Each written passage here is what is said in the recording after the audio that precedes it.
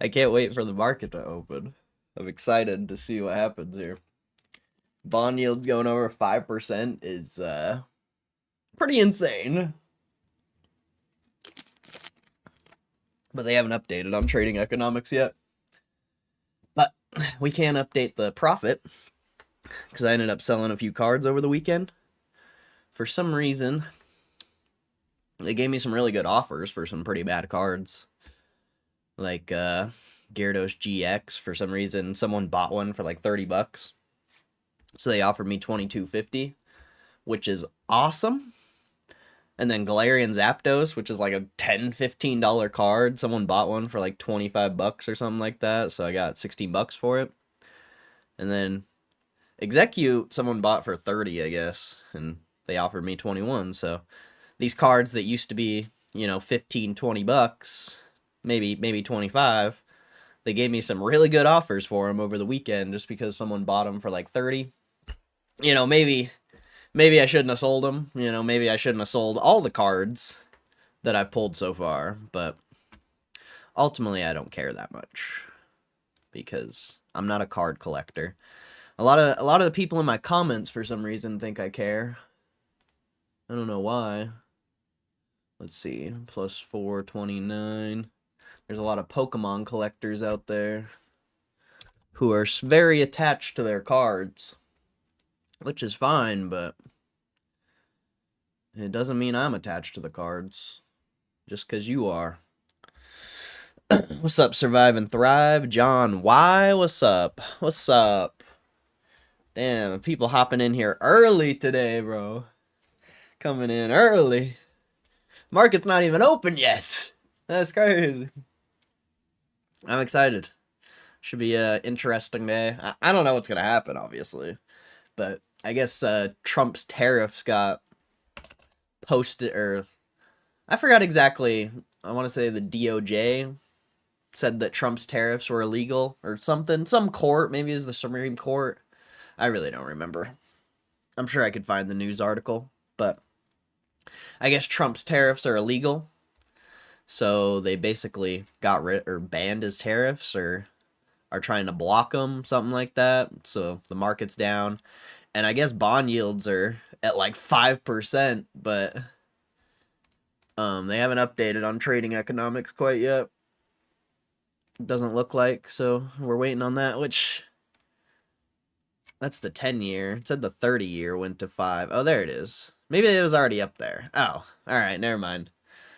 Never mind. It's not that crazy. I thought I didn't know the 30-year was up this much. But that'll be wild if that breaks out into 5%. It probably won't. Seems very unrealistic. But it could. For some reason, when I saw this piece of news, I was like, wait, bond yields are 5%? And then I kept looking at the 10-year. I'm like, maybe it hasn't updated, but yeah. So it'll be interesting to see if bond yields go up. Because that'll benefit GameStop. Because, the higher bond yields are, the more money they make on the cash.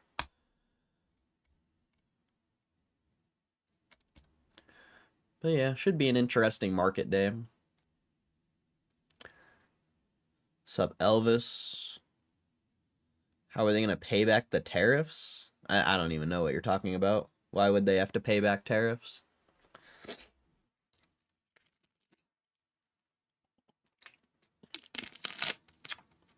And even if they did, they'll just go into more debt to pay off the tariffs. Use the $1 trillion debt to pay off the tariffs. If ruled illegal, I don't think it'll matter. I haven't read into it, but I don't. Why would they have to pay it back? Unless the companies come and sue the U.S., which would be pretty wild.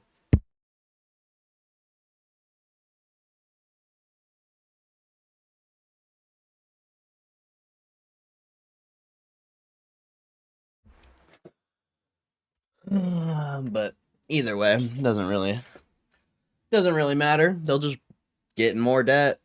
Like what's another few $100 billion of debt? Honestly, it's not much. Doesn't really matter when you're already pushing 2 trillion. There were some articles on the topic. Well, you got to be careful with what you read. People's speculation isn't reality.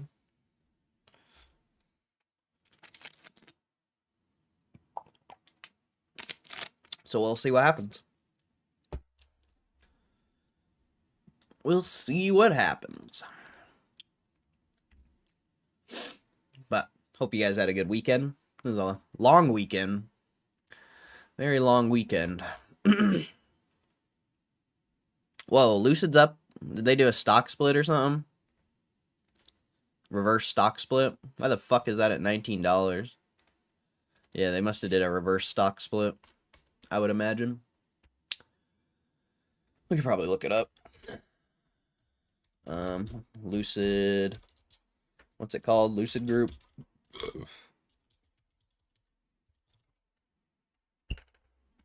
Market just open.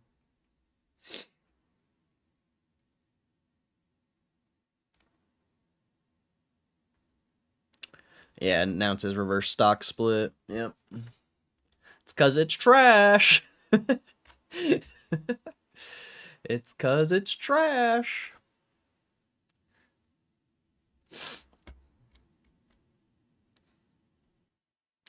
You don't see that all the time, though. It's not every day you see a reverse stock split.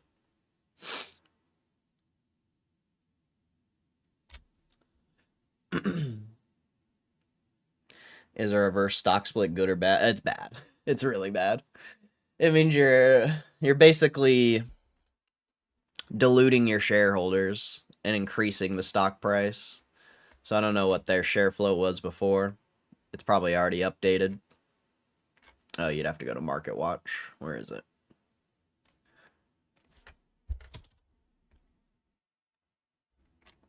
So they're at 3. Like I said, I don't know if this is updated or not.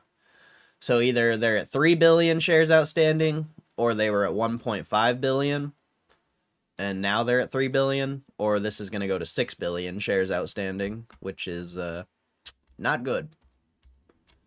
They're basically just trying to keep the stock alive by diluting the shareholders. And I don't even know if they make money from doing reverse stock splits. It would probably be better for them to raise money, but I don't think they can. I don't think they can raise money when the stock is just completely in the shitter. So, yeah, I don't think anyone benefits from a reverse stock split except the stock has more time to potentially make a comeback, I guess. But I don't know too much about it. I would never invest in a company. Well, that's very debatable actually, but if I was going to invest long term, I would never invest in a company like that's this trash. You know, maybe for a trade or something, but I don't know.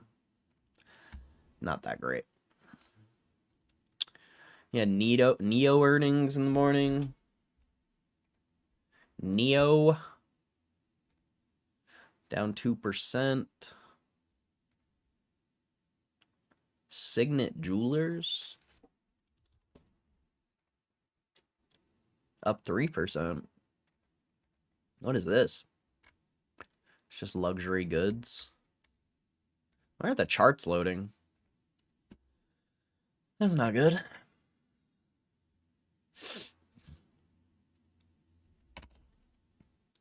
Hello? Hello? Will you load, please? Thank you. Thank you. Come again. Alright, the charts aren't loading for... Oh, there we go. I was like, what the...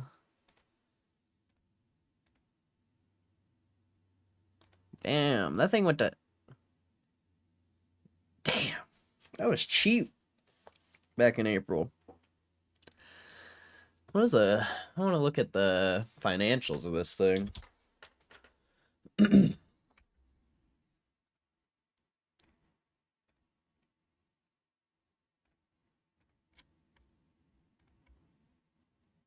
Eh. They were making like... Last year they made 800 million. And then... Well, the year before last year. Last year they only made 61. Like, that's not that good.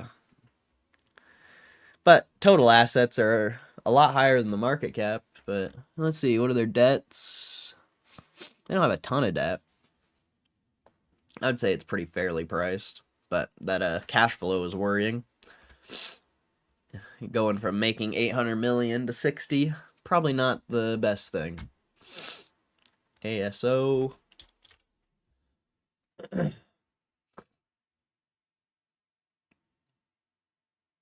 What is this? Down 4%.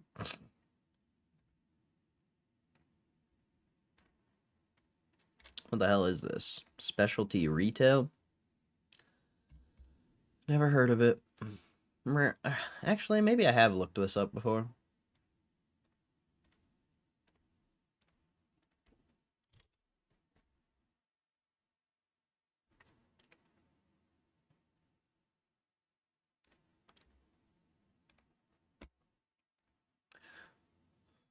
Well, GameStop's going up.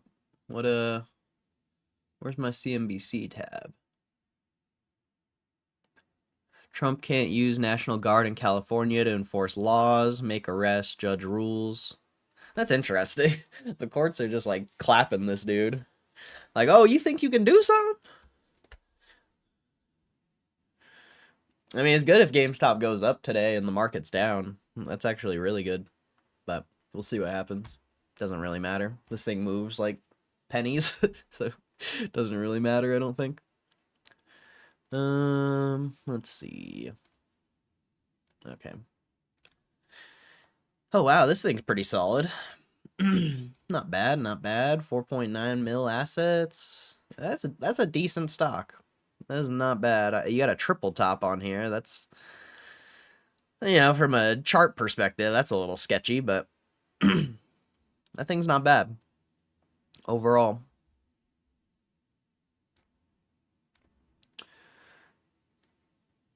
I don't know how, whatever. Z-Scaler, after hours, let's see. This thing's pretty much at all-time highs, it looks like. 43 billion? Good lord, son. That's a massive company.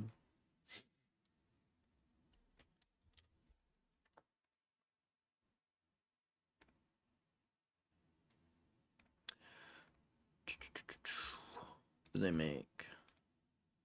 Oh, that's decent. They went from losing like hundreds of millions. Last year they only lost 57 million. This year they might be profitable. That could be. That's cool. That's cool. I would never buy it considering it's at all-time highs, but kind of cool.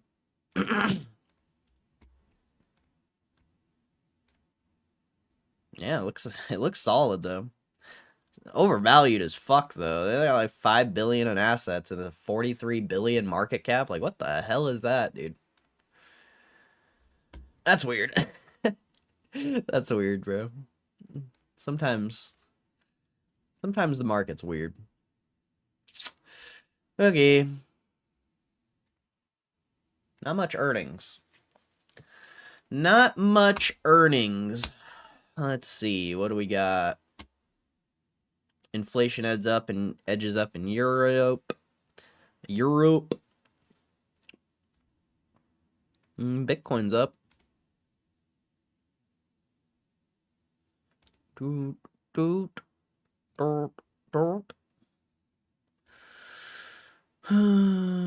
Most things are down.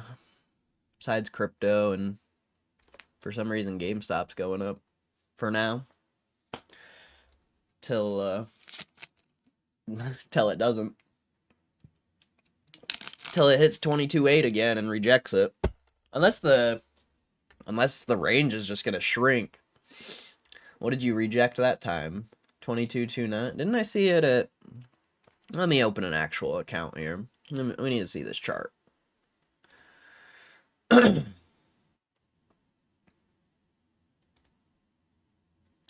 We need to see this chart.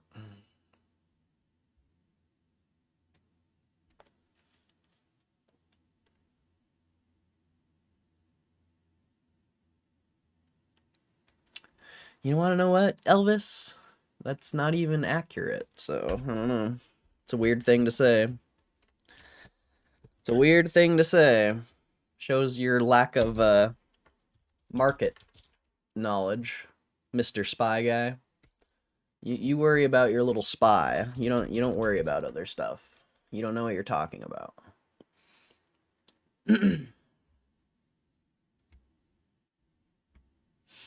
Till you come in here with a good credit card convo was good last time.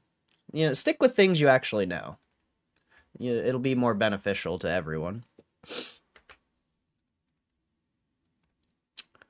Oh, that's interesting. It tried to break out to the downside. Oh, wow. That's so crazy, bro. That is so insane. It tried to break out to the downside, but it couldn't. That's why it's popping, bro. That's why it's popping. If this would have broken, I mean, it could still, pop up here, reject, and then continue its descent, but yeah, that's crazy. You hit that buy line, just popped immediately, which has happened basically every time. Every time you've hit this buy line, it's gone up a decent amount. And that buy line goes back for a while, like even back to the bond offering. That's the last time well, not the last time you tapped it, but that was the first time. And then you tapped it here, and now you've tapped it again. It's not good if we break it. Oh, wait, I guess it does go all the way back to the first bond offering as well. It's been a very consistent buy zone. Will it hold? That's very debatable. That's very debatable. But I bet this goes back even further. Because I'm pretty sure this line's really old. I don't really update my chart often.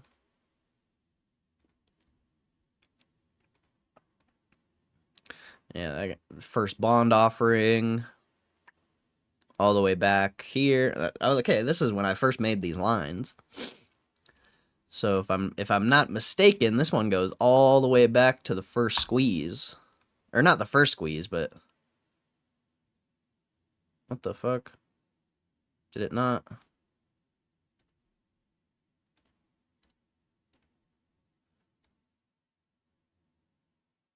Which line is it? Oh, it's this one. I think it's this one. Right? I can't tell. The chart's too small. I'll change the color of it. How about that? Let's change it to pink. Oh, wait, not pink. I already have pink lines. Let's do... I don't know... Do we have yellow? I don't think we have yellow. Let's do yellow. Oh, wait, we have that. Oh, well, either way. So yeah, you can see this line goes all the way back to the last year's squeeze. It's the line you broke through, and then it 3x'd or 4x, because I think it went to 80 after hours, but then you came back, tapped it again, you got a 2x, so consistently. I mean, this used to be a resistance line too. If you're going all the way back here before the squeeze last year, you popped on this earnings, you were trading this line, rejected it. It was kind of support back here. I think that was 2023. Yeah, so this is 2023 now. So it was kind of support here. You got a little pop, and then you broke through it. So this is a very key point here. So you really want to see GameStop hold this, because if it starts to break down this trend, I mean, it's done it before. It could sell off, for real. I know a lot of people think that just because they have a bunch of cash that the stock can't sell off, but your opinion doesn't match reality, unfortunately. It didn't really tap it here, but another you were pretty close to tapping it, and you got a big move on that earnings. And then it kind of goes away from there, but yeah, so this line has been relevant for the past 2 years. So we definitely got to keep an eye on that. As far as chart analysis goes, that's going to be a very key point. And as you can see, I mean, look at how the stock's reacting. It's still playing out the same way as it's been every time it's touched that line. But it's still early. It's only been, 15 minutes since the market's opened. Probably not even 15 minutes since we've hit this line. So we'll see what happens. We'll see what happens. And ultimately, is the market down still? I mean, this is so solid, bro. The GameStop going up like this while the market's down. This is what you want to see, bro. This is what you want to see, bro. I mean, like I said, we'll see once we hit 22.8 what happens, if we even hit 22.8.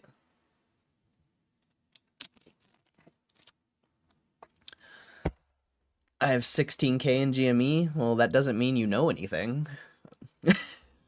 I have over 100,000 in GME. Doesn't mean I know anything.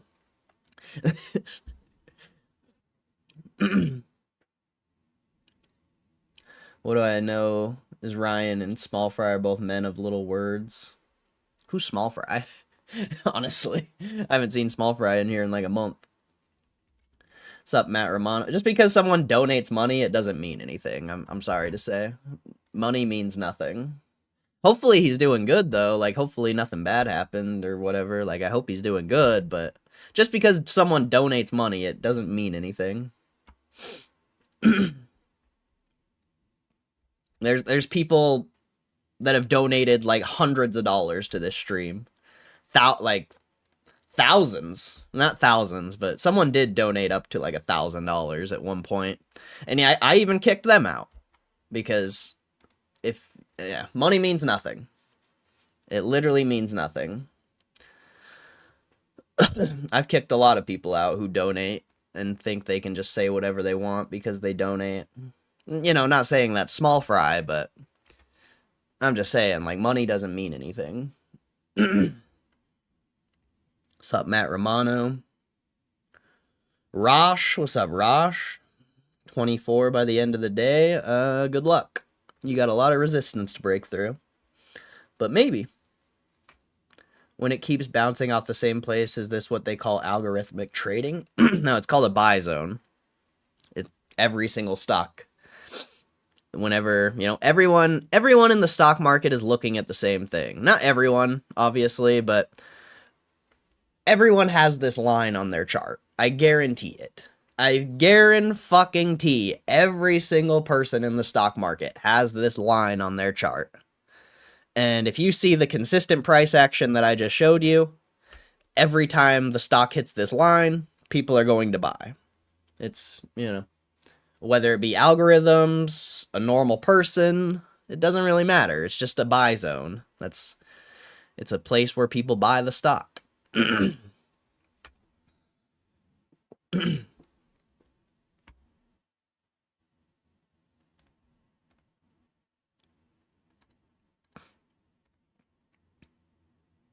Like, everyone's watching the same thing in a lot of ways.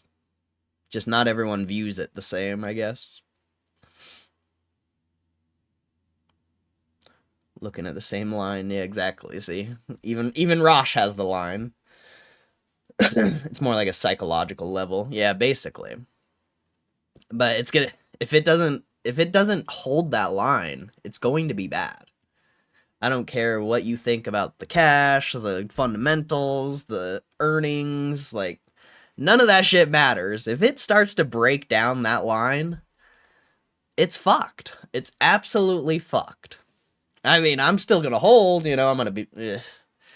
It's gonna suck ass, but that's just the reality of the market when you break a key resist, or key support in this case, like that. We'll be in trouble. I mean, the stock will just go down. A lot of people will panic sell. Think about what I just said. Like, everyone is looking at this line. Everyone's buying off this line. If this line starts to break down, people will panic sell. Like, people aren't as confident in GameStop as they say they are. And maybe, I'm not going to panic sell, obviously. But I just know the mentality of a lot of people, of the market as a whole. Like, people can say what they want while the stock's still been sitting at the same price that it's been sitting at for the past, like, year. But when it starts to break down like this, like all the way back here before the squeeze last year, when you start to break down this and you reject this line and the stock sells off 50%, yeah, we'll see who's actually gonna hold. You know, it could be. I mean, this sold off for 4 or 5 months before you got that squeeze. Or yeah, like, how many people are gonna sit through that? You know, how many people are gonna sit through their account getting absolutely fucking wrecked for 4 or 5 months? And then, you know, will this happen again? That's very debatable. That's very, very debatable. But it'd be a more interesting question would be how many people are actually gonna hold the line when this if, you know, fundamentally it would be absolutely ridiculous for this to go back to $10, or probably 12 more realistically, but anything's possible, bro. Anything is possible. But so far it looks okay. Decent buying on the day. Market's down. It's not bad. Not bad. You know, we'll see what happens. We'll see what happens. There's a lot of good things though, because that line is still holding. Like, you broke out. You know, you've been consistently having bids off of 22.3, and you broke 22.3, and the stock immediately bounced back up. Like, that is so fucking bullish from a, you know, someone who looks at charts like me. It's hard to predict short-term price action. Like, it's extremely hard, but when you see a false breakout like that on any stock, whether it be to the upside or the downside, like, I'm pretty sure you got a false breakout on the upside on this stock, like, a couple months ago. Yeah, right here. You got this false breakout here on this resistance. When was that? That was like 2 weeks ago. Yeah. I mean, that's not really a false breakout. That's not really that much time, but it's kind of a good example because you had a consistent selling off of 23.90 here, and then you finally broke up into the 24s and immediately rejected it. Like, it's almost very similar to what you're seeing right now. You know, you hit false breakout on the resistance line, and then the stock claps out because nobody was willing to bid it higher. So it's basically the exact opposite of what happened here. And yeah, we'll see what happens. It's hard to predict short-term price action. It's just a false breakout. What, you know, if you false breakout to the upside, it's a bearish signal. If you false breakout to the downside, it's a bullish signal. A very strong signal. But it's still, at the end of the day, just short-term price action. So it's hard to predict. It's hard to predict, but yeah. And, you know, any trader who is trading off of this line, they're going to be taking profits. And if it's traders that are pushing up this price, like, that could be not the best. You know, if it's investors, that's awesome. So many factors, so many factors. So many things, so many things. If it starts going down, only diamond hands will survive. If it goes back up, like I said, you can think whatever you want to think, but until reality hits, we'll see.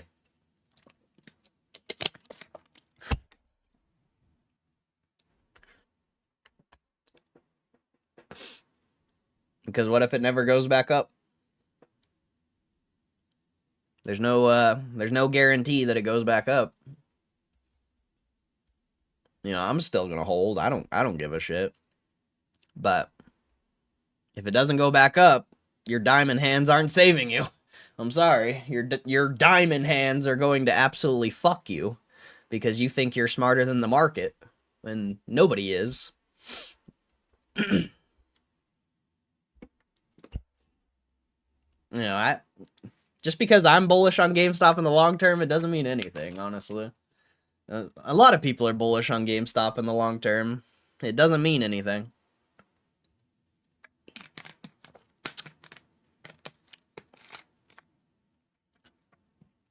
And a lot of people left when I started talking about that. But it's because they don't like reality. They want to live in their little fantasy world and have fucking tinfoilers tell them that the stock's gonna moon and shit. But you're not gonna get that here. You're gonna get reality.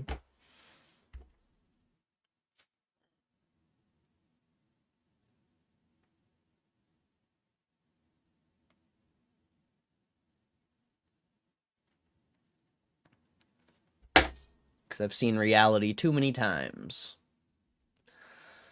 Too many times. Alright, I'm done with this chart, though. I just wanted to see if it bounced off that line, which it did. And the profile looks okay.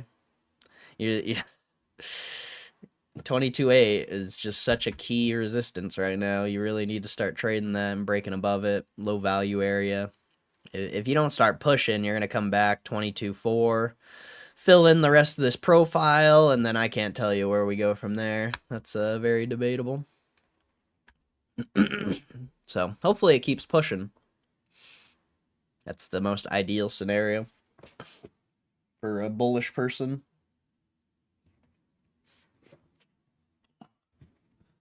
Ugh. Okay.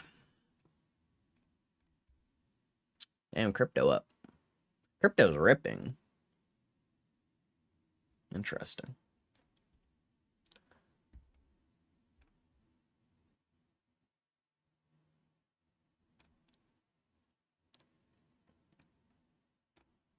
Market's kind of bouncing back a little bit, but still down.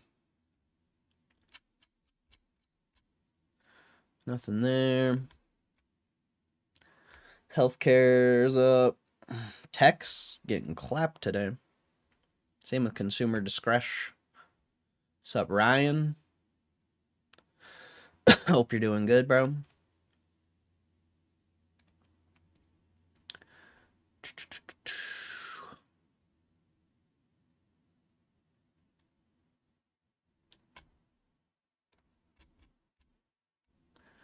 Let's see. No whales. I guess we'll look at Chewy, even though it's always sad. It's still at $40. Not bad. Crypto is doing crypto things. Solana is holding up well. I wonder if Solana is going to have another big run. Because, yeah, it's been holding 200 pretty well, even as the whole crypto market's been going down. Be interested to see if it has a run. I mean, I would never invest in Solana, but I know people that are. Kraft Heinz to split into 2 companies, huh? Let's see. Kraft Heinz will split into 2 companies, reversing much of the blockbuster $46 billion merger from a decade ago that created one of the biggest food companies in the world. First of the 2 new companies, which are not named yet, will primarily include shelf-stable meals. Will be home to brands such as Heinz, Philadelphia, and Kraft Mac and Cheese. Kraft Heinz said the companies on its own would have about $15.4 billion in 24 net sales, and approximately 75% of those sales would come from the sauces, spreads, and seasonings. Kraft Heinz said the second new company would be a scaled portfolio of North American staples that would include items such as Oscar Mayer, Kraft Singles, and Lunchables. That the company will have approximately $10.4 billion in net sales. Kraft Heinz brands are iconic and beloved, but the complexity of our current structure makes it challenging to allocate capital effectively, prioritize initiatives, and drive scale in our most promising areas. By separating into 2 companies, we can allocate the right level of attention and resources to unlock the potential of each brand to drive better performance and the creation of long-term shareholder value. Transaction is expected to close in the second half of 2026. The deal that created Kraft Heinz in 2015 was the brainchild of Warren Buffett's Berkshire and private equity firm 3G Capital. While investors originally cheered the merger, the luster began to fade as the combined company's U.S. sales faltered. Then came a disclosure in February 2019 that Kraft Heinz had received a subpoena by the SEC Related to its accounting policies and internal controls, company also slashed its dividend by 36%, took a $15.4 billion write-down on Kraft and Oscar Mayer, two of its biggest brands. Days later, Buffett told CNBC that Berkshire Hathaway had overpaid for Kraft. A leadership shakeup and more write-downs of iconic brands like Maxwell House and Velveeta followed. Kraft Heinz also began divesting some of its business, selling most of its cheese unit to French dairy giant Lactalis and its nuts division, including the Planters brand, to Hormel. In recent quarters, the company has invested in boosting some of its brands like Lunchables and Capri Sun. Despite turnaround efforts, shares of Kraft Heinz have slid roughly 60% since the merger closed in 2015. Current Kraft Heinz CEO Carlos Abrams Rivera will serve as chief executive of the new grocery staple-focused company after the separation. Kraft Heinz board has hired an executive search firm to find a CEO for the other company. Split comes as more big food companies pursue breakups to divest the slower growth categories and impress investors again. In August, Dr. Pepper announced that it'll undo the 2018 deal that merged a coffee company with the 7-Up owner. Keurig Dr. Pepper plans to separate after it closes its $18 billion acquisition of Dutch coffee company JDE Peet's. And 2 years ago, Kellogg spun off its snack business into Kellanova and renamed itself WK Kellogg. That's pretty interesting. Actually, there's a book on this. Can we read a book? Can we read a book? Where's the book? Ugh. Which one is it? I forget.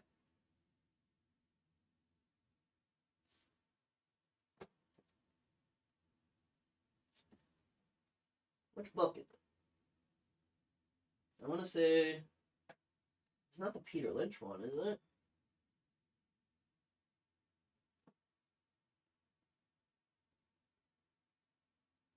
It might be the Peter Lynch one. What's this? Oh, that's machine learning. I think it is the Peter Lynch one. I believe it's this one. I believe it's this book where they talk about this. Oh.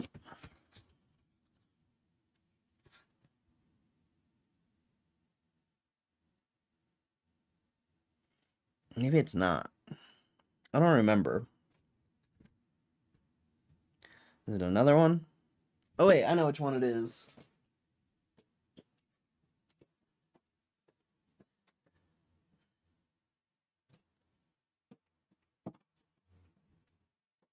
Ah, here we go. Pretty sure it's this one. Some good shit right here. If I can find the chapter.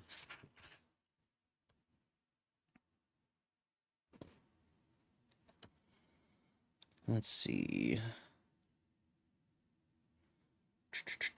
Spin-offs, partial spin-offs. I think it's that one. I'm pretty sure.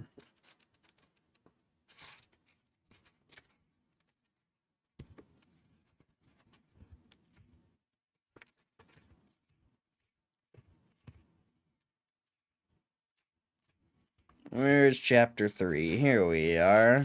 Let's see.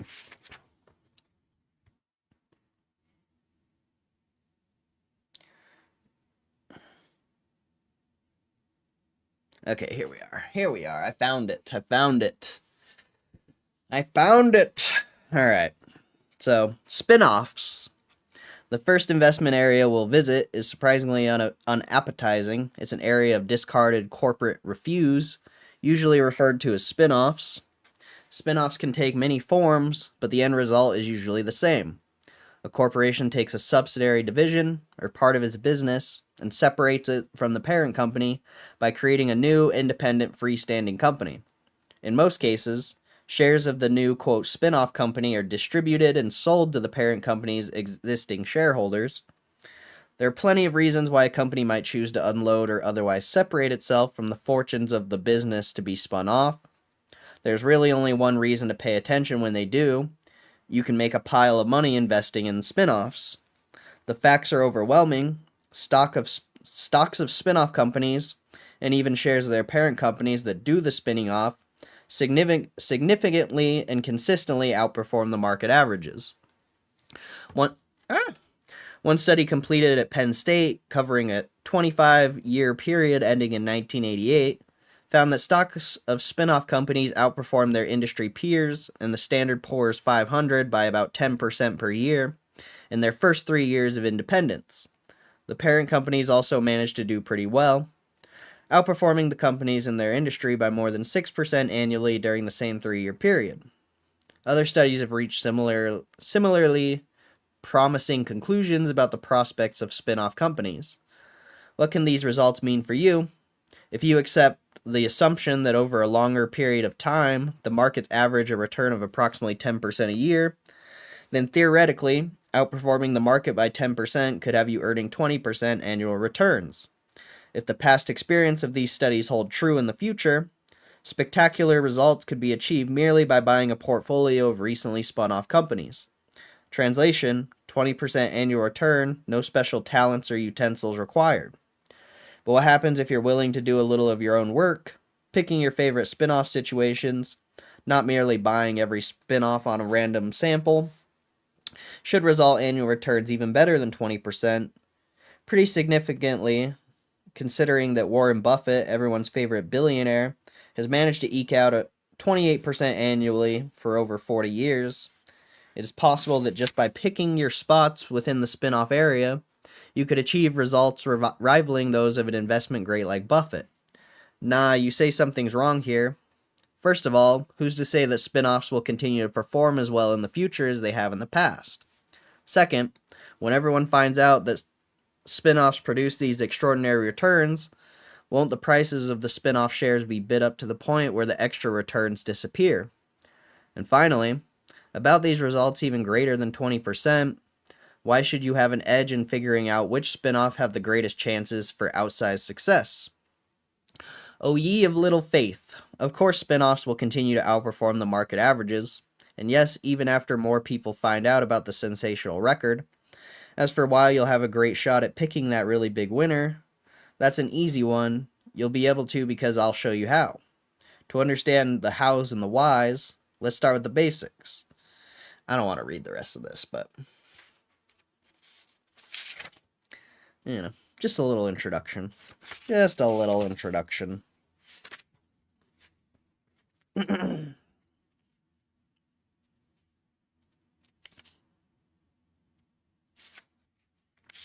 then it goes through a bunch of companies that did spin-offs, yada yada. We could read this whole book. I'm pretty sure I have read this whole book.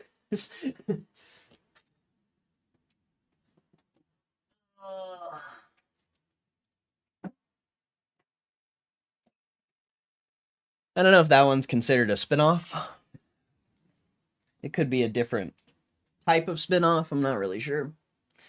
Yeah. I just don't want to read the whole book right now. I've already read it before. What was that book called? You Can Be a Stock Market Genius, I believe, by Joel Greenblatt.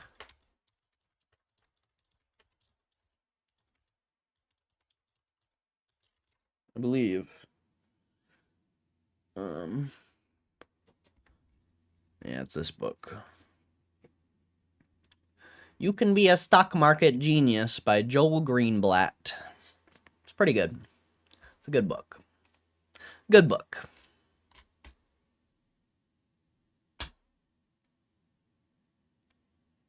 What's up, Moose again? Kraft Heinz could be an opportunity. Well, I think you have to wait for the spin-off to happen, but I'm not sure. I would never buy it. At least for now. I already have this company I want to buy. I'm not a diversifier. Once the GameStop trade's over, we'll see, but I have no desire to diversify. I'm either going to make a lot of money or get clapped. That's how I want to invest. Not recommended for 99.9% of people, but that's what I'm doing. God, my hair is a fucking mess right now, dude. I need to cut it, I think. I think it's time to cut my hair soon. What do you guys think? What's up, Muma?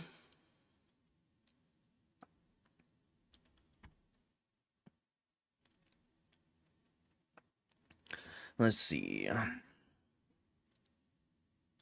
Pepsi shares jump 4% as activist Elliott takes $4 billion stake, sees historic value opportunity.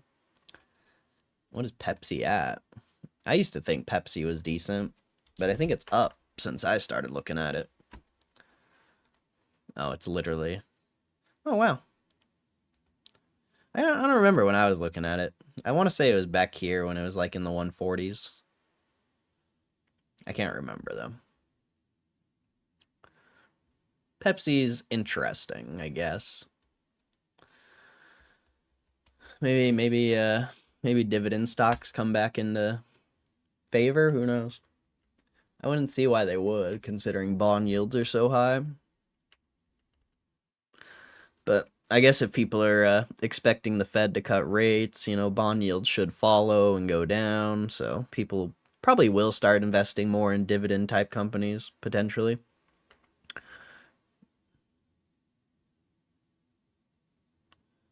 McDonald's to expand value menu. CEO says chain aims to reach more customers. They just need to put Pokemon in every fucking box. Oh God, why don't they just put Pokemon in everything? They'll sell as much food as they want to sell.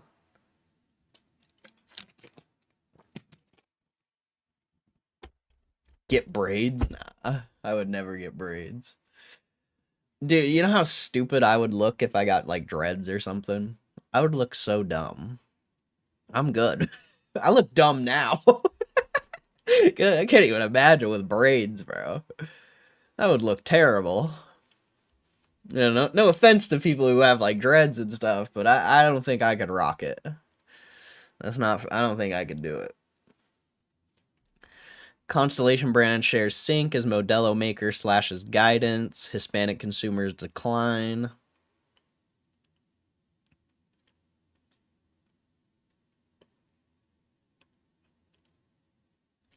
Pay 0% capital gains under Trump's big beautiful bill. What? Don't know about the 0% capital gains bracket, which allows you to harvest gains, sell profitable assets without triggering taxes. More with new deductions at... Oh, it's because of deductions. Okay. That makes sense. Assets owned for more than 1 year qualify for long-term capital gains, levied at 0%, 15%, and 20%. There's also a 3.8% surcharge for higher earners, which brings the total to some investors 23.8%. For 25, you qualify for the 0% long-term capital gains rate if your taxable income's 48% or 48,000 or less for single filers, 96,000 if you're married. Damn, so you're telling me I gotta get married after GameStop goes up? I'm good. I'm good. I'll take my 48,000 a year, thank you. I'm cool with that. You calculate taxable income by blah blah blah. Okay, I already know all this. That's I don't know why they're saying. Yeah, I already knew all that. It's not because of fucking the bill. Klarna aims to raise 1.27 billion in the US. EVs are giving Cadillac a shot at luxury leadership. I don't know what that means. I don't want to read it. Amgen to invest 600 million in new research and development facilities in California. Wow. Manhattan office leasing on track to hit highest volume since 2019. That's wild. Compare this. Well, about 10 million. Demand continues at the same pace. The remainder, Manhattan's yearly volume would exceed 40 million. A very strong market in terms of demand. Wow. That's not what I was thinking I was about to read. Okay. Traditional investment models broken. Is it? Is it? Russia clinches major new gas pipeline deal with China as West shuns supplies. Oh wow, that's terrifying.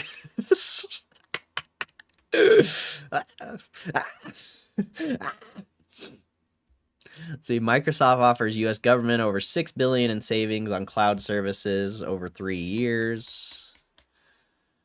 Okay, pretty exciting. Not really, but well, I got 8-ball. Wait, what? Did you get some golf this weekend? Sunday was perfect in the Panhandle. Wait, what's the Panhandle? Yeah, I golfed. I played like, bro. I played like absolute dog shit. Like, worst I've played in a while.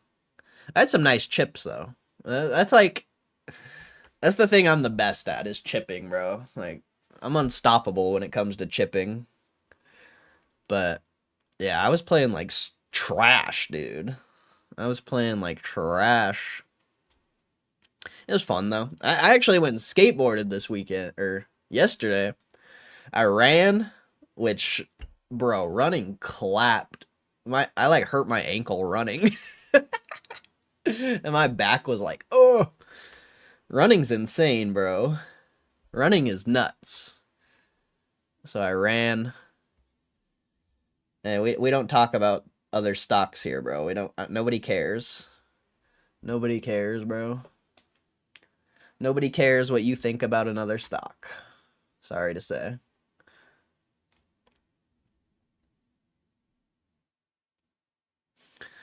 But yeah, and then I went skateboarding after I ran, and my legs are absolutely cooked. Gotta go to the post office. All right, Survive and Thrive. Appreciate you stopping in, bro. Have a good rest of your day. God bless you. God bless you. North Florida. Oh, okay. I didn't know they call it. Why do they call it the Panhandle? Oh, I get it. I get it. I get why they call it the Panhandle. That makes sense. That makes sense. I've just never heard that term. Never heard that term. Now run with a weighted vest? No. I don't even know if I'll go run again, bro. Like, I was actually, like, fucked up after it. You know, I probably will, but my legs are so cooked. Like, I don't even know when I'll be able to go run again. Straight up.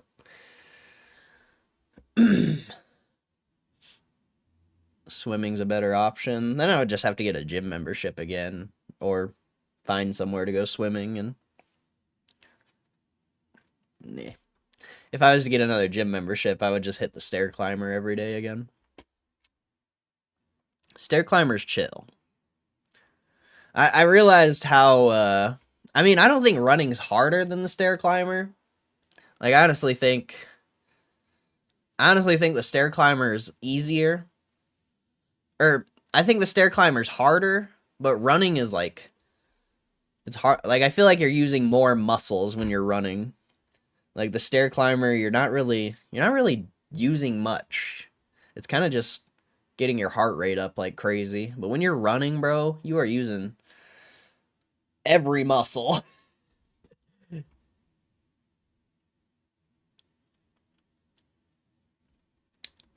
Been ripping power packs this morning after watching your stream. Straight gambling.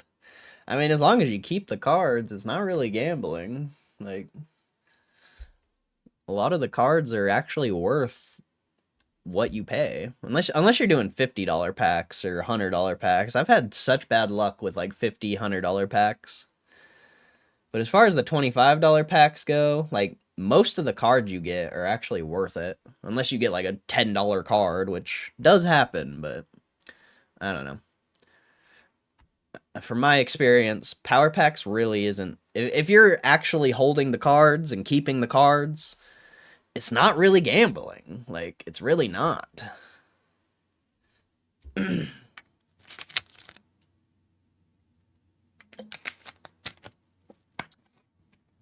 What's up, Afghan Battle Rat? Nah, I had to delete your first message, bro. Like, I hate when people, like, talk bad about other stocks because you would never short that stock. So, to say it's trash is pointless, because if you think it's trash, go short it. If you actually think that, go short it. And then, you know, once you short it, you can say whatever you want, but nobody's going to do that.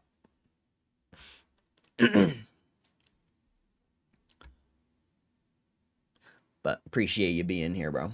Swim for a month or two, then try running a few miles. Yeah, I'll just keep running, bro. I don't know why you want me to swim so bad. Like, I've swam. I've swam a lot.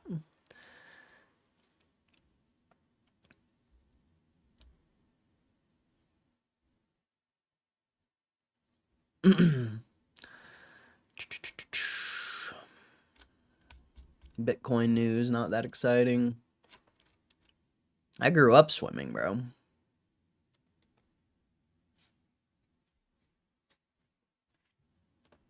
My aunt used to have a pool. Well, she still has it. I just never go over there, but I grew up swimming.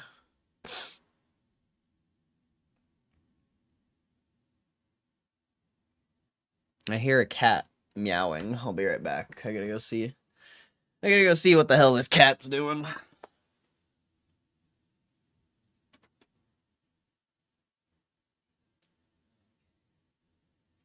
Okay.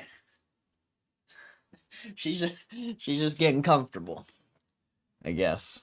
It's just really helpful for running, blows my mind.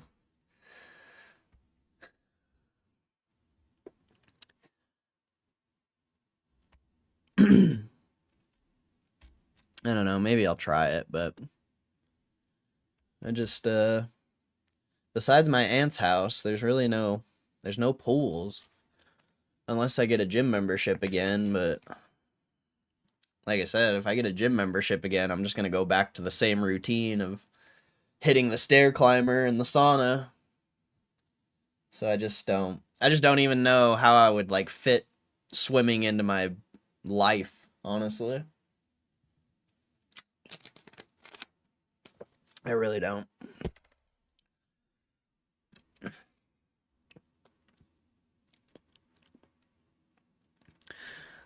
Oh yeah, I wanted to read this. Twitch has recorded its lowest monthly viewership in 5 years, following a crackdown on viewbots over the summer. I wish YouTube would do this. I want YouTube to do a viewbot crackdown. I want to see how many people are full of fucking shit in the YouTube world. Because I guarantee it's a lot of them. I want YouTube to do that. I want YouTube to crack down on bots on live streams, and like any like bots or like any views that are botted or subs that are botted. I wish they would get rid of all of it. I want to see like the actual reality of YouTube, because I feel like so many people fucking view bot, whether it be on stream, whether it be, you know, not really subscribers, but just views and like comments on videos. Like I bet you'd be very surprised how many people bought their shit. Can't wait for earnings. Earnings should be chill. Yo, Trisha! Why isn't Trisha a mod, though? Why isn't Trisha a mod anymore, bro? There you go, Trisha. There you go, Trisha. God bless you, bro. God bless you, Trisha. It's been a long time. I hope you're doing good. I hope you're doing good. Glad to see you here. Glad to see you. Don't see you often. That's anyone in the chat who's wondering. Nikki #1 stan. That is a true OG right there. That's the OG of the OGs. So pay your respects. Just kidding, I don't know. But shout out to Trisha. Well, Nikki now. Nikki's #1 stan. It's Nikki. That's the real OG right there. I think her and Kristen joined at the same time. Pretty sure. Back at the Bumble stream. The Bumble stream? Something like that. I think it was that one. Bumble IPO. So shout out to Nikki or Trisha. I don't know which one she wants me to call her, but Nikki.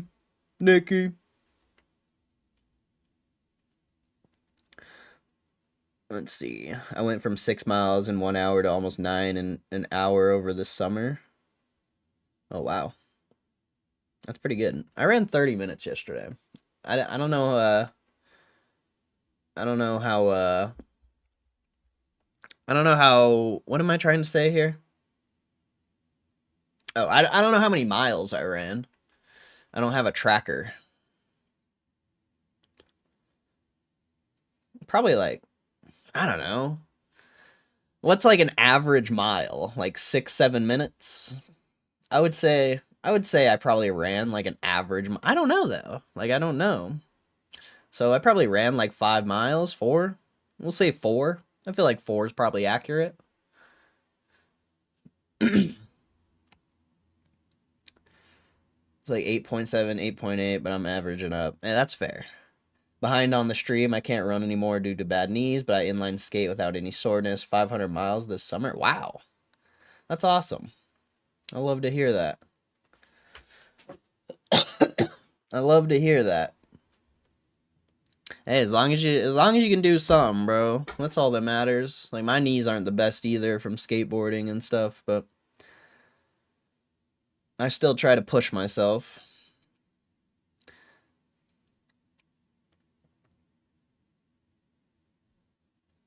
How much does respect cost a boy? Hey, you gotta show respects to Nikki, bro. You gotta show respect to Nikki, bro. I can even show you when I could show you when she joined the stream. You know, I will. Because we have nothing better to do. I'll show you when she joined the stream. I think even Kristen was there. Hopefully the chat's still up. Let's see. Come on.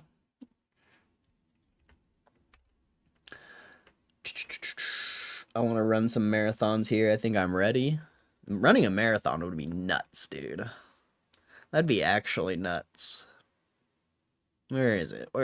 My first big stream, bro. 6,000 viewers. Yeah. This is my first big stream. How much do we make from it? Made a whopping, drum roll, please. Load.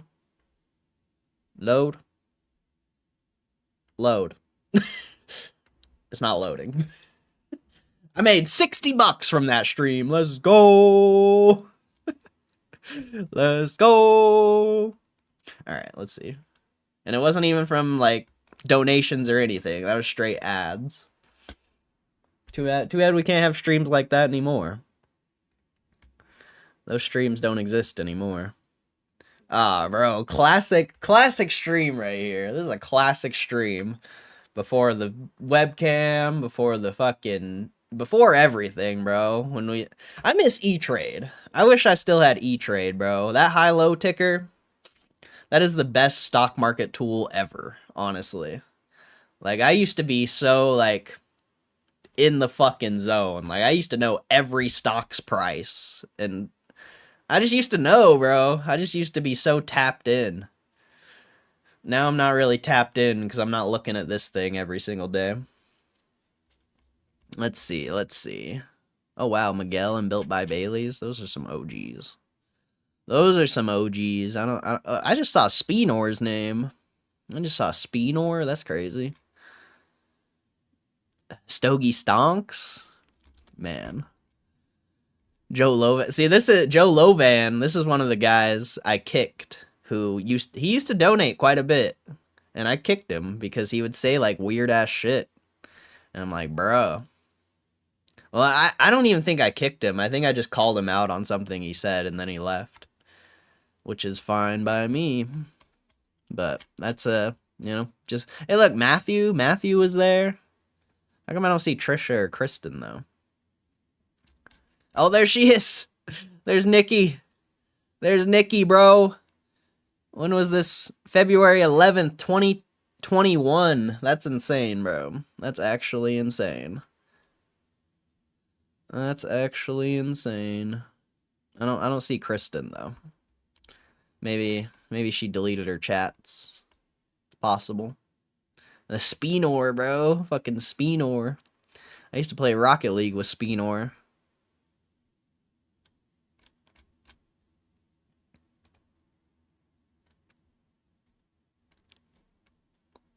I wonder what that kid's up to.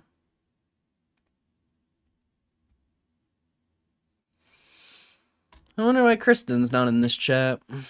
I saw Nikki again.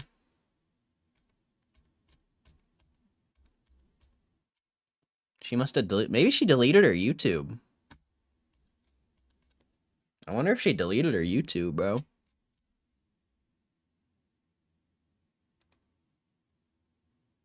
That's weird.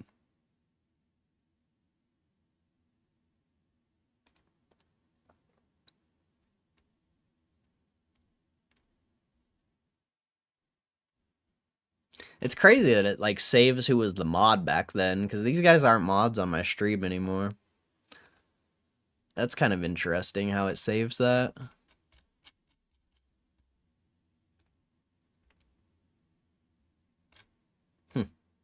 I wonder if she deleted her YouTube channel, dude.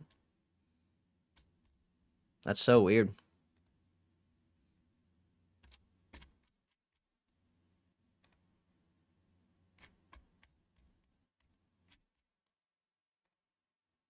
So weird. Oh well. It is what it is, I guess. we lost a good soldier. We lost a good soldier. It happens. It's sad, but it happens.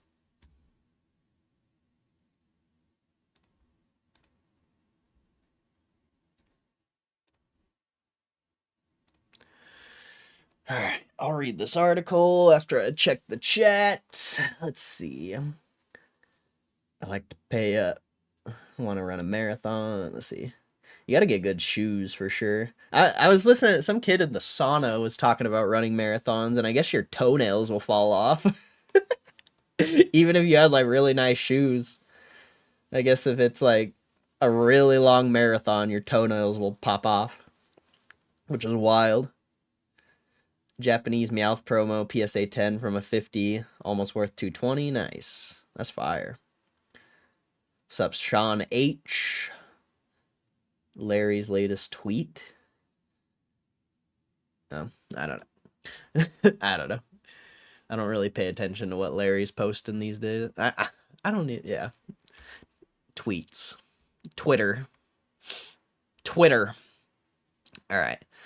Back in July, Twitch announced that they would be meaningfully improving their ability to identify viewbots, inauthentic viewership, and other potentially fake engagement. CEO Dan Clancy noted that the Amazon-owned platform would take additional steps to ensure real viewers weren't affected.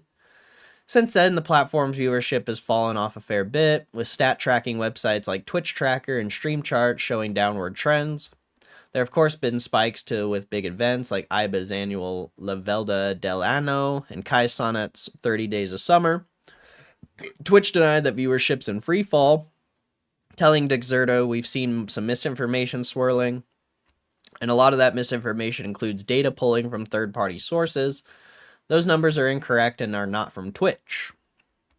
According to Stream Chart's newest numbers, Twitch's monthly viewership in August reached a low that it hadn't hit in 5 years. As per their stats, there was a total of 1.41 billion hours of watch time, which was down 9% compared to July.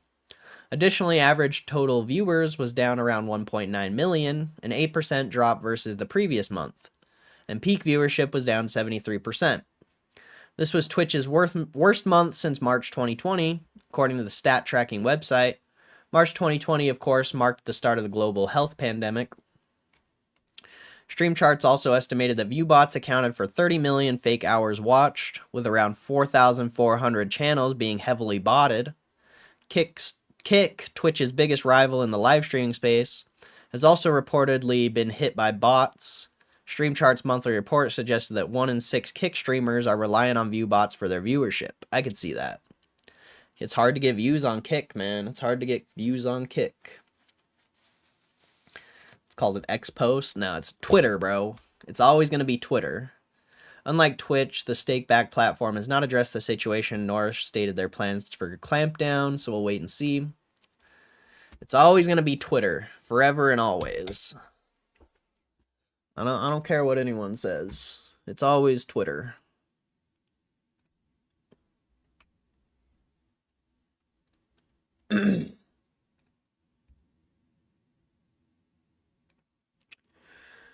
Where is this dude? Let's see. Is it this one? 21 hours ago? What does this have to do? Oh, 13 minutes. I had a funny convo last week with the Global Practice head of board searches at Top Exec Search Forum. They do 400 public co-board searches a year. I told him how at GameStop none of the board members or CEO paid cash or equity. He said, so you grant options? I said, no, the stock board members and the CEO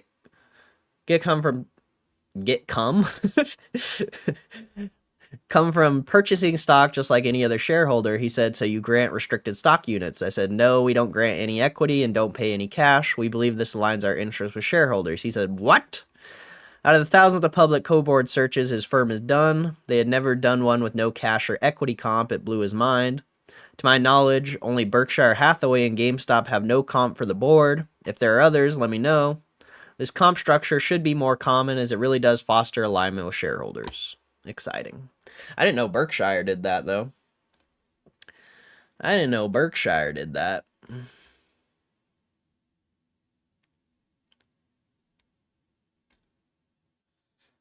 That makes sense, though. It's actually X. No, it's Twitter. It's going to always be Twitter, whether you like it or not.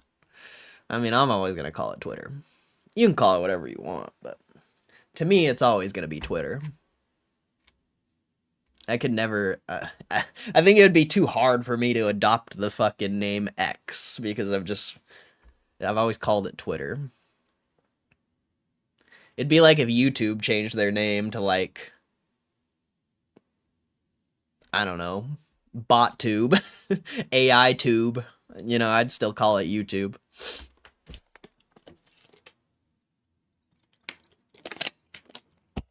AI slop tube. Fake subscriber or fake viewer tube. I don't know. I'm just joking around. Mr. Beast's YouTube shorts overtake his main videos and total viewership. That's insane, bro. This is crazy. And if you haven't noticed, I've been posting a lot of shorts recently. If you've noticed, you know, I'm trying to 2 shorts a day is what unless I have a video to upload, you know, I'm trying to post 2 shorts a day. Oh, look, we got a negative comment. Are you guys ready for this? You're a clown. Just because someone support you doesn't mean anything, then stop begging for views. You sound like a straight clown. This dude constantly cries and looks up ever card, even 12-cent card. Plus, he is super rude to people that watch him. I wonder why you haven't made it yet. Learn how to appreciate your viewers and not talk trash. You really don't deserve support. Oh, is that because I was talking shit on Small Fry? Or not Small Fry, but did he really comment that because I said people who donate, like, money doesn't matter? That's crazy. Wait, isn't this David? Isn't this the one dude? Wait, I'm confused. Why would someone get butthurt that I said people donating doesn't matter? Like, it literally doesn't. Like, I'm sorry. It doesn't. That's crazy. Isn't that like David, though? Like the person... Let's see. This shit is always glitched. No, that's not the same David. Who the hell is that guy? I've never even seen that guy in here. Who the fuck is that? Who are you? Who are you? Who are you? Who are you? Yeah, I am rude to my viewers because, I mean, the viewers who are here every day and are chill, I love them. But the people who just come in and say stupid shit, of course I'm rude to them. Why would I be nice? Why would I be nice to fucking... like, on God, why would I be nice? Straight up. If sensitive people are gonna get I mean, that's more incentive to be mean, honestly. Getting sensitive people all butthurt, like, that's awesome. I think I should start being meaner. Maybe I should start being meaner. I think that's what I'm gonna start being more mean, bro.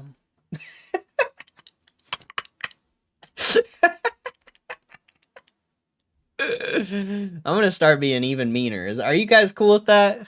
Are you guys cool if I start being even more mean? I didn't even know I was that mean, bro. Am I really that mean? I didn't know that. That's news to me. I knew I was, like, mean, but I didn't know I was mean enough to get, like, a sensitive butthurt comment. That's crazy. That's crazy. I love that. That makes me happy, actually. You need people like me. So you point your fucking fingers and say, that's the bad guy. Well, say hello to the bad guy. Oh, man.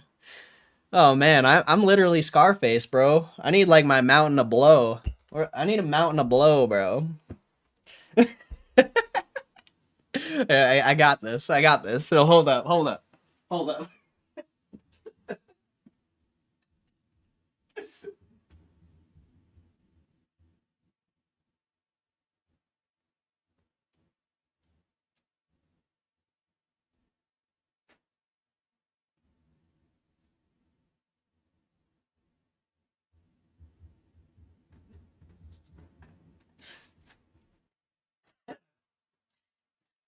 God, I'm so stupid, but you need people like me. This is angel food cake. In case you're wondering, this is angel food cake. You need people like me. So you can point your fucking fingers. Alright, it wasn't as funny. It wasn't as funny as I thought it was gonna be.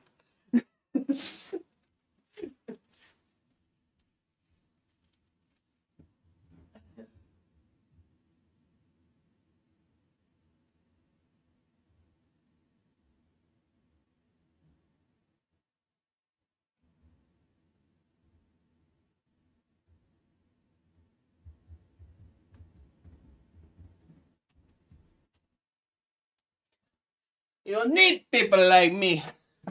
So you can point your fucking fingers. And say, that's the bad guy. I'm gonna start wearing a suit to the stream, bro. I'm gonna start wearing a suit. And the next stream, I'm gonna dress up as Scarface one of these streams. What does he even look like? I'm gonna go get me a Scarface suit. A Scarface suit. I'm gonna start wearing suits on stream. Just get a nice black suit. I'm getting one, bro. How much would it cost? Can you just buy one? Scarface suit, full suit for sale. I wonder if they'll just have one. Oops. Shopping. Oh, I can get a fucking, like a fake one. You'll need people like me. I'd rather get a real one, though. I'd rather get a real one. What kind of suit is that? What kind of suit is that? Does anyone know? Is anyone, like, a suit guy? Is anyone a suit guy? I don't know anything about suits.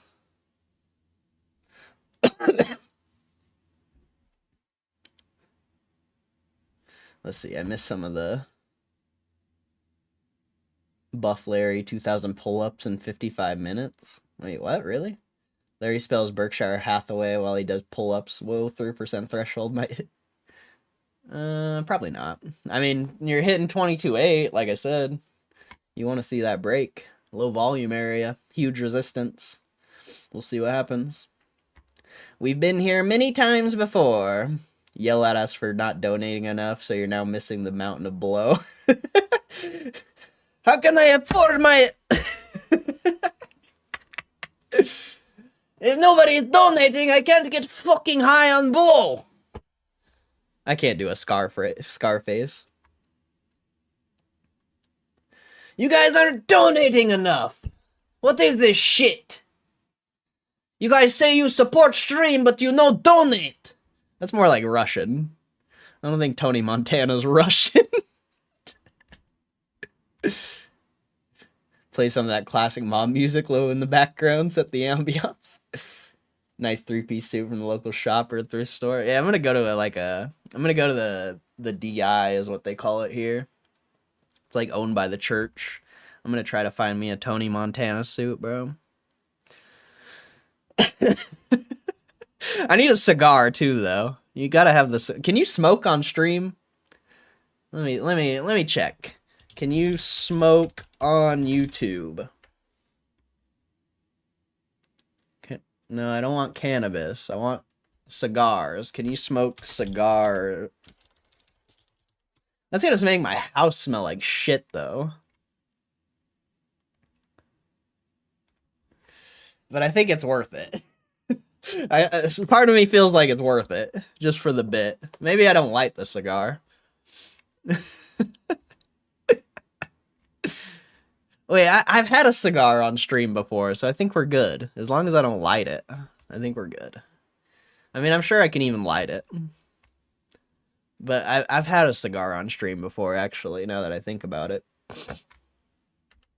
Oh, man, this is going to be great, bro. I'm going to become the Tony Montana of GameStop. This is going to be me right here. This is going to be me. Wait. I don't have a watch. I got a watch, but let's see. I'm gonna need a watch. I'm gonna need a gold chair. I got a watch, so we're good. I think I can pull this off, bro. I think I can pull this off. I'm gonna start coming to the stream as Tony Montana, bro. So you can point your fucking fingers. All right. Sensitive people, bro. That's funny. Why are people so sensitive?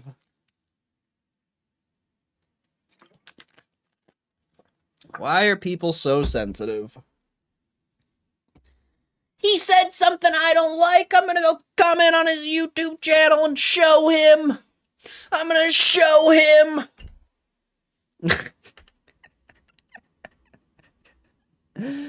I'm gonna show him. And he says, this is why you haven't made it yet. I mean, that's fine. If I haven't made it because I'm real, that's fine. But I probably haven't made it because the GameStop community is fucking garbage. You know? That's probably more realistic. If the GameStop community wasn't absolute trash, you know, we'd probably have more viewers, better views on the videos I post. You know, there'd be a lot of good things happening, but the GameStop community, unfortunately, is absolute shit. So, is what it is. You know, maybe if I posted different types of content to a different community, you know, maybe we'd have more success. But you know, when you're posting content to a terrible community, well, like I said, you guys who are here every day, you guys know I love you. But the GameStop community is awful. Let's see. And I'm starting to learn the Pokemon community is pretty shit, too. I'm starting to learn. I don't know what's worse. You know, the GameStop community or the Pokemon community. They're both up there. They're pretty bad. They're pretty bad. Let's see. Mr. Beast's YouTube Shorts have officially overtaken his long-form videos in total viewership, marking a major shift to the platform's biggest creator. Since launching in 2021 to rival TikTok and Instagram Reels, YouTube Shorts have been controversial among fans who prefer longer content and wish that Shorts had just been their own app. But the number shows just how powerful the format has become. Creators who haven't been embracing Shorts may want to sit down for this one because the content is pulled away on Mr. Beast's main channel, generating more views overall than his long-form content. According to Mr. Beast statistics, the shorts uploaded to Jimmy Donaldson's channel now total 47.3 billion views, slightly more than the 46.6 billion accumulated by his traditional videos as of August 22nd. That means shorts now account for more than half of the channel's overall watch count. Four of Mr. Beast's shorts have each surpassed 1 billion views, outpacing his most popular long-form upload, the real-life Squid Game recreation from 2021, which has 871 million views. Meanwhile, another tracker, Mr. Beast Insights, reports that his one subscriber equals 1 penny donated short set a record for the most views on a YouTube short in 24 hours, pulling in over 68 million. Wow, that's so impressive. The rise underscores how shorts are reshaping YouTube. Some creators are even claiming they earn over $9,000 a month from AI-generated shorts that take less than 2 hours to make. For the platform's top star, the pivot speaks volumes. Shorts aren't just an experiment anymore. They're leading the way. I mean, I hate shorts too, but you can't deny that shorts are absolutely insane. Let's see. New study reveals 67% of U.S. households have gone to Burger King in the last year. Airline apologizes for asking passengers to pee in bottles and sinks after the toilet breaks. What? What? No. Virgin Australia has issued an apology after passengers on a flight from Bali to Brisbane were forced to urinate in bottles and sinks when every toilet on board failed. According to 7 News, the Boeing 737 MAX 8 departed Denpasar on August 28th, with one laboratory already out of service. Due to limited engineering support at the airport, the flight wasn't delayed or canceled. But midway through the 6-hour trip, the remaining 2 toilets malfunctioned completely, leaving the plane full of people without working bathrooms, creating a total vacation catastrophe. One elderly woman was unable to hold on and suffered the humiliation of wetting herself in public. For the remaining 3 hours, the cabin crew informed us that we need to relieve ourselves in bottles or on top of whatever was already in the toilet. Jesus Christ, what the fuck, dude?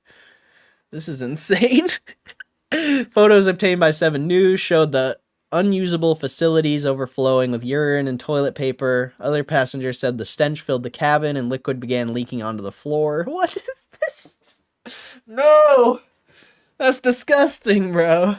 The Transport Workers Union slammed the ordeal as a serious health hazard, warning that airline staff across the industry are facing greater risks as companies cut costs. Virgin confirmed the incident in a statement. A Virgin Australia flight from Denpasar to Brisbane on Thursday evening experienced an issue during the flight which affected the serviceability of the laboratories. We sincerely apologize to our guests and thank our crew for managing a challenging situation on board. The airline said all affected customers will receive flight credits and has begun reaching out to passengers directly. This isn't the only time a flight turned into a disastrous trip. Infamously, years ago, WWE legend Andre the Giant took what was described as the world's biggest poo on a flight from Japan to the US that left passengers gagging, puking, crying, and screaming. Andre the Giant, dude? How did that guy even get on the plane? Earlier this year, passengers on United Airlines flight from LA to China were given a $15 coupon after the pilot turned around upon realizing he'd forgot his passport. Oh, rip. What the hell, dude? What the hell?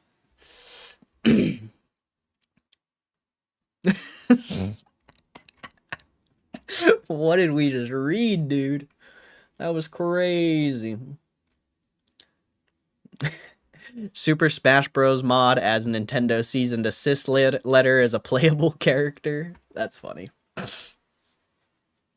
KFC's releasing jelly beans that taste like fried chicken, corn, and gravy. Ew. Ew. That's disgusting. Ain't no way he's fitting on a normal toilet. That's what I was thinking. That is massive, bro. How did he even get, like, how did he even get on the plane, bro? Like, straight up. I almost be hitting my head on the plane, and I'm short. Like, how did he get on there? Let's see.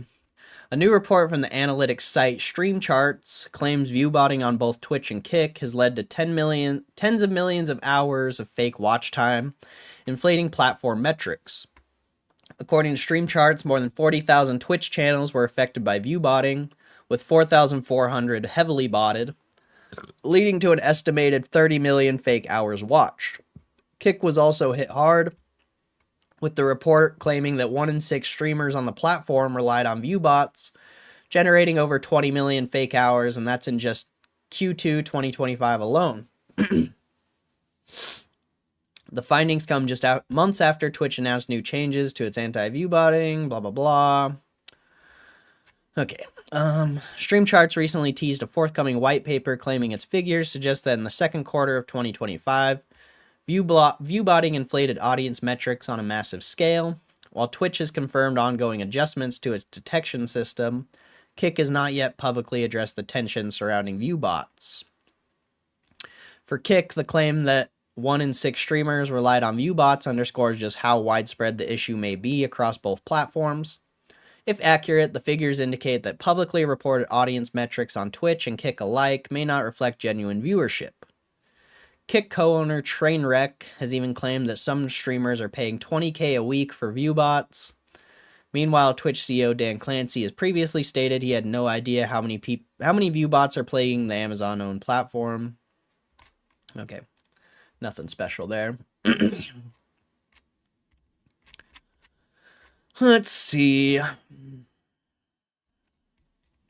Anything else? Oh yeah, I thought this was weird. I don't want to read it, but baby spontaneously born at Burning Man by mother who had no idea she was pregnant. Like, that's weird, bro. Like, how, like, fucked up on drugs do you have to be to not know you're pregnant? Like, I'm sorry, but how, like, actually fucked up on drugs do you have to be? And why would you even... Yeah. That's all I'm going to say about that. That's my only question. That's my only question. Is like... Yeah, that's just crazy. That's just crazy. Oh, yeah, I wanted to read this. I'm interested in this Jake Paul fight. I don't know why. I believe the GME community is still strong and loyal, but they're quiet right now, waiting for the stock to reflect the company's actual fundamentals.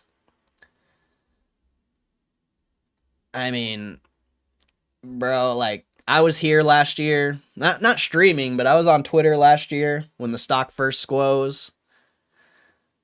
And even then, the GameStop community was whack, bro. Like, they might be strong and loyal, but besides the people that have, like, stuck around in this stream, I have not met a single person in the GameStop community who, like, I don't know what word I'm trying to use here, but they're all fucking losers, dude. Like, I remember my first week in GameStop. I made like 10 racks or some shit off the squeeze. And I went into this, what do they call it? Twitch space, or not Twitch. Twitter spaces or whatever, you know, spaces. The X spaces, whatever you want to call them. I went in there and I was like stoked. I'm like, yeah, dude, we made all this money. And everyone in the fucking space was like, oh, we've been here forever. Like, they weren't even like excited. Like, I don't know, bro. The GameStop community is trash. Like, any interaction, like I said, besides the people in the chat and the stream, you know, the people who actually stick around and like aren't little sensitive pussies. Besides that, every interaction I've had with a fucking GameStop person is garbage. Like, these people have like no personality. Like, these people suck, dude. Like, I'm sorry to say if that upsets you, but that's my reality, bro. I have never had any good interaction with anyone in the GameStop community. And that's just reality. Like, you can believe me if you want or don't. Like, I don't care. I'm not going to change my perception because I've experienced it. I've interacted with enough people in this community to know that they all suck. Like, straight up, they all fucking suck. Not all of them, obviously.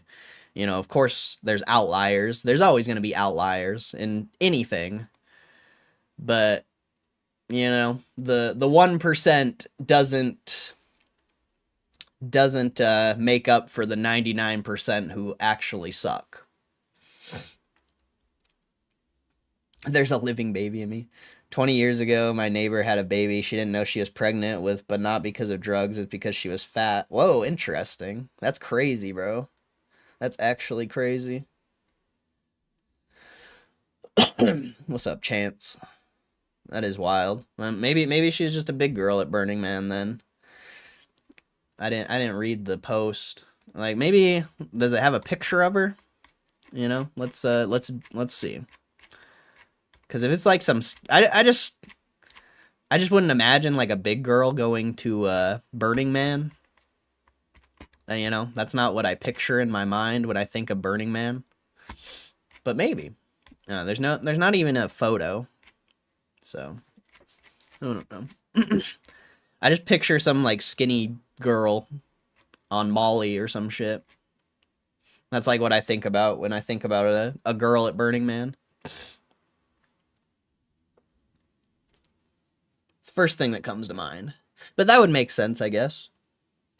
What posters do I got in the background? Oh, they're not posters. They're just shirts I hung up that I got a Gengar GameStop exclusive. We got the Incredible Hulk GameStop exclusive. We got Mario Kart GameStop exclusive.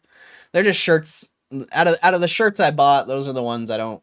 Well, the Mario Kart one's okay, but I don't. And you know, we got Sean O'Malley. I don't like the shirts that have like big print on the front because it like rubs on your body and it feels weird. So I just put those shirts up. The Mario Kart one, I don't know. I just decided to throw that up there. He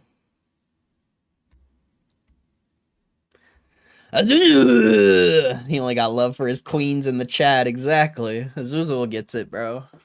Azuzul gets it. I only got love for people who are real, bro, and they don't get sensitive when I say something they don't like. You know, those are the people I have love for. People who get sensitive because I say, you know, I stream for 6 hours a day and I say one thing that they don't like. Like, fuck those people, bro.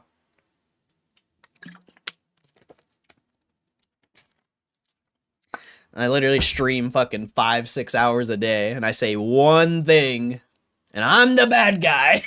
That's the bad guy. Like, fuck you. Of course I'm gonna say something you don't like out of a 6-hour stream.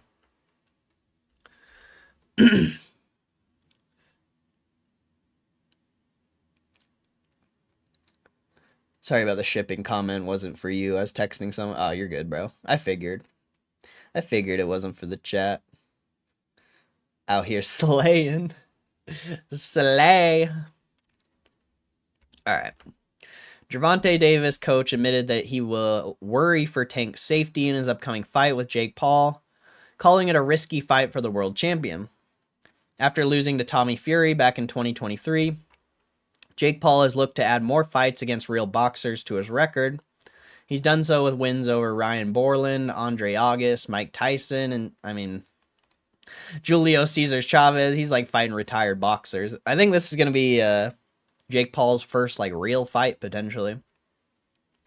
Well, there have been critics about him fighting Tysona and Cesar Chavez Jr. well outside of their prime. Oh, Tyson. Jake's continued to target big names. He stunned the boxing world on August 20th, announcing that he'll get in the ring with Gervonta Tank Davis. The YouTuber turned boxer will meet the WBA lightweight champion on November 14th in an exhibition, but Tank's camp are still worried for the fighter's safety. Calvin Ford, Davis's longtime coach, spoke to Fight Hype about the fight with Jake and admitted that it'll be a risky fight for the champion. I've got a serious fight coming up. Jake Paul and Tank have been going at it for years, and I've got to worry about his safety. One thing I can say about Jake is he's good at what he does, and he's been doing it. That's why he is where he is. I'll be honest, this is a risky fight. Anything can happen because I don't know all the logistics, the gloves, the weight class. It's a lot of stuff. I don't know about it yet, but my main thing is to keep him safe. Fight scheduled an exhibition, meaning that the winner won't actually be announced. There is the weight class issue too. Jake typically fights at 200 while Davis is down to 130. Wait, what? A catch weight is like the option, but the Ford admits they've got to figure it. Well, that's no wonder I can't find the fucking betting line. That seems so unfair. That seems so unfair. That's actually stupid. Mr. Beast reaches Team Water's 40 million goal.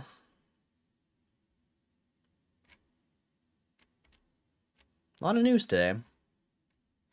Decent amount of news. What dating app with only AI women becomes a hit with married men? Jesus Christ. What is wrong with the world, bro? What is wrong with the world, bro? Why do you even get married if you're gonna just talk to a fucking AI? That's crazy.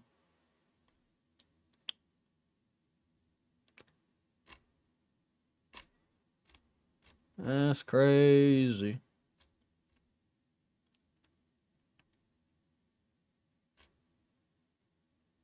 Okay. That's basically all the news. Let's see.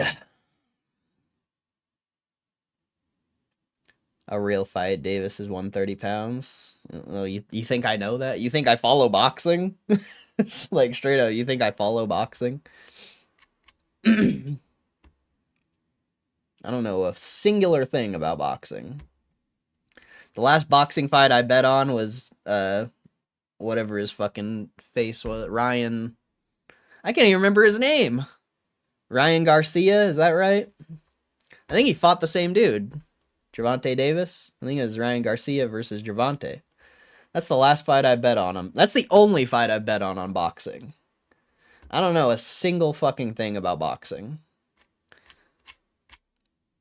I was going to bet on Jake Paul's first fight, though.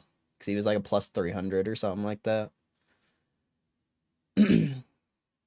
What's he looking like these days? Still bulking? I have no clue, dude. I have no clue. 5'5". Yeah, that's trash. That's trash. I don't even think they gave him a betting line. Like they even DraftKings knows that's a rigged ass fight. They won't even give it a betting line.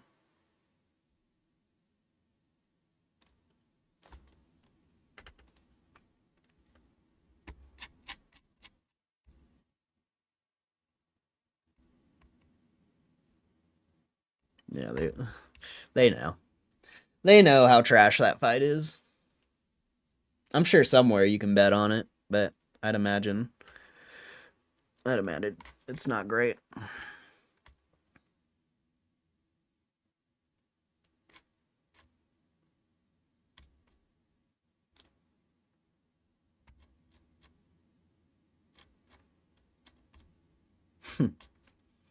Final Fantasy VII Remake. Good game, good game.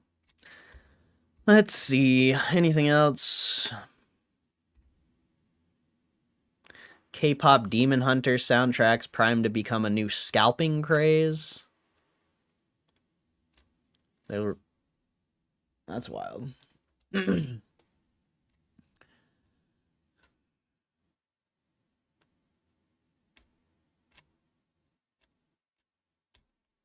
The Rage Room? What is this?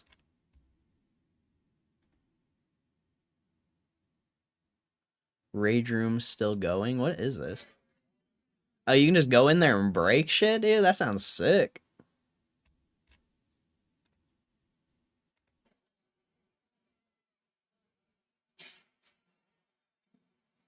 Bro, that looks awesome.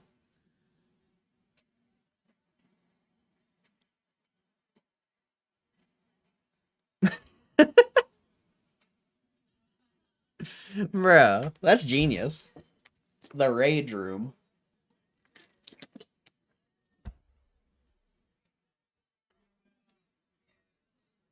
That was funny. I want to go to the rage. I should create a rage room in my house.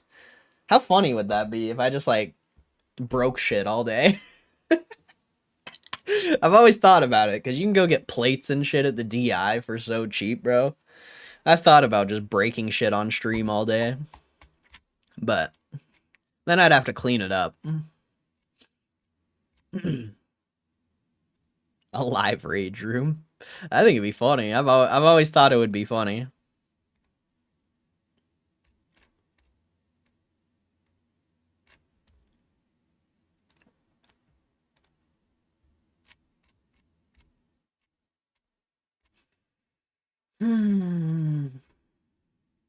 I've been seeing people play that new Metal Gear, bro, and I'm like, fuck, I love that game so much, dude.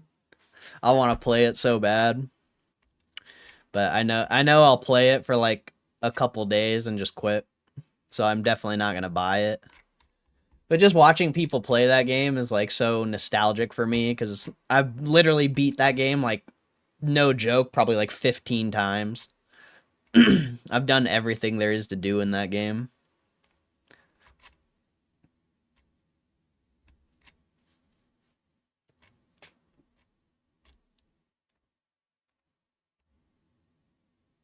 Same with Resident Evil 4.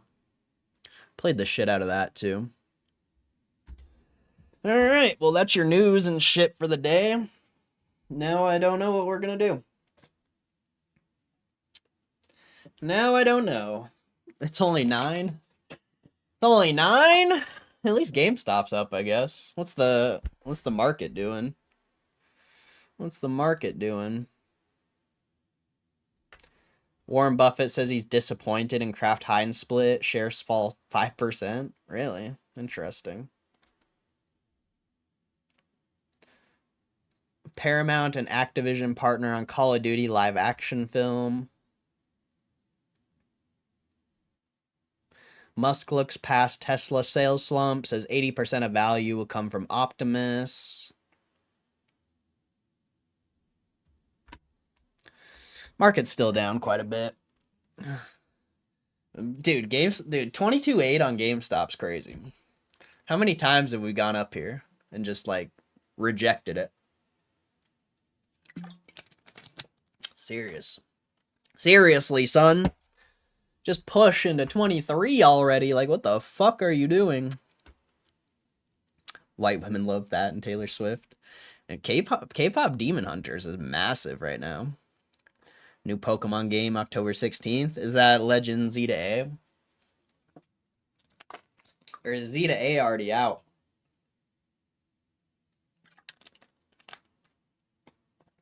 Look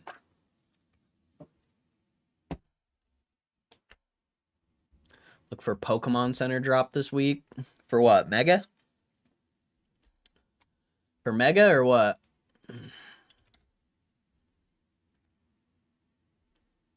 I missed the last one. Gengar and Charizard Mega set. Wait, what was the one they just released, though? Didn't they just release one? Like a month, or like, not a month, probably like a month ago, right?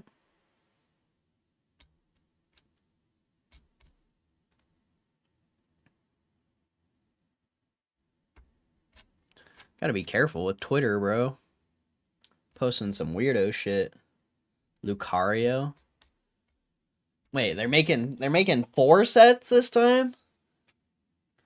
Or is this the new like wave? Is Mega Evolution the new wave?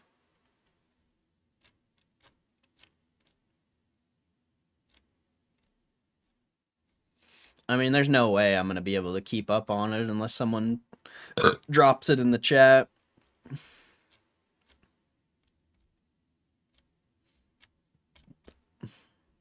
I don't even know if I would buy it. Maybe. Probably not, but maybe. I got rid of my black and white boxes. Probably should have held them, but I don't really care. I need the money for videos, bro. I find more value in making the videos, even though the videos are kind of trash now. Mega's the last of the wave. New wave starts after a game comes out, I think. Oh, okay.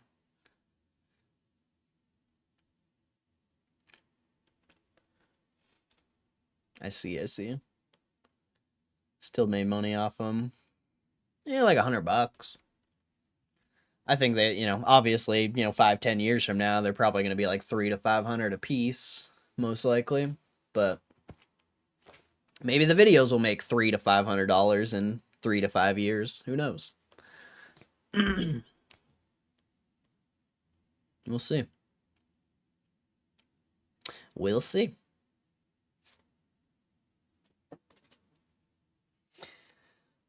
It's not looking great right now, I'll be honest. Not looking great right now. But they're still doing okay.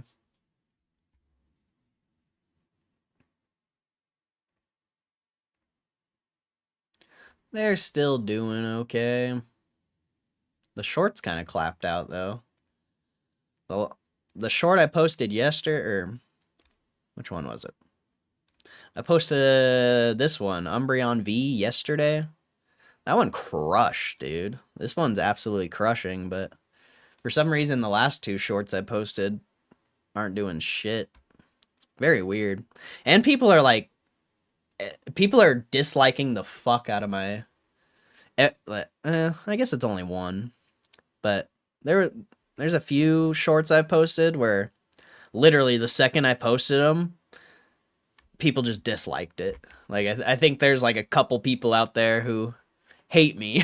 They just, the second they see one of my shorts, they're like, dislike. Which is fine, which is fine, but...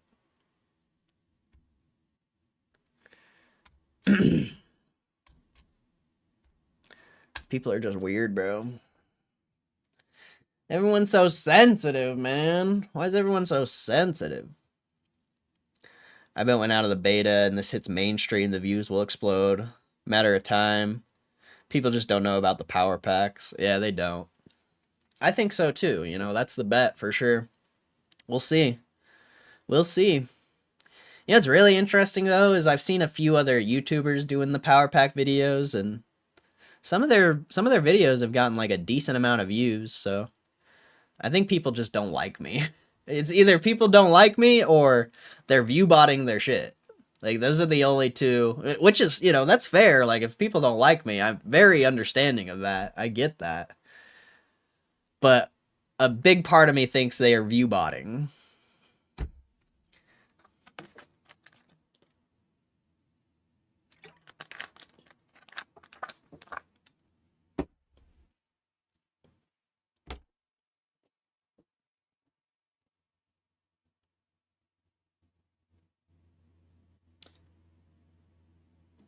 But it could also be that people are actually, like, sharing their content. Like, nobody shares any of the videos or anything I post, really. So, that could be a big part of it as well.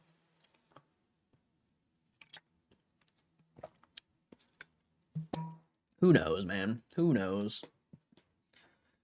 I've been offered to join, like, Twitter groups and stuff like that, but I don't want to be around these people, bro. I really don't.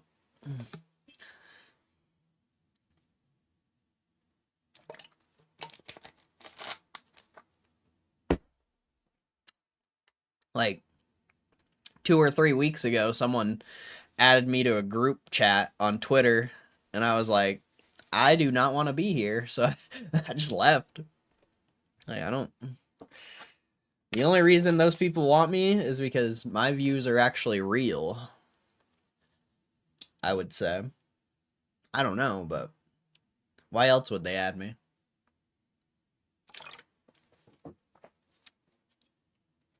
What were they chatting about? I have no clue.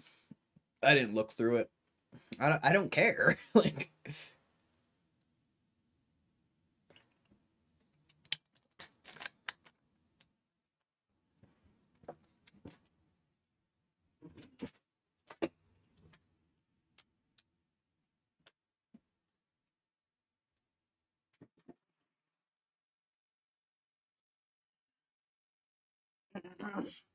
Like, what other people are doing especially when it comes to like content creation and shit, is so irrelevant to me because I'm doing my own thing. I'm doing my own thing. I'm posting my videos, and whether people want to support them or not, I really don't care.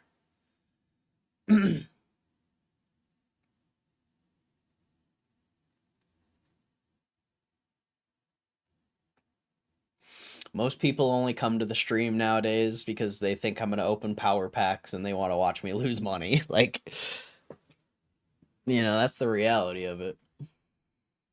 Nobody actually cares.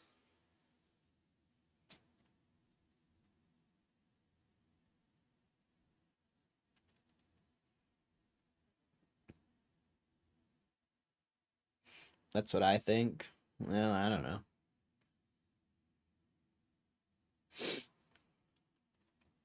Who knows? Maybe all my viewers are fake. Maybe everyone here's a bot.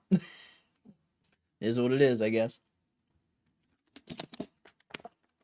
Is what it is. Am I doing packs today? Nah. No packs today.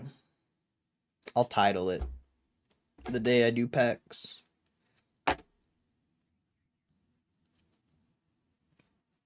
I'm not fake. I'm a real boy. What's up, Z? I've never seen ZZZ here, but what's up, bro?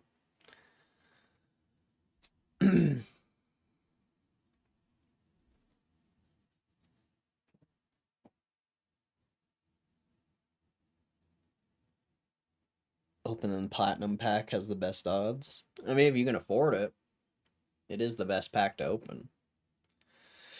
But the issue is affording it. The best pack's the 25 pack.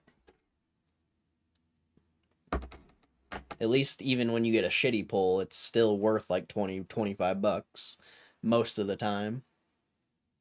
Whereas if you get a shitty pull on like a $50 pack or a $100 pack, it's usually not worth that much.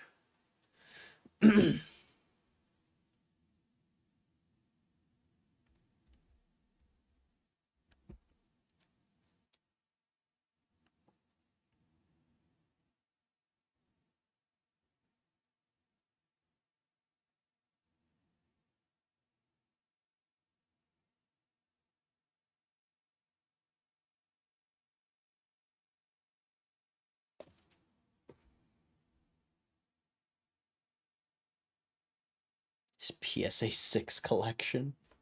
What? What? That's ridiculous.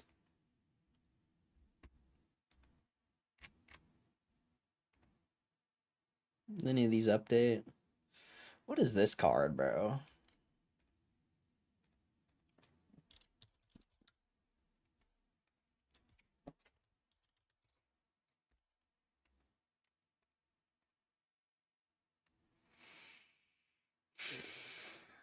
$25 is the lowest post.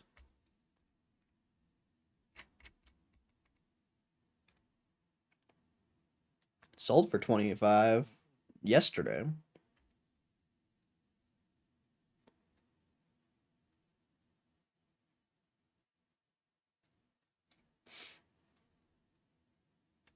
I'll probably just keep this card. It sells for 25 consistently, though. I'm surprised they won't give me an offer for it.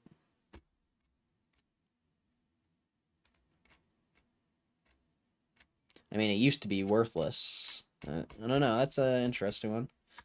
How many cards do I have? 12. Not very many. I sold some over the weekend. They gave me some good offers for cards that, yeah, for cards that weren't really worth much. So I took them. Still got Dark Pupitar, though. It's weird. They gave me like really good offers for some cards, and then I have this Alalan Doug Trio. And for some reason, they're only offering me $20 for this card, and it's like a $40, $50 card. Like, I don't know. I honestly regret not keeping a lot of cards because I sold a lot of cards for so cheap, and if I would have just held them, it's very likely I could have got my money back. Yeah, it doesn't really matter, but it must not be liquid. I think it sells consistently, if I remember right. Yeah, literally one sold 2 days ago for $40 or $39. But then same day, well, that's Japan, $38, 35, 40, 30. Like it's liquid, it sells. I just don't I think there's some issue there. I mean, it has only sold for 30 a lot. So maybe I'm not really sure. Not really sure about that one. But either way, it's a $40 card.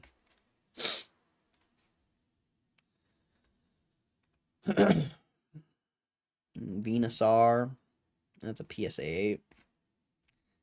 They upped the offer for the Snorlax, too. The Snorlax is like a $60 card. Oh, yeah, I noticed, I forgot about the Pekarunt, whatever. I was wondering, when I pulled this, why it was so cheap or whatever, but this one's Pokemon Center stamped. So it's actually worth like 30, 35 bucks.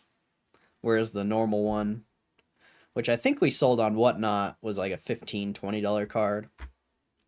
I didn't notice that it had the Pokemon Center stamp until later. It's kind of cool.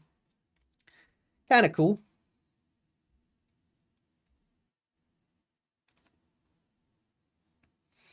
I mean, I'm kind of forced to hold it. They're not really giving me a good offer for it. If they offered me like 30 bucks for it, I would definitely get rid of it.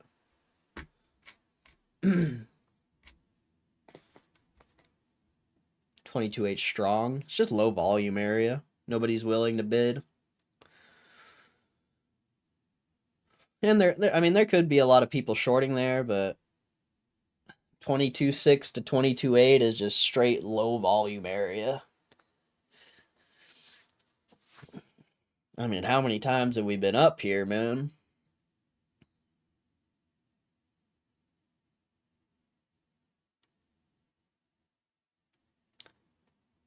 Not be liquid. Can only get them out of Pokemon Center ETBs. Yeah, but it's a card that's not really worth a lot. But I'm sure that's one of the cards I'll end up keeping unless they give me a good offer for it. You gotta keep the stamps. I have sniped some from ignorant people. I could see that. I could definitely see that, especially with this one. Like I didn't even notice the stamp. Like the stamp blends in pretty well with this card.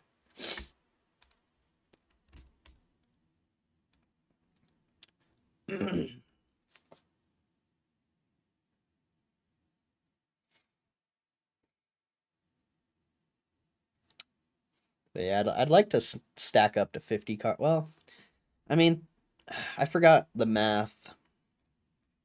50 divided by, or is it 6 divided by 50? I always forget. 6 divided by 50. So 50 cards is 12 cents a card. 6 divided by 30. So, yeah, I feel like if I save up like minimum 30 cards, that's decent. 6 divided by 20. I guess it's only 30 cents for 20 cards too, though.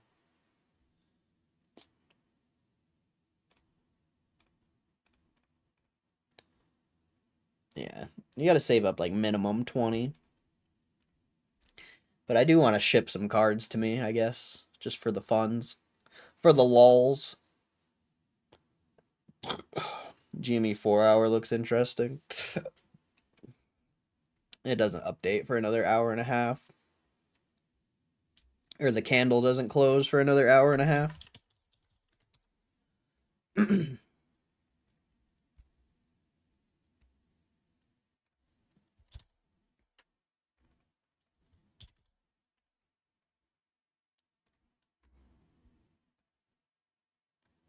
Remember to drink water. I've already drank like 5 waters today. Or at least 3, I don't know. Yeah, that false breakout, bro. Not really false breakout, because you had that support here and here. If you're counting the last, like, 2 to 3 weeks, it's a false breakout. But you really got to start pushing 23.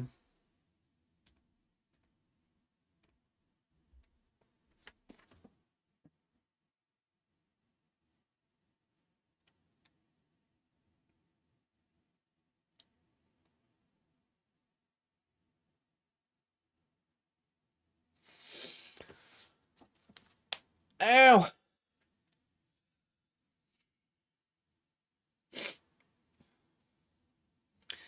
Man. We're only 2 hours into the stream, and I've already ran out of things to do.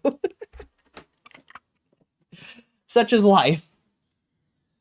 Oh, such is life.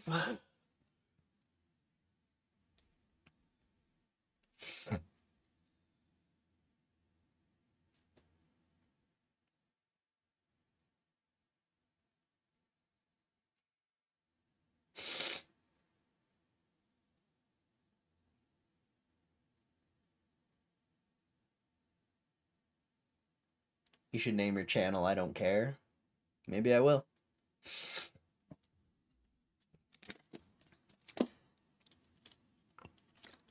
Maybe you should change your name to Stupid Comments. You ever think about that?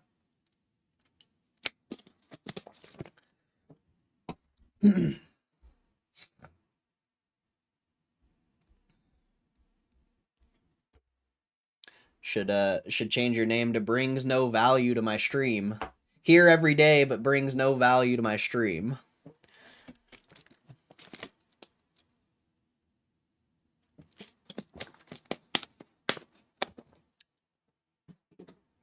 Credit card conversation was good last time, but when was the last time you actually brought up something besides that?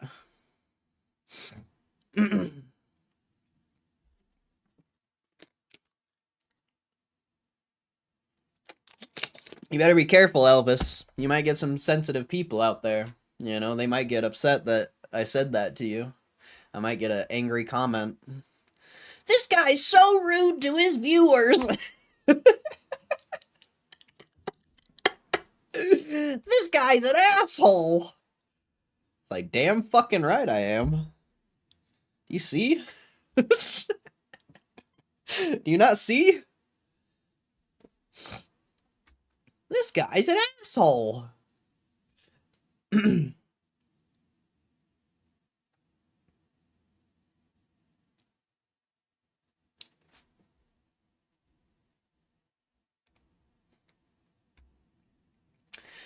Trying to get that Scarface suit though. What? It's probably like an Armani suit.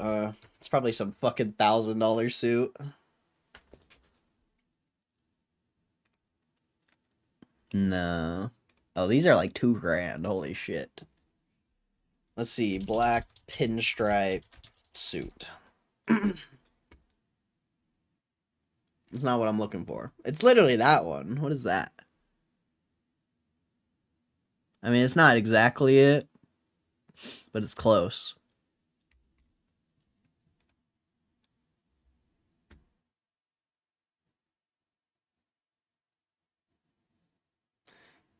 Use the CC to buy a suit. I gotta find the right one. I'll probably just end up going to the DI though, because I don't think I want to spend $200 on a suit I'm gonna wear one time.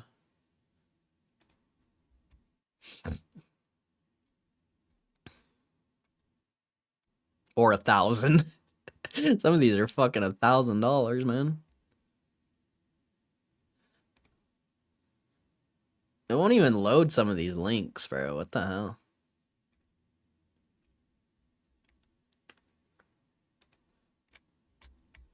Huh. I don't know.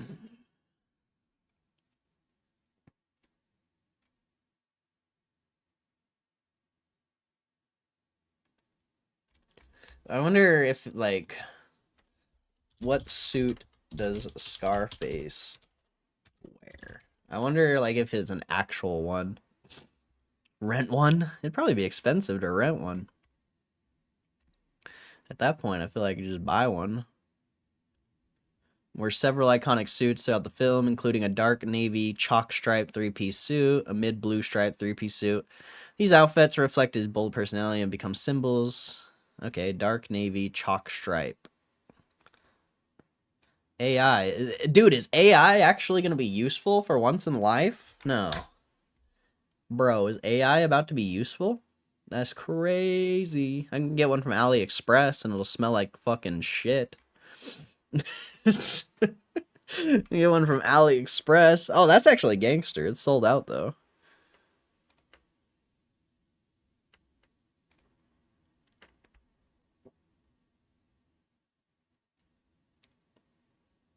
You need people like me. $600, dude? I'm sorry. I'm not that dedicated. That's not even with pants. I'm not that dedicated to Tony Montana. That's crazy.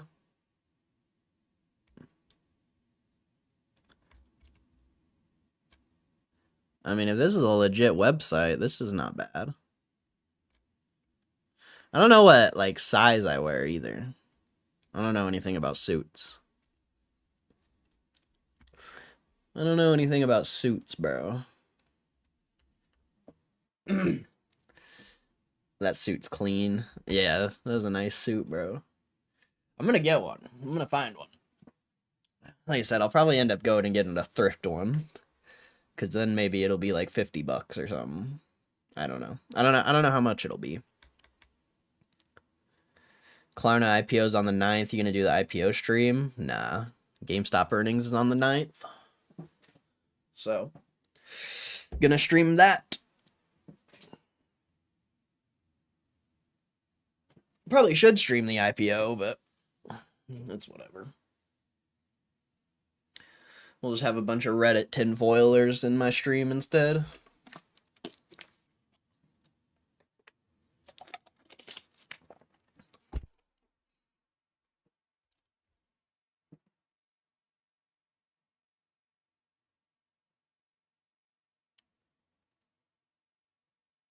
Forgot about the earnings. Yeah, it's a... I don't know. A lot of people are excited about earnings, but I'm not. Like, sure, the numbers will be good, but that doesn't mean the stock's gonna go up.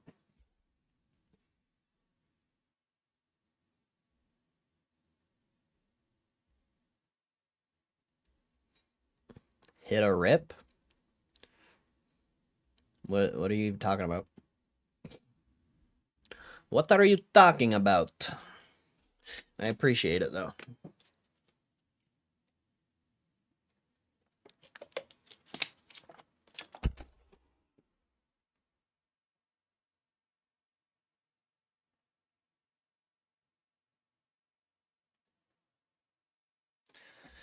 Let's see. I wonder if there's, like, any videos to watch or anything. I know I gotta be careful with watching videos, but... maybe there'll be something to watch. Nothing there. Wasn't there an Ordinary Gamer video?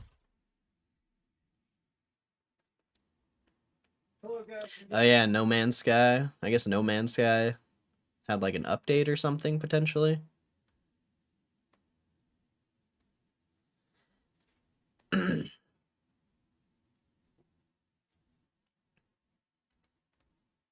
I want Voidzilla to make another video, bro. He hasn't made a video in so long because the last video he uploaded is absolutely crushing, so he has no reason to. Kind of sucks. It sucks when your favorite content creator stops posting.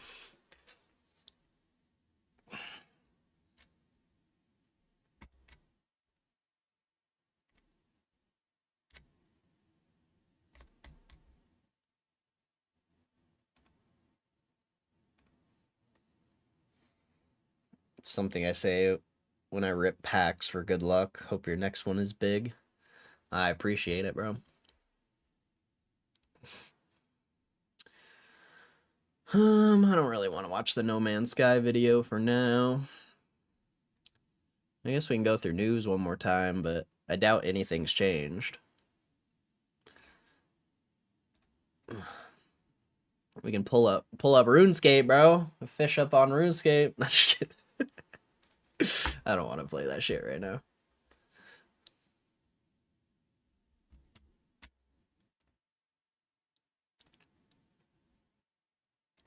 I'm good on that.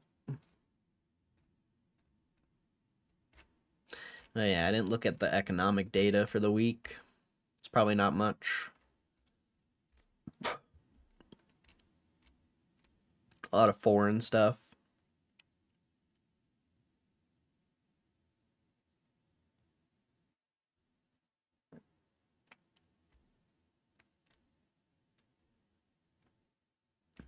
Damn, that's all. Oh, Thursday. I was like, damn, there's a lot of data. But that's Wednesday. It was just glitching out.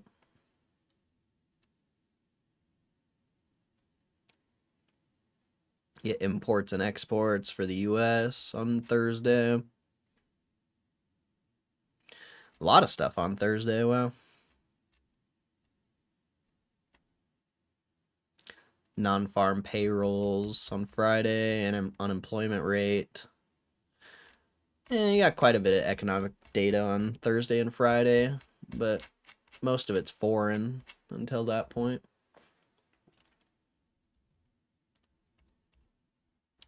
Tech's down 2%. Damn, everything's down now.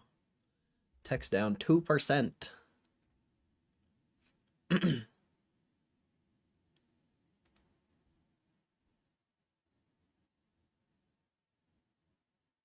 Nothing. No GameStop whales. We haven't seen GameStop whales in a while, it seems like.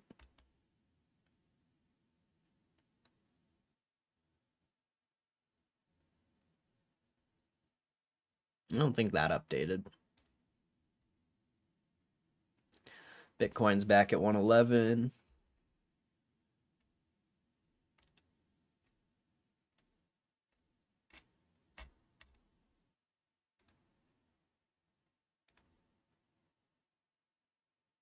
Damn, I forgot Stellar hit 50 cents. That's crazy.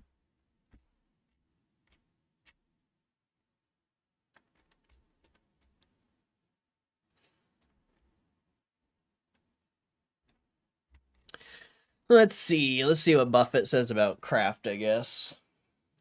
Warren Buffett told CNBC on Tuesday that he's disappointed in Kraft Heinz split. That unwinds much of the blockbuster merger he masterminded a decade ago.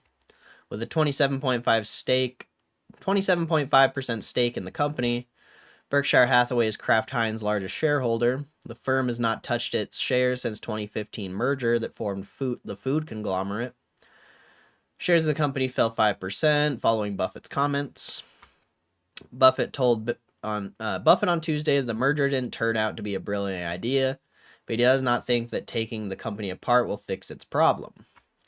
Greg Abel, who will take reins of Berkshire Hathaway from Buffett at the end of the year, expressed disappointment to Kraft Heinz. Kraft Heinz did not immediately respond. Split announced earlier on Tuesday once again separates Kraft Heinz into two companies. Yeah, we already read that. Berkshire teamed up with private equity firm 3G Capital 2015 to merge Kraft Heinz with H.J. Heinz.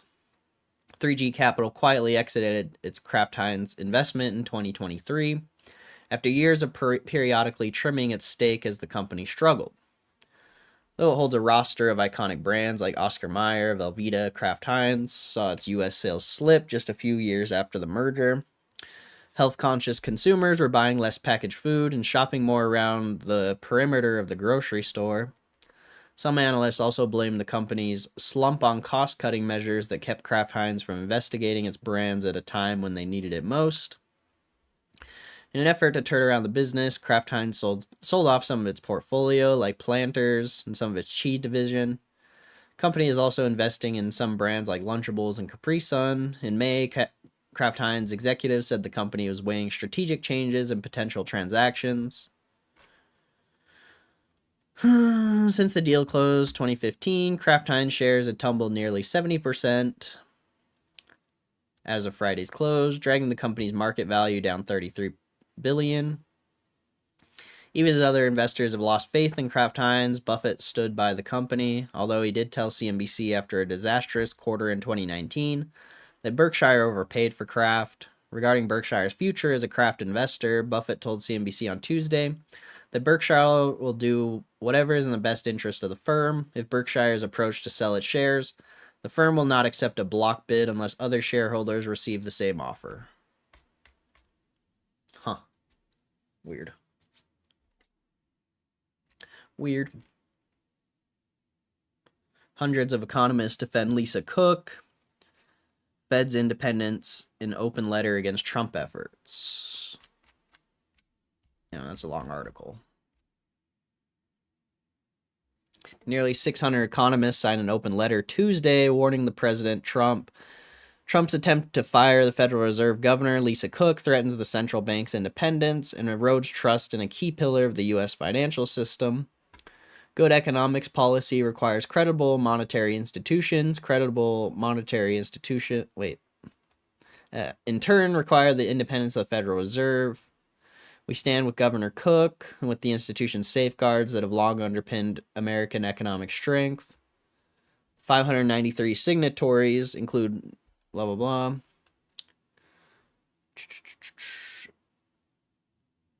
The appeal was published just over a week after Trump became the first American president to try to remove a Fed board member. Publicly posted a letter to Cook saying she had been removed from her position. Trump said there was a late... see, whatever. I don't care about this. Like, I already knew there was going to be an issue here. Trump have floated similar accusations against Federal Reserve Chairman Jerome Powell over claims he mishandled building renovations. It's possible there's fraud involved in the $2.8 billion. This approach threatens the fundamental principle of central bank independence and undermines trust in America's most important institutions. That trust is a cornerstone of the system that fueled America's economic vitality over the decades. They also warned that weakening the high standard for removing a governor increases monetary policy uncertainty and forces markets to price political risk into the interest rates, raising those rates and costs for families and businesses. Cook has filed a federal lawsuit to block Trump from firing her and said in court filings that the allegations against her are pretextual and untrue. The judge in the case has yet to issue a decision after a hearing Friday on Cook's request for a quick ruling to temporarily bar Trump from firing her. I don't even think the president could do that. That's so confusing.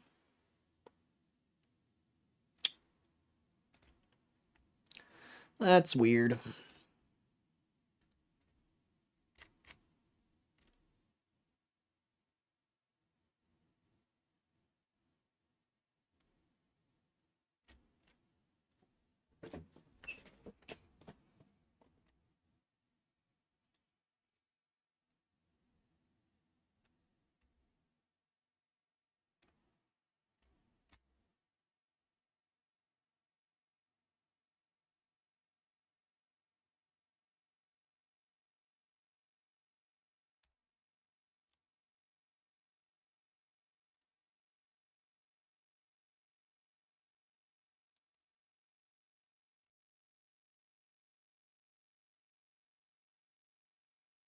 The hell?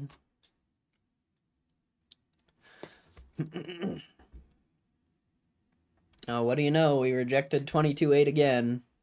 What a surprise. It's almost like it's the easiest short in the fucking world. I mean, think about it. If you would have shorted 1,000 shares right there. Whoops. Off that little 10, 20 cent move. You could have made $200. Boom. Easy. Light work. Simple. Probably would have been risking like $50. Maybe 100 max. Easy. Easiest short ever, honestly. GameStop. The day trades on GameStop are so fucking simple, it's ridiculous, bro. It's actually so stupid.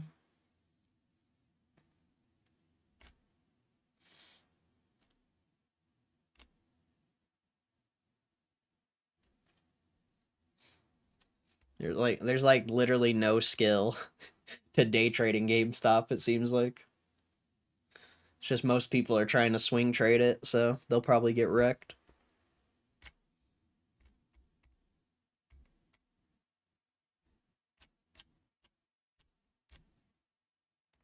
Including me. You know, I could get wrecked for sure.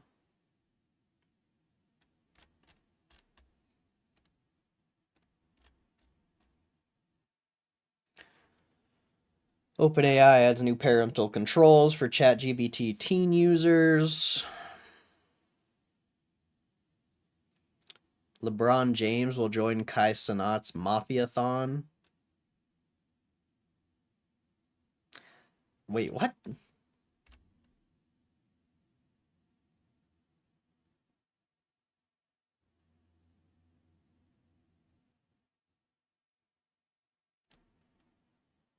Bring rocks, get pebbles? What the fuck, dude? What a weird marketing thing.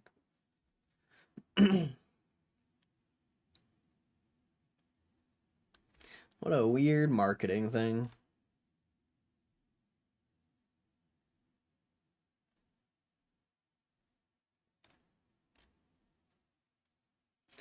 Let's see. YouTuber and lawyer Law by Mike has announced plans to sue Roblox over child safety concerns, teaming up with the legal team behind well-known Roblox Schlep.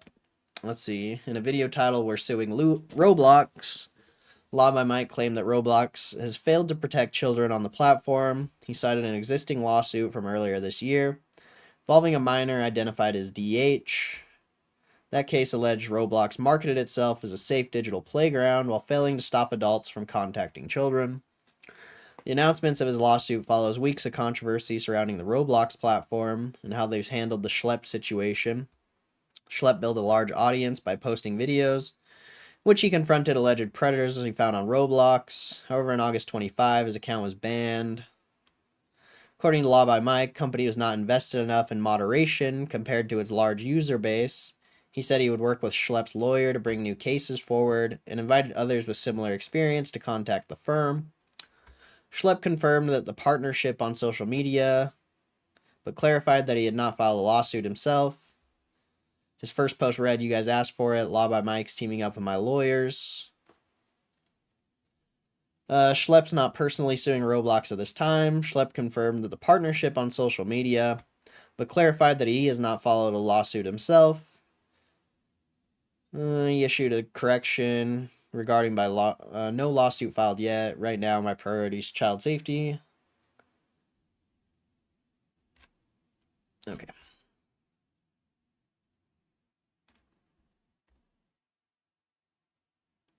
Modders are bringing the crew back to life after Ubisoft killed it. Should we look at cosplay outfits? I don't know why. It's a full-on slideshow. Let's see what we got. That's sick. Mobile suit. Mobile Gundam. That's pretty dope. Tifa's okay. I don't know what that is. That is not a good one. Batman one's sick. I don't know what the hell that is. I don't know Magic of the Gathering well enough to know what that is. I don't know what that is. Damn, I'm like uncultured as fuck, dude. When it comes to nerd shit.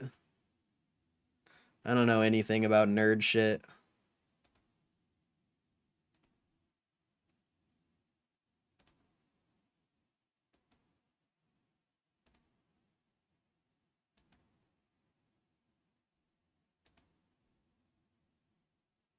What the fuck, dude?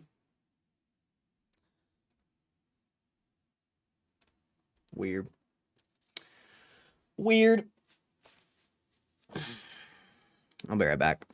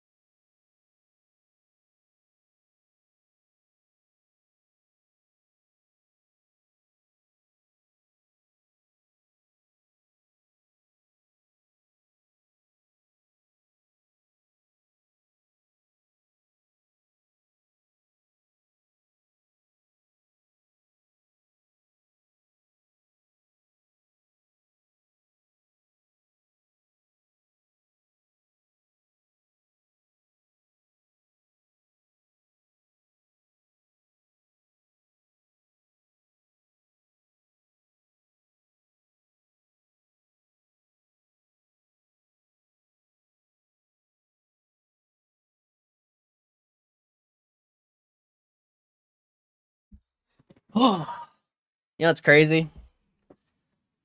I mean, the price action's doing exactly what I said it was gonna do, like it pretty much always does. We haven't hit 22.4 yet, but ain't it funny? Ain't it funny how accurately I can predict it when the time comes? It's funny. It's funny. You know, short-term price action's hard to predict, but there are moments when you can do it if you know the market. Literally did I mean, like I said, it hasn't hit 22.4 yet, but it's literally doing exactly what I said it was going to do. It's kind of funny. Kind of funny.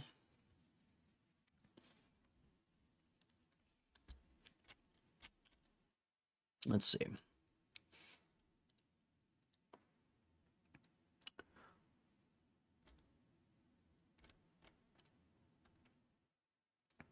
Switzerland launches its own open source AI model.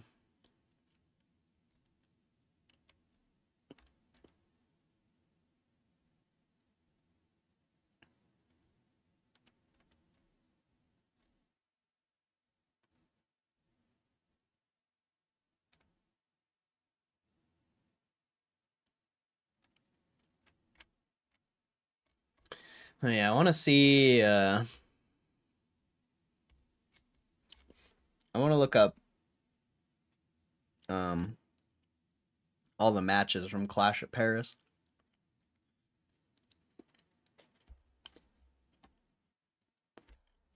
What's going on with this? I don't know.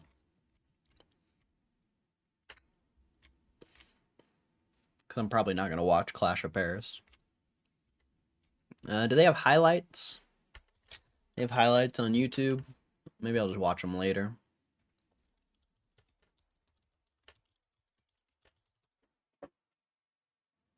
Oh yeah, there's highlights. Okay. I'll watch those later before I spoil it.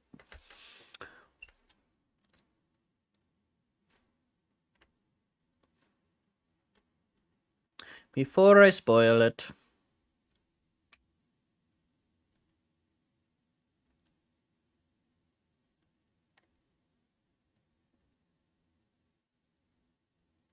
A rumored Lego Pokemon set could cost more than a Nintendo Switch 2 with Pokemon Legends E to A. Right. Lego Pokemon Collection coming out in 2026 features an expensive set.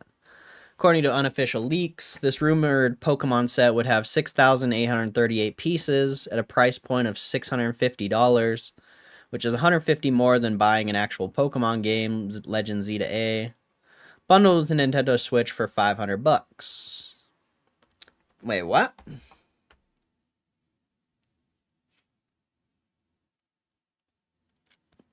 This expensive Lego Pokemon set has been revealed by official sources, but the lack of information didn't stop fans from speculating why this set has more than 6,800 pieces. Fans from the LEGO League subreddit guess it could be anything from a specific Pokemon's Mega Evolution, an evolution form central to Legends E to A, to a set of minifigures for all the original 151 Pokemon. I tremble in fear just thinking about what scalpers would do to the LEGO stock if the minifigures theory turned out to be right. Price of all this massive Lego Pokemon set isn't confirmed either. Numbers come from an alleged leak shared in the same LEGO Leak subreddit. Source that's generally trusted by LEGO collectors who want early information on upcoming sets. If the 6,800 piece behemoth really costs $650, it'll be the 5th most expensive set in the LEGO store today, just behind the 9,090 piece LEGO Titanic and slightly ahead of the 10,000 piece Eiffel Tower. 2 smaller LEGO Pokemon sets are reported to be released alongside the large one. Cheapest of all would be $60, feature a 587 piece set, while the medium would cost $200 and come with 2,050 pieces. What Pokemon or characters these rumored sets will come with is a mystery. Potentially high price point of the LEGO Pokemon collection shows how niche it could be.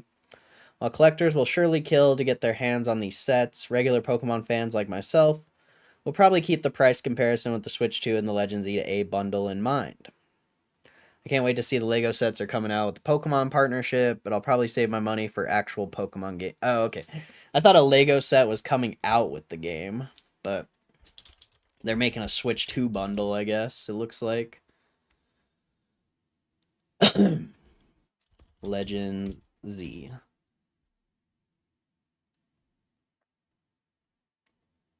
Okay, yeah. See, I was confused there. I'm like, wait, they're doing a bundle for the game with a Lego set? Like, how's the... Yeah, that didn't make sense. But that's pretty cool, I guess. When did a Switch 2 become a monetary standard? Wait, what?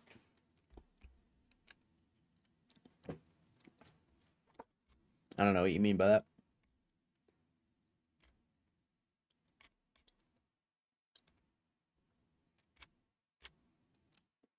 I think they were just comparing the price of a Pokemon or a Lego set to the Switch 2 bundle. Hey, they got $12 shirts on GameStop. That's sick. Buy one, get one 50% off. I thought they were just randomly commerring non-related things. Oh, no. No.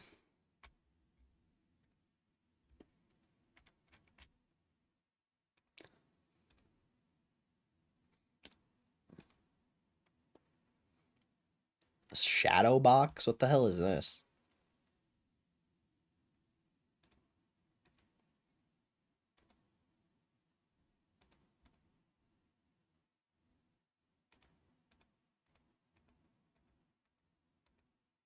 Oh, it's just some light up thing. That's pretty dumb, but kind of cool, I guess. But what's up, Kev? Hope you had a good weekend, bro. Hope you had a good weekend. Oh, that's a sick hat, dude. That hat is gangster.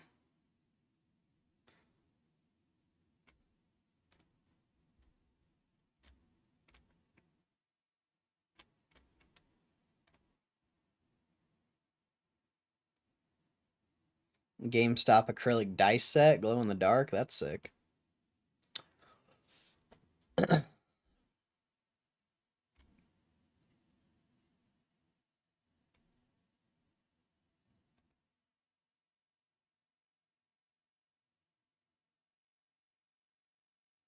Logo light. All the Metal Gear Solid stuff is sold out. It's like, man. What is this thing? Dice Tower?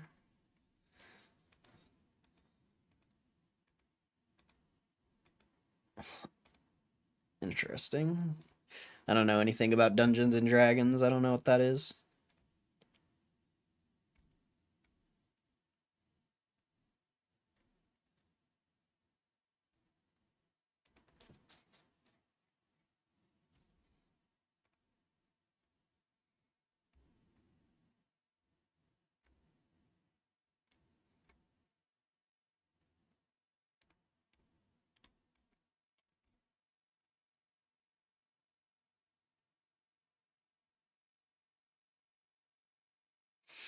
Would it be like an interesting video um to go through, like whenever GameStop actually updates their deals, do you think it'd be worth making a video like showcasing the deals? I don't know. I've thought about it before, but I just don't know how well it would do or not. And I just don't know if it would make a good video. Because they update the wheel or the wheels. They update the deals like every couple of weeks or something. At least, at least once a month.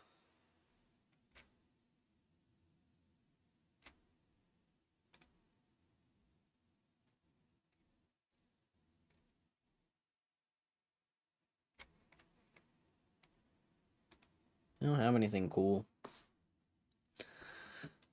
They don't got really anything. Oh, that's a sick hat, like sick peach bucket hat, dude. That's pretty dope. Grogu slippers are pretty sick too.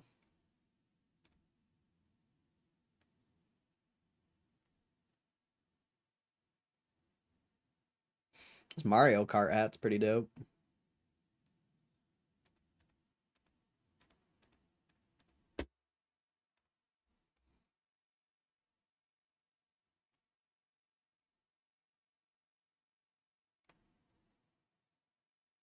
I thought this sold out. Yeah, that's what I thought. I was gonna get that. I think Butterfree sold out too. Which Butterfree was a dope plush. It would have been dope for the background. Kind of wish I would have got that, but who cares?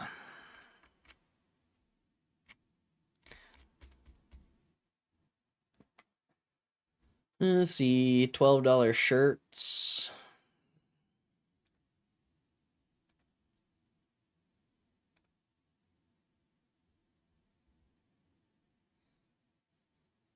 This is the best time to be buying shirts here. $12 a good ass deal for some shirts.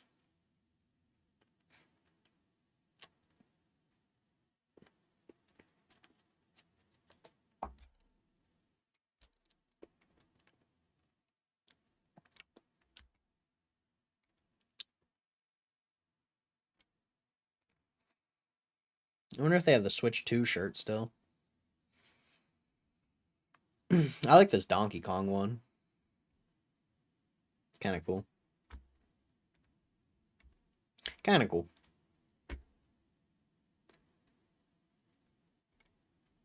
It's just all the same shit.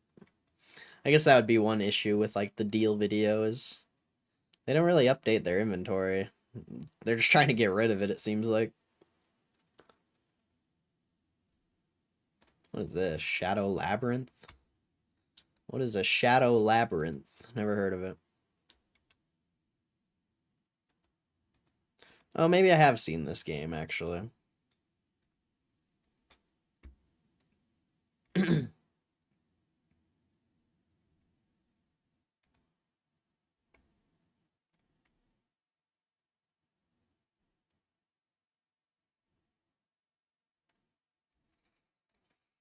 I don't think they have this in my size. That's why I haven't gotten it.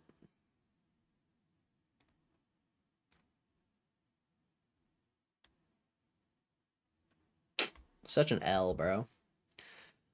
I wish they never canceled my order. So stupid.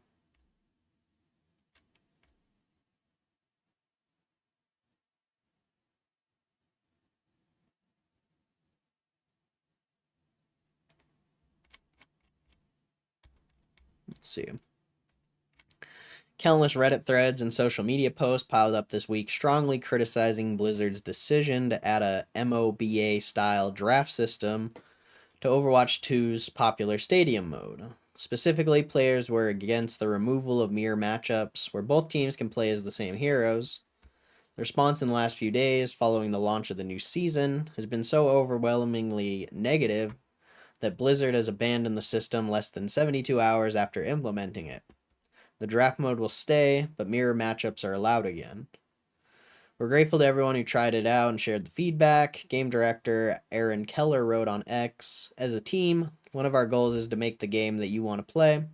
This involves listening, responding, and taking those desires into account." Keller says the team is still invested in creating new and unique features, but acknowledges that not everything is just right each time. That doesn't mean we'll stop trying to innovate. Okay, I don't want to read that whole thing.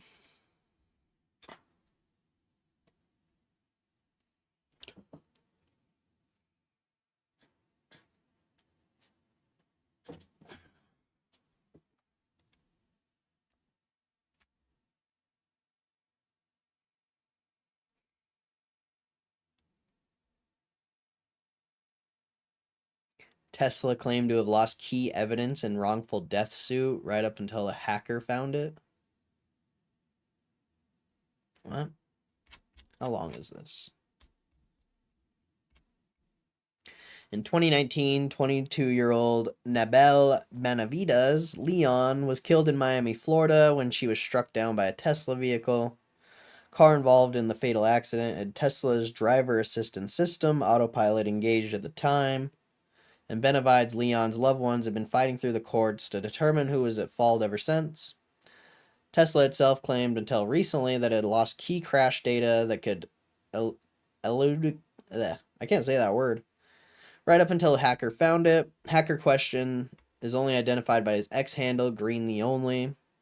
A report from Washington Post has built a robust social media following for his work recovering data from damaged Teslas and posting his findings online. Green the Only was apparently already consulting with the plaintiff's legal team when the crashed Tesla's physical control units were recovered from the Florida Highway Patrol in 2024. Tesla advised the control units to be switched on to see what data remained, but hacker at Green the Only strongly advised against doing this. Speaking with the Washington Post, the hacker said, "Let's just power it on and update it and see what happens. If I wanted to destroy evidence on the computer, that'd be exactly the advice I would give." Washington Post notes that at the time of the crash, it was standard practice for autopilot control units to upload their crash data to Tesla servers for making the vehicle's onboard crash data for deletion. So you can see why turning on the recovered control unit anywhere near an internet connection was probably a bad idea. In the end, Green the Only was able to recover the sought-after crash data by flying to meet with the plaintiff's legal team in Miami and sitting with a forensic copy of the autopilot unit's contents recorded to a USB drive. Taking a look on his ThinkPad, Green the Only found the missing data in minutes, alongside the collision snapshot sent to Tesla's servers shortly after the 2019 crash. Tesla has since admitted in court it does in fact still have a copy of this data. Tesla's official line via its attorney, Joel Smith, was that its handling of this key data had been clumsy rather than intentional obfuscation. That's a weird word. Smith argued in court that it was not in the company's own interest to hide the data, as the case was that made in the fact demonstrates the driver was chiefly at fault for failing to react to the presence of a pedestrian. Smith told jurors, "We didn't think we had it, and we found it out we did. And thankfully we did because this is an amazing, helpful piece of information." Hacker used the data recovered locally from the car to create an annotated video of what he claims autopilot saw right before the crash. This depicted, among other haunting details, the driver assistance system plotting a path right through a truck belonging to Nabel Benavides Leon's boyfriend, Dylan Angulo Benavides Leon. And Angulo had been standing beside the truck behind reflectors and signage clearly marking the end of the road. Though the hacker didn't testify in court himself, the recovered data proved a key piece of evidence in a wrongful death suit heard in Miami federal court last month, resulting in a $243 million verdict against Tesla. The company has since asked the court to throw out this verdict, arguing in a file made on Friday that the historic award amount flies in the face of common sense, and auto manufacturers do not insure the world against harms caused by reckless drivers. Weird.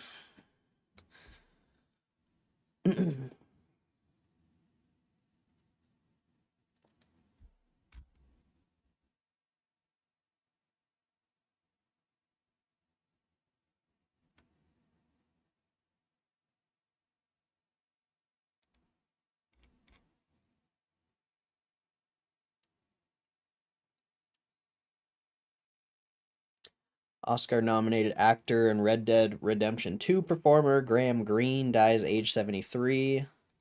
Wait, who did he play?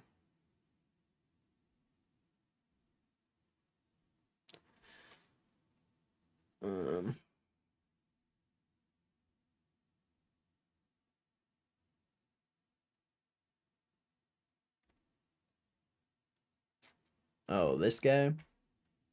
Damn, I haven't played that game in a long time.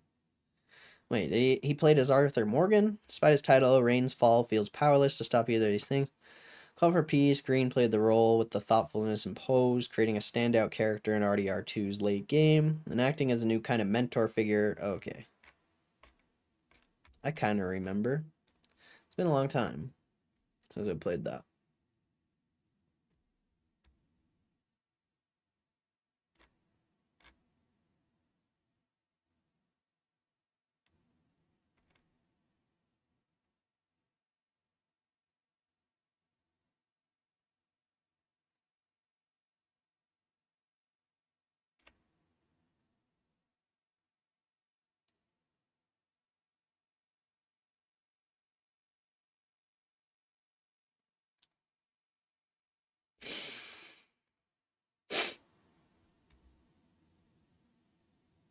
Whole lot of nothing.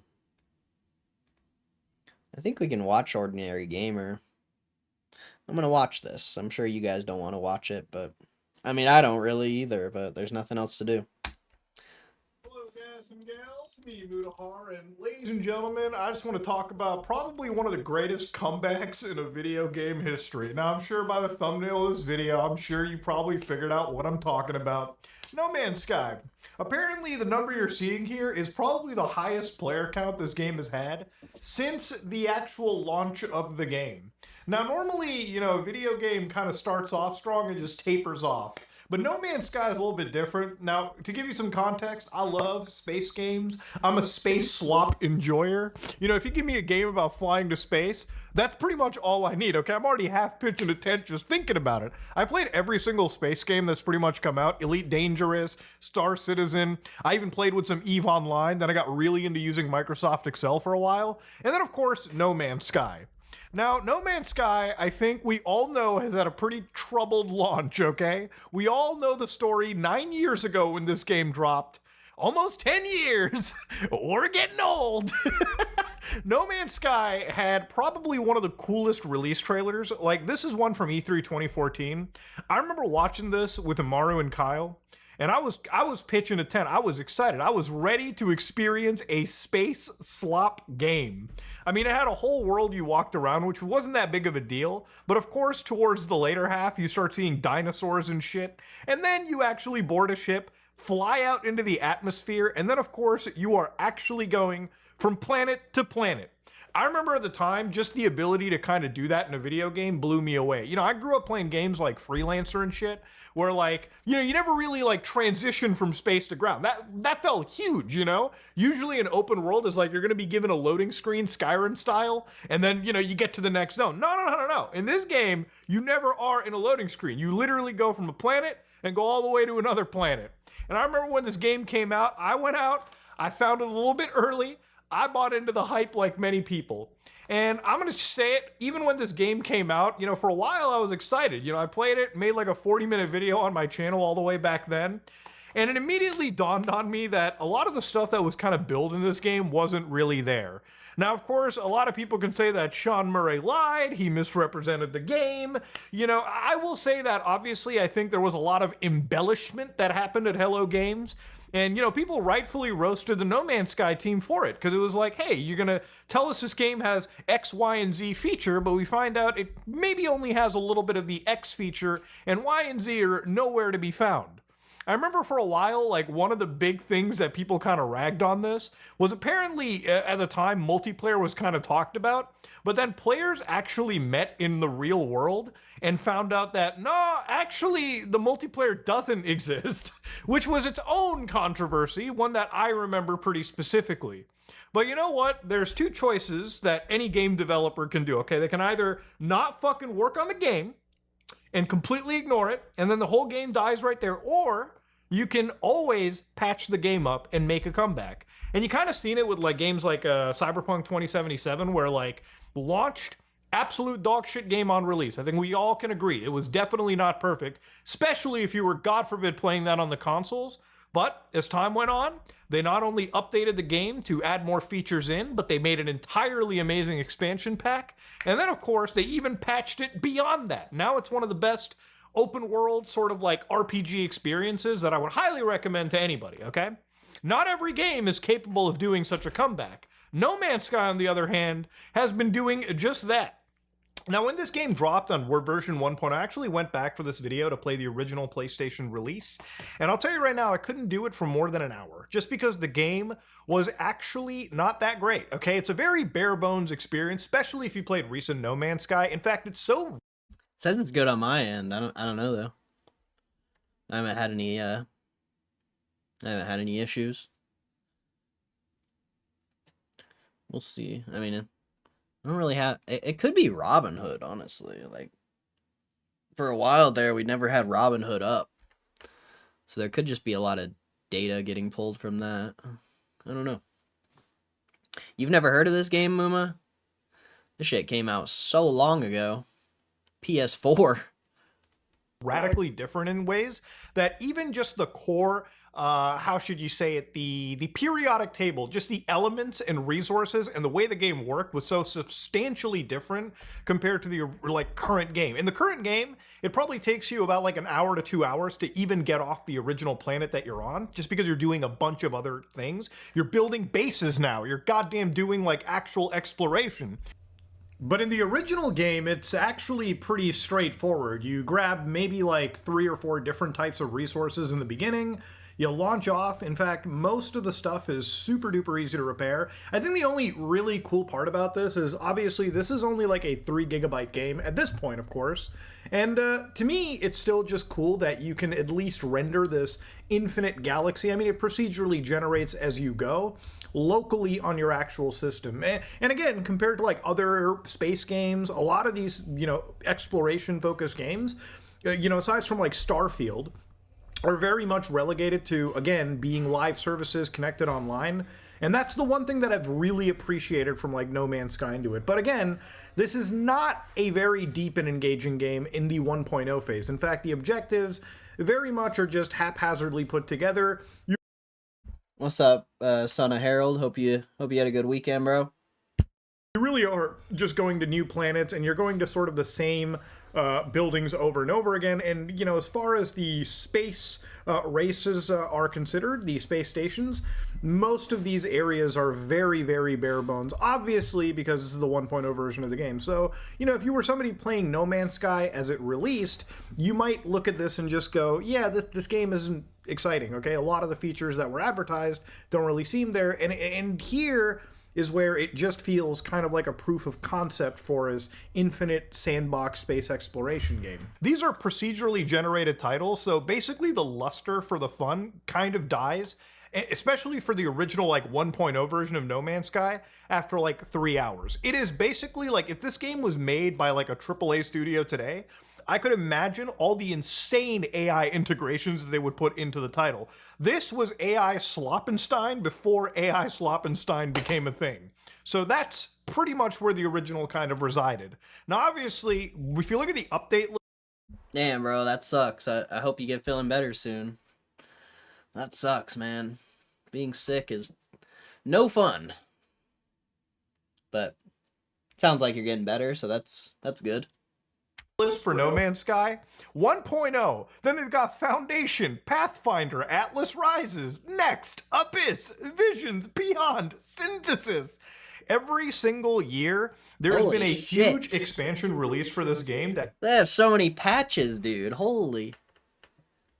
That's so many patches, bro. That's crazy. Every single year, there's been a huge expansion release for this game that always has me coming back. And the thing about the expansions over here is normally I think any game company could probably charge you like maybe $20, $15, or like charge you a battle pass each year for access to this content. But for some reason, and good reason, they've been doing this shit for free the entire time. Now, these guys have another game coming out called Light No Fire, so I imagine that a lot of the updates that are presented here are all stuff that they're doing in preparation to launch their next game that they definitely don't want to have a fuck up on. And I'm not joking when I say like big updates, like this is 6.0, but again, when you really look into it, it goes beyond just having ships. They also integrate like deep space exploration, and again, like actual habitats that you can bring your friends with inside. So again, these big ships are more than just big ships. They're actually like, gameplay changes. And I think that's a pretty... I've never even heard of Light No Fire until right now. I'll have to watch a trailer on it or something.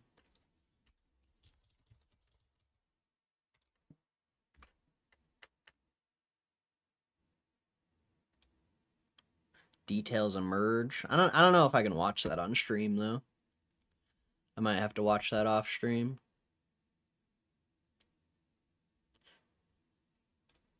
pretty important deal about it. You can scroll down just the patch notes over here. I mean, we were talking about multiplayer a little bit earlier, but the multiplayer is alive and well, and it's probably the best it's been for years now.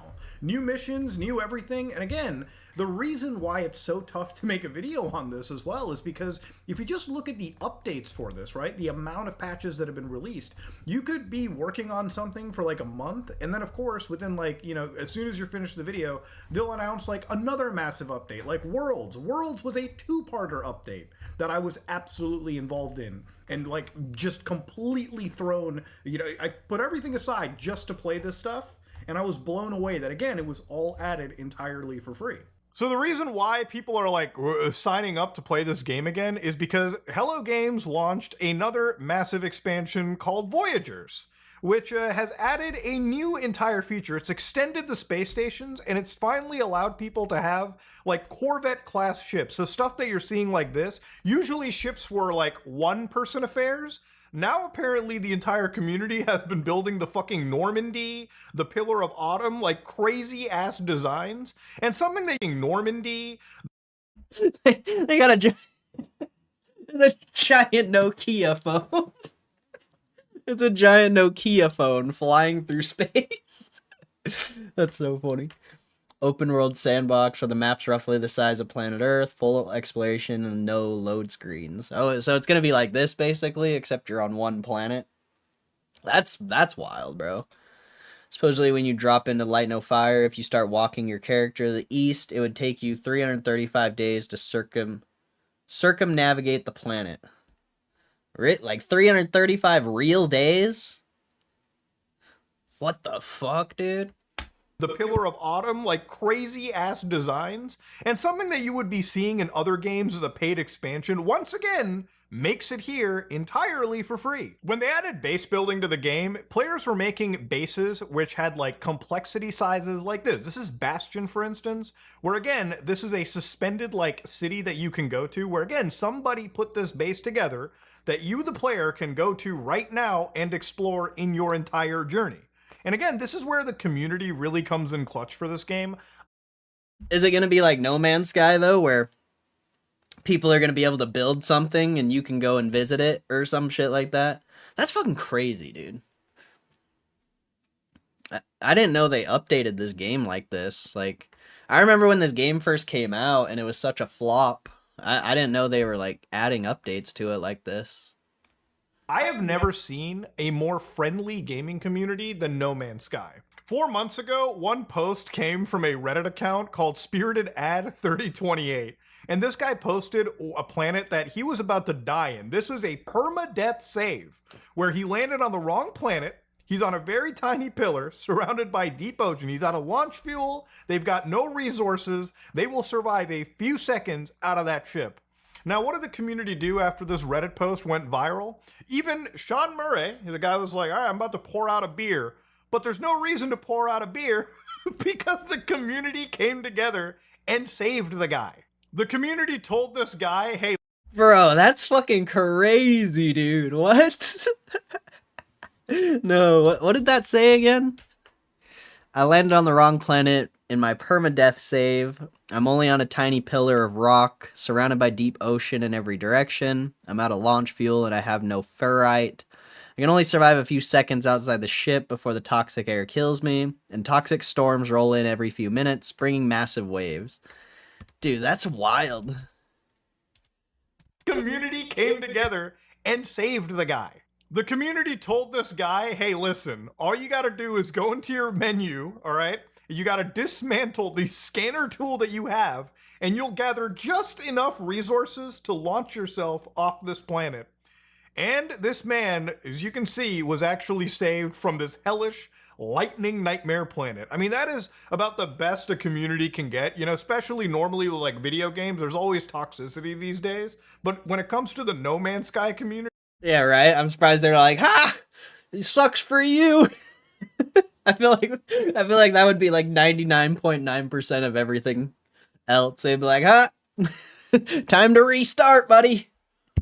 they will always come together to save their fellow man. Now, obviously, so much has changed into the game. So when I was recently playing it, obviously, one of the big things about No Man's Sky is now it has a full campaign, and it's had a campaign since I believe No Man's Sky Next or even beyond, where at least for the first few hours, you're guided on a path which takes you all the way to the end, where you can then reset into a brand new galaxy of your choosing in the game. And apparently, the amount of vastness in space is represented pretty well in No Man's Sky.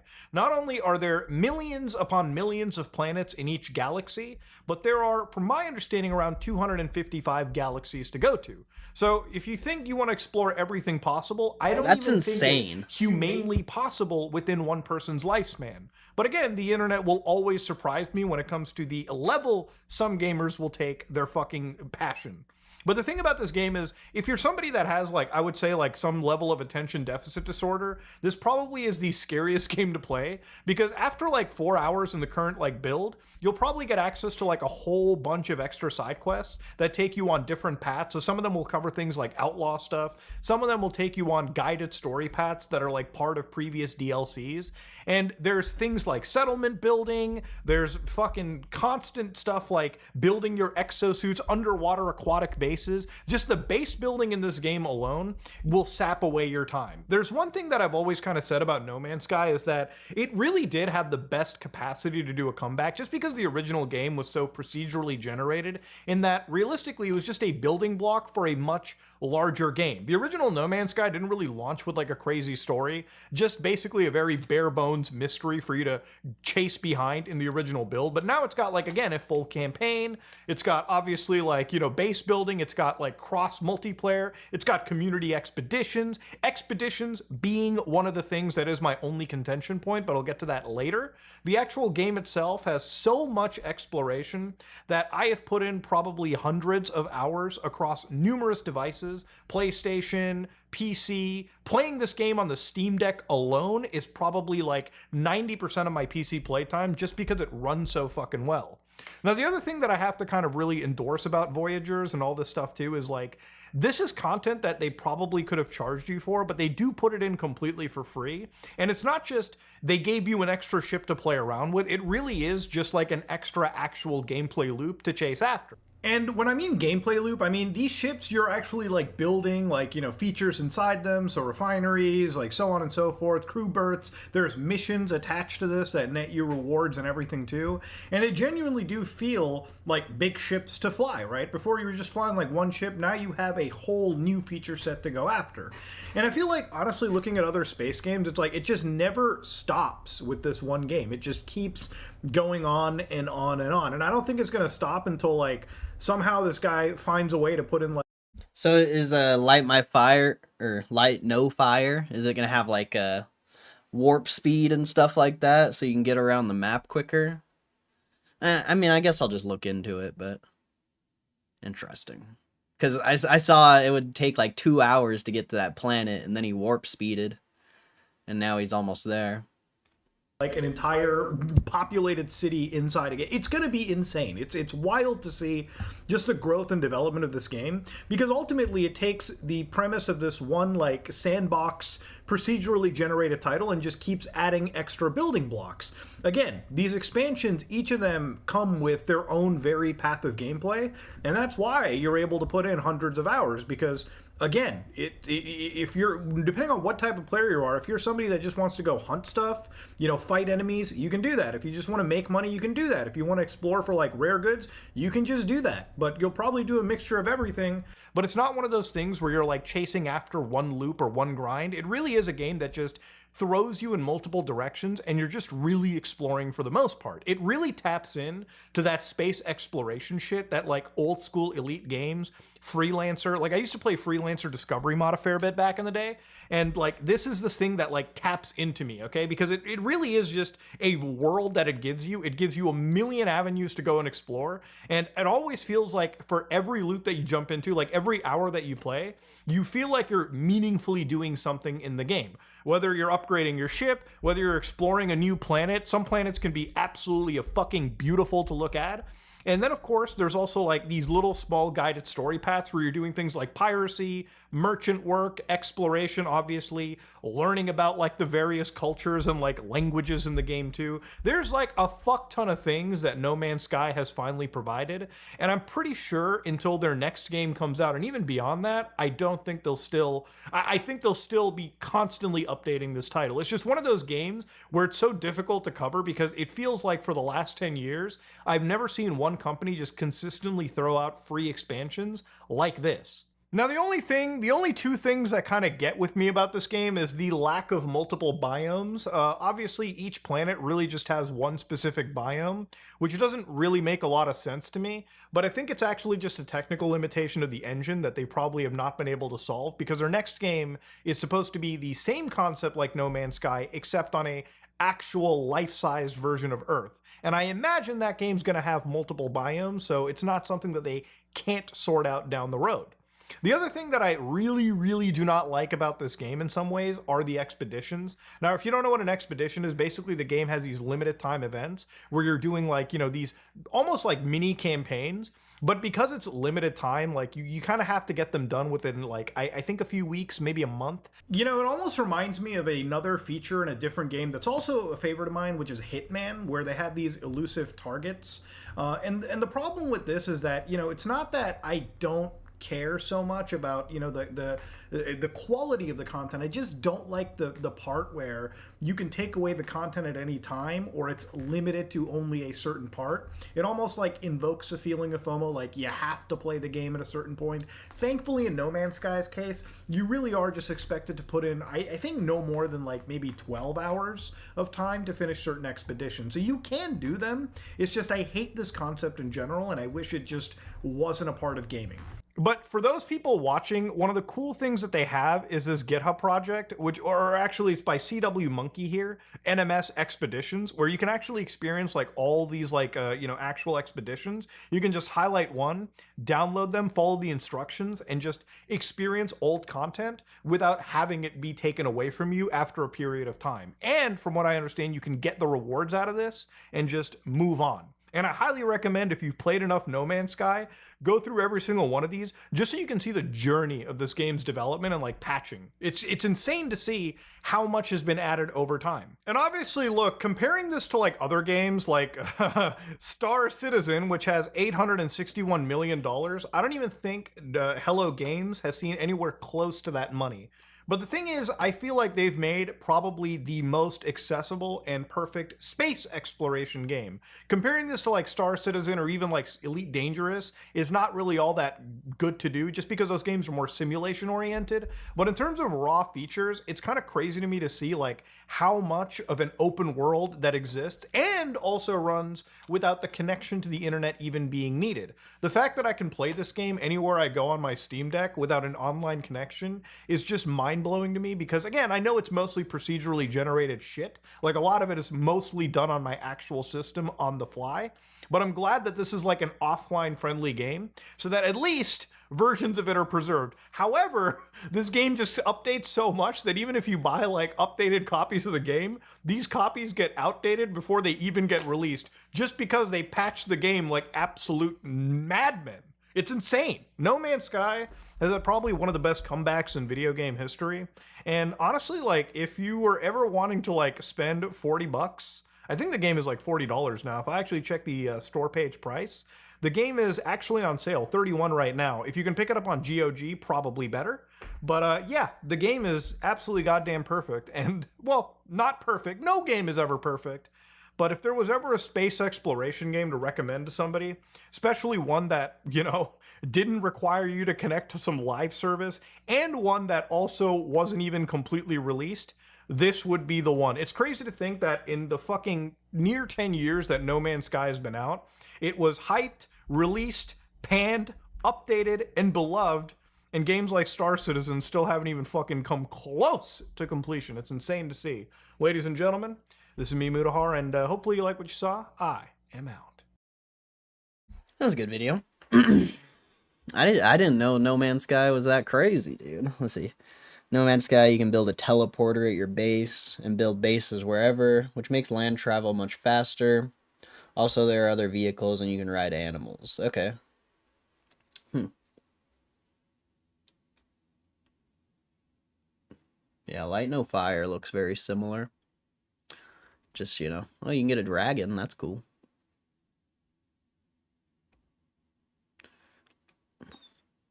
It's like more medieval, it looks like, potentially.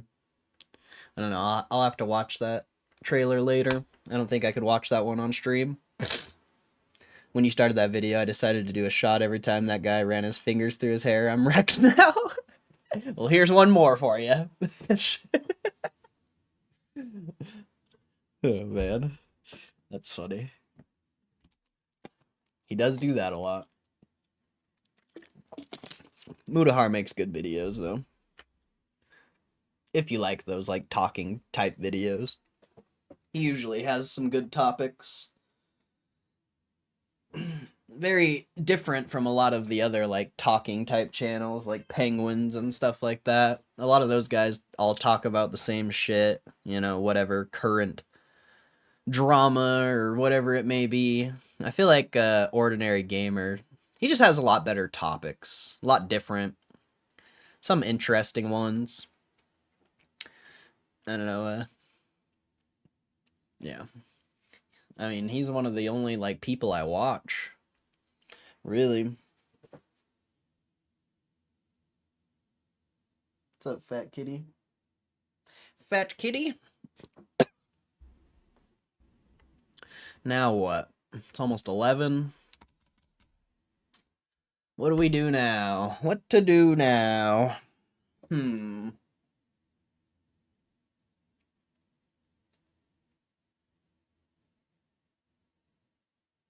Yeah, I don't know. I don't know. Are there any other videos? It's tough to watch videos on stream. You gotta be very picky with what you watch. Or else you get clapped.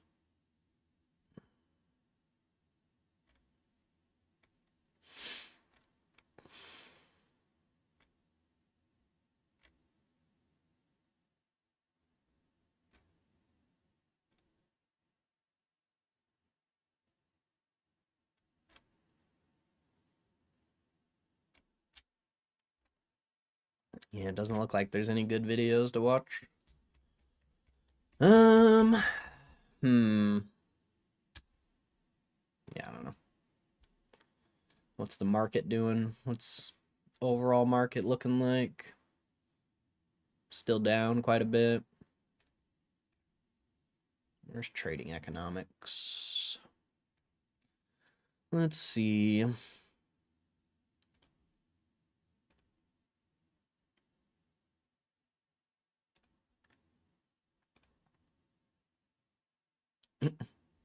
Wait, is Nvidia still the same price as when... I forgot what price it was when they had earnings.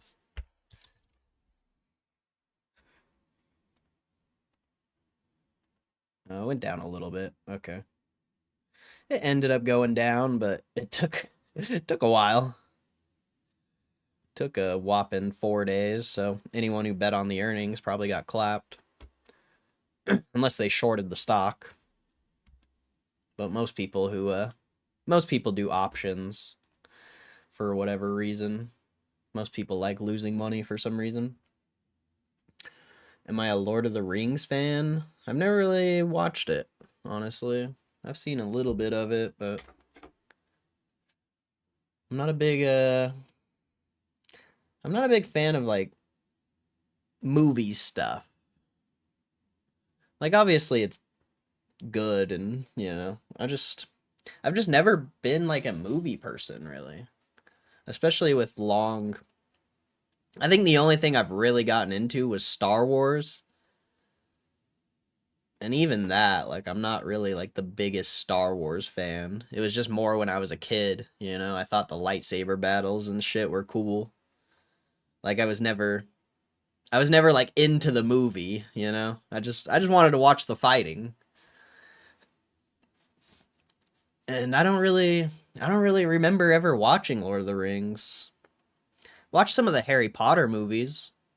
I feel like Harry Potter's pretty decent. But I think I've only seen like the first two and maybe some like snippets of it at the gym. Snippets, is that the right word? Like I think I've seen some newer ones at the gym, but obviously I didn't watch the whole movie. But yeah, I've never really been like a big series guy or really like movies in general. I just have a hard time like sitting there and watching a movie. I don't know. I don't know why. I just can't get into it. Especially now since I've been like making videos and stuff for so long. Like all I can sit and focus on is like how did they make this? That's like all I think about when I'm watching a movie. I'm like thinking about the camera and like the editing and the noises and like that's all I think about. And I'm like I don't know. I can't even enjoy movies really. And I feel like I can always predict what's going to happen before it's going to happen. Like movies and shows are so predictable. They always revert back to something that was like it's like a callback type thing almost. But yeah, I've never really been into Lord of the Rings or really any of that stuff. Maybe I need to get more cultured. Maybe I need to be more cultured. I'm just a boring ass stock trader. I mean, I don't even remember the last time we traded a fucking stock, to be honest. Weta Workshop just created a Fellowship of the Ring statue that went to pre-order. Only made 389 of them for 5,000 a pop. Weta dropped a YouTube video about it. MBD carry on. Oh, interesting. I mean, I bet that's a cool collector item, but I would never drop 5 grand for that. Even though the second you buy it, it's probably worth like 10, 20. I'm just, I'm not a collector either. Like, even if I was into Lord of the Rings, I would never buy that. I like digital assets. A lot of people like physical stuff, which I get, I understand it, but I like digital. I'll check it out though. Weta Workshop. Oh, you said it's on their YouTube. I don't know if I'll be able to watch it, but maybe we can find a screenshot of it. Oh, this is like a month ago. Is it this thing? And then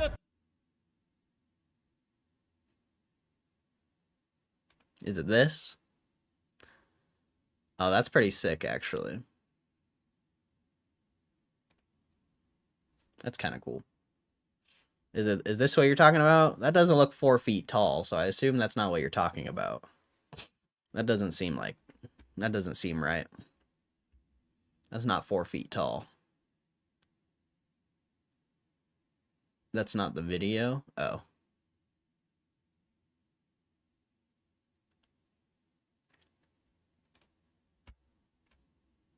Oh, right here. Here's their channel.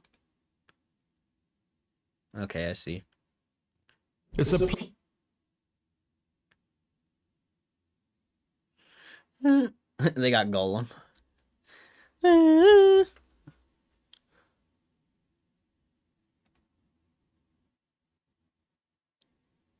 Do all the statues have like different characters or something?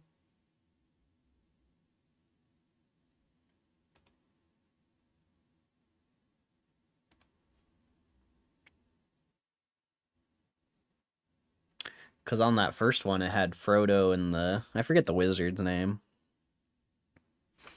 At the top. I think like the most experience I've had with Lord of the Rings is there used to be this Lord of the Rings PS2 game.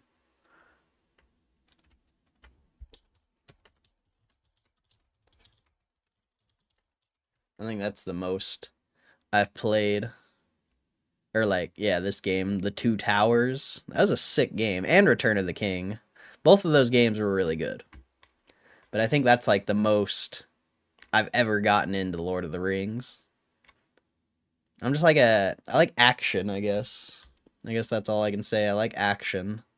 And a lot of movies, they don't have action. Like, they do have action, but it's like 20% action, 80% dialogue and building the story and all that.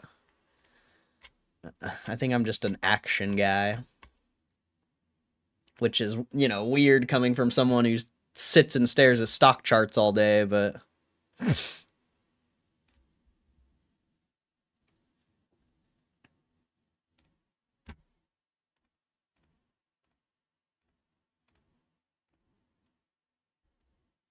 oils up a little bit. Mm. Mm. Mm.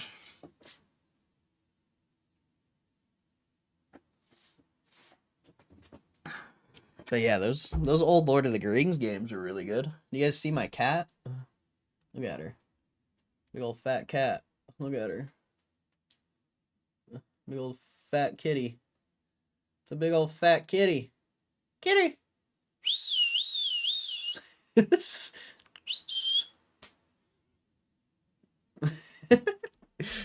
a big old fat cat, dude.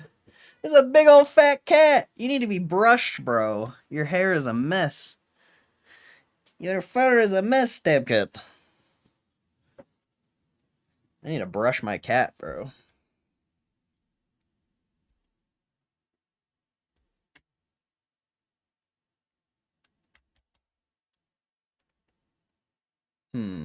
Pushing 11.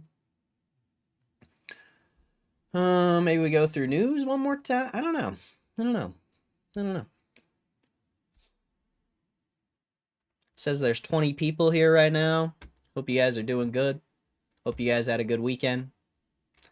God bless ya. We've already gone through a lot of news and everything. So I don't really know where we go from here.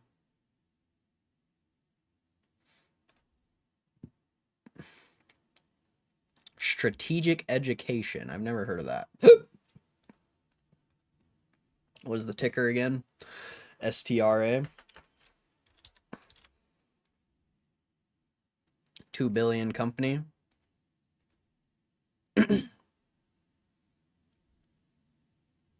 Still the same price. It's around the same price as it was in April. So that could be either a good thing or a bad thing. Where's the SEC filings? STRA.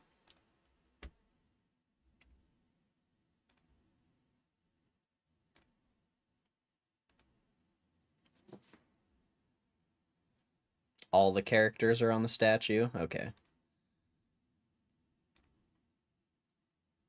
Oh, wow. That looks great. 2 billion. I mean, it's not like undervalued or anything. It looks like it could be fairly valued. They have no debt. Wow. Wow, that's an interesting pick. Very interesting pick. I mean, it could potentially be like a tiny bit overvalued, but wow. That looks good. What does the latest 10Q look like? Wow. That's a really good pick, dude. No debt. Money. Money pick. I mean, they still have liabilities and stuff, but that is so solid, bro. Huh. That looks really good. I don't know if there's any... Well... Yeah, that looks great, dude. That's so interesting.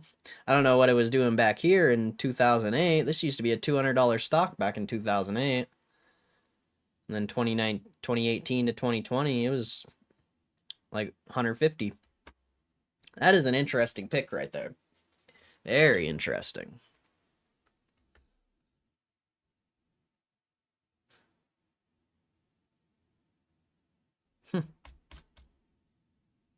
Very interesting pick. What does their insider buying look like? It's that one guy, the CFO, bought 150,000 worth. This guy McRobbie bought 50,000. You got some smaller buys. Back in March, a bunch of people were buying. And this guy didn't buy it. He was buying back last year at the $100 mark. That is an interesting stock pick right there. Obviously, you know, I'm not going to buy it because I'm all in GameStop, but anyone who's interested in like value investing or whatever, that could be a good one. Not financial advice, obviously, but very rare you see something like that. Very rare.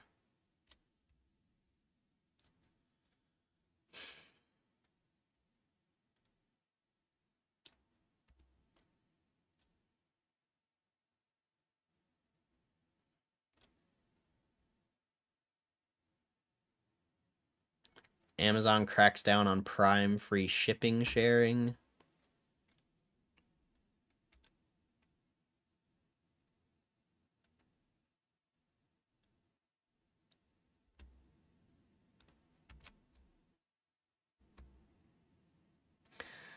Strategy buys 449 million worth of Bitcoin. Holy shit, dude. How much money are they going to raise to buy crypto?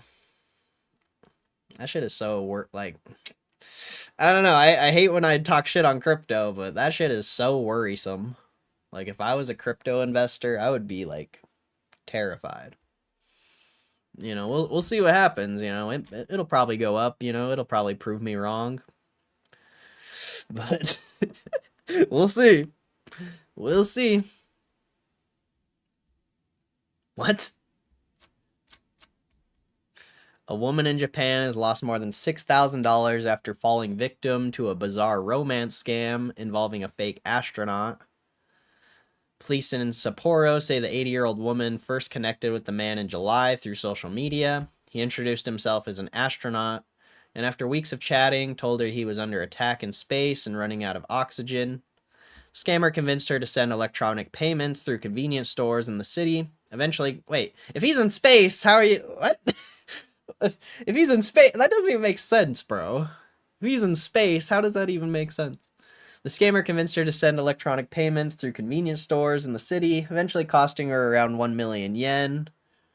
The woman, who lives alone, only reported the situation to her family and later police after realizing she had been scammed. Police told HBC the scammer specifically claimed he was in orbit and needed to help purchase oxygen supplies. The woman was asked to transfer money through prepaid systems at 5 different stores between mid-July and the end of August. Investigators says she was targeted emotionally, with the man cultivating trust by exchanging frequent messages. The victim reportedly developed romantic feelings for the astronaut as they continued chatting, which led to his request for money escalating. Scammer described himself as in space on a spaceship right now and claimed he was in a crisis. Bro, this is why you gotta be careful with who you talk to, bro. Bunch of fucking weirdos out there. Bunch of weirdos, bro. Everyone's trying to get $1 out of someone. It's pathetic, bro. It's actually pathetic. Paramount has agreed to a deal with Activision to turn blockbuster Call of Duty game franchise into a big budget movie. Since launching in 2003, Call of Duty has transformed into one of the most successful game titles on the planet. The many COD sequels and spin-offs have sold more than 500 million games worldwide. Let's see, first person, leans heavy in war, blah, blah, blah. I mean, she's 80 years old, bro. Give the old lady a break. She doesn't even know how to fucking use a phone. And she's probably lonely. Like, I don't know. I get what you're saying, but you have to take into consideration the target. According to Variety, Paramount will develop, produce, and distribute a live-action feature film, while the deal also encompassed the potential for Paramount to expand the COD universe across films and TV, meaning the studio's plan should play into Hollywood's current buzzword shared universe. There are no details about what game or subject the proposed movie will be focused on, but those involved have been talking up the deal. As a lifelong fan of Call of Duty, this is truly a dream come true. Paramount CEO and chairman David Ellison said in a statement, from the first Allied campaigns in the original Call of Duty through Modern Warfare and Black Ops, I've spent countless hours playing this franchise that I absolutely love. Being entrusted by Activision and players worldwide to bring an extraordinary storytelling universe to the big screen is both an honor and a responsibility that we don't take lightly. That'd be dope if they did Zombies one. Like, pretty much every Call of Duty has a good story, but Zombies has a really interesting story. Activision president Rob Kostich, throughout its history, Call of Duty has captured our imagination with incredible action and intense stories that have brought millions of people together from around the world.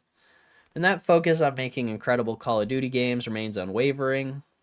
With Paramount, we have found a fantastic partner who we will work with to take that visceral, breathtaking action to the big screen in a defining cinematic moment. The film will honor and expand upon what has made this franchise great in the first place, and we cannot wait to get started. We'll post more on this one as when it breaks. Well, until then, you can check out our list of the best video. Okay.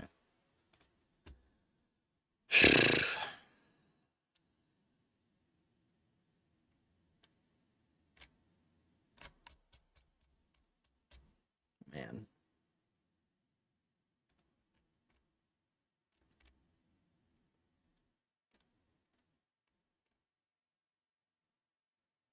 The next PlayStation State of Play is all about James Bond. They're making a new James Bond game.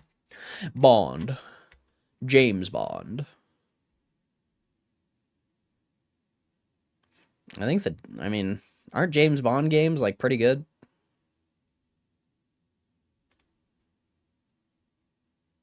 Oh, it's live tomorrow.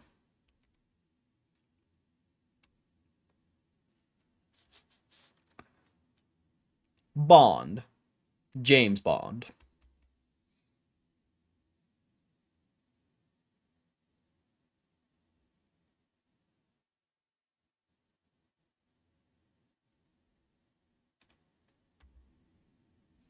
.007 on Nintendo. Yeah, GoldenEye, bro.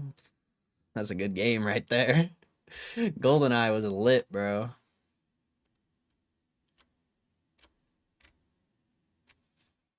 That was a really good game for its time. Really good game for its time. Well, it didn't quite go to 22.4, but hit 22.5.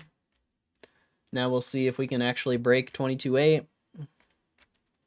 I mean, still, easy ass fucking day trade, bro.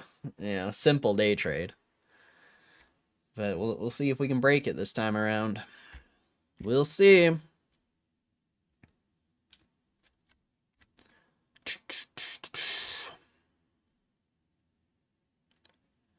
Tesla's latest master plan isn't a mission statement, it's a discursive mess. Wait, what's this? Oh, sick. Tesla has released part 4 of its so-called master plan in a post on X. Unlike the more focused secret Tesla Motors master plan, which outlined concrete plans for future products, this master plan part 4 reads more like a rambling, utopic fever dream that was partly written by Grok, while touching on Tesla's AI-powered products. Tesla says it intends to deliver unconstrained sustainability without compromise, and that the company is unifying our hardware and software at a scale in order to create a safer, cleaner, and more enjoyable world through sustainable abundance. Specific on what any of that actually means were largely absent throughout the manifesto. Over the post 1,000 words, should we just read the X post? Who posted it?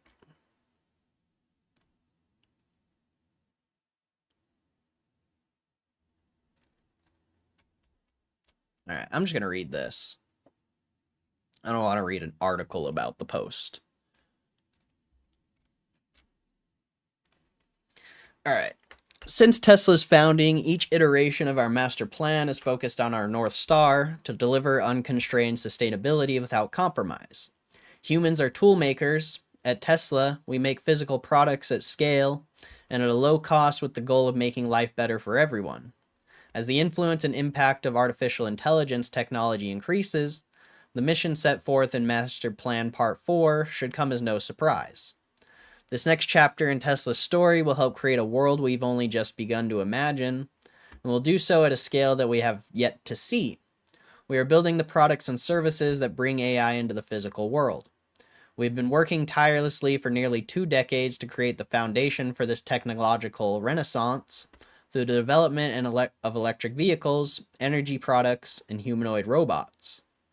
Now we are combining our manufacturing capabilities with our autonomous prowess to deliver new products and services that will accelerate global prosperity and human thriving driven by economic growth shared by all. We are unifying our hardware and software at scale, and in doing so, we're creating a safer, cleaner, and more enjoyable world. Oh, wow. It has a little like picture of, this is Master Plan Part 1 and 2, or Part 1, 2, and 3, and this is the new one. Crazy. So interesting. So interesting. All right, guiding principles. Growth is infinite. Growth in one area does not require decline in another. Shortages in resources can be remedied by improved technology, greater innovation, and new ideas. The technologies that gave us the ability to power machines led to the industrial revolutions that have widened our economic landscape, creating more opportunities for all. Groundbreaking inventions like the semiconductor and the internet have expanded, not diminished, social and economic opportunities across all aspects of the human experience, from creating more jobs to providing greater access to information to enabling deeper interpersonal connections. Our desire to push beyond what is considered achievable will foster the growth needed for truly sustainable abundance. Innovation removes constraints. For centuries, humanity's primary mode of transportation was the horse. Then over the last 50 plus years, cars with internal combustion engines powered by fossil fuels became the standard and expected transportation method. The idea that batteries could be produced affordably and at a scale large enough to pivot the transportation industry away from fossil fuels seemed a fool's errand until Tesla led the way forward. Through the continued innovation, we have overcome the technological constraints of battery development and built an industry powered by renewable resources. Technology solves tangible problems. The products and services born out of the acceleration towards sustainable abundance will advance humanity by solving real-world problems. To further accelerate our innovation, we build each product more efficiently and more sustainably than the last. Solar energy generation and large-scale battery storage are increasing the availability and reliability of clean electricity in our communities, and they are doing so more affordably and sustainably. Autonomous vehicles have the capacity to dramatically improve the affordability, availability, and safety of transportation while reducing pollution, particularly in our increasingly dense global cities. Optimus, our autonomous humanoid robot, is changing not only the perception of labor itself, but its availability and capability. Jobs and tasks that are particularly monotonous, I don't know how to say that, or dangerous, monotonous, or dangerous can now be accomplished by other means. In this way, Optimus's mission is to give people back more time to do what they love. Autonomy must benefit all of humanity. The tools we make at Tesla help us build the products that advance human prosperity. How we develop and use autonomy and the new capabilities it makes available to us should be informed by its ability to enhance the human condition. Making daily life better and safer for all people through our autonomous technology has always been and continues to be our focus. Greater access drives greater growth. Making technologically advanced products that are affordable and available at scale is required to build a flourishing and unconstrained society. It serves to further democratize society while raising everyone's quality of life in the process. The hallmark of meritocracy is creating opportunities that enables each person to use their skills to accomplish whatever they imagine. Everyone deserves access to these opportunities, and technological growth can help ensure that each of us is able to maximize our most limited resource, time. We're accelerating the world's transition to sustainable abundance. We must make one thing clear. This challenge will be extremely difficult to overcome. The elimination of scarcity will require tireless and exquisite execution. Some will perceive it as impossible, and plenty of others will laud every obstacle and setback we inevitably encounter along the way. But once we overcome this challenge, our critics will come to see what they once thought was impossible is indeed possible. And that will be fine with us, because what matters most is that together we create a sustainable and truly abundant future for generations to come. All worthwhile journeys are long, and they all begin with the first step. Our first step was to make exciting sports car roadster. Then we leveraged those profits to fund the development and production of more affordable yet still exciting products, Model S and Model X. Then we repeated the process, bringing us to Model 3 and Model Y and onward. Bro, is it...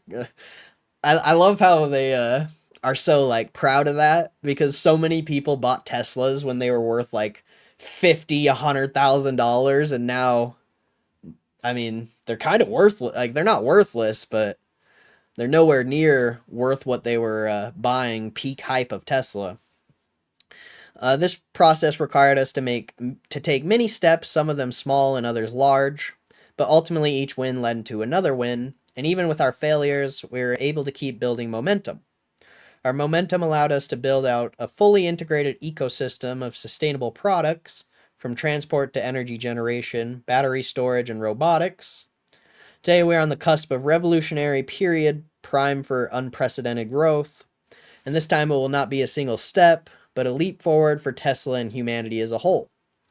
The tools we are going to develop will help us build the kind of world that we've always dreamed of, a world of sustainable abundance, by redefining the fundamental building blocks of labor, mobility, and energy at scale and for all. See, I'm glad I read that instead of the article. I feel like the article wouldn't have been that good.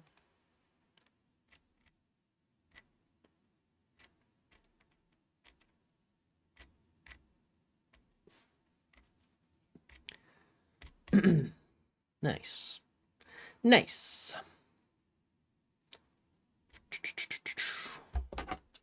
What is this? What the hell? Some dude at the skate park yesterday filmed some clips of me, I guess. God, I'm so trash.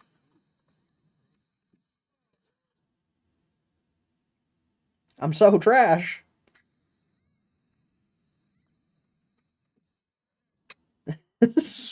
I look like I'm trying so hard.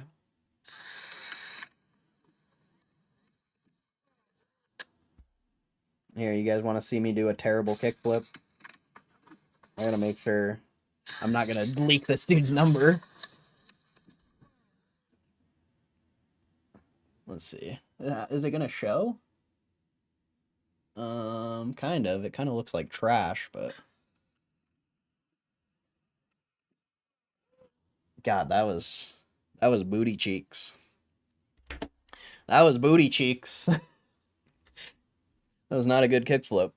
But at least I landed one. I haven't been on a skateboard in like a month.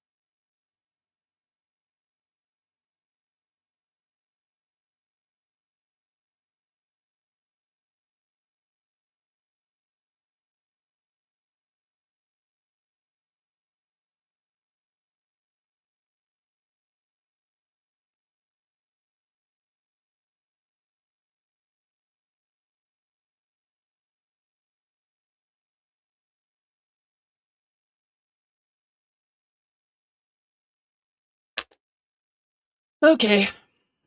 Well, it's that time. It's that time of day. It's the Roaring Kitty halftime show, I guess.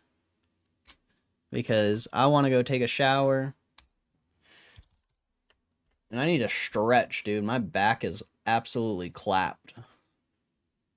So, I'll throw on your favorite kitty.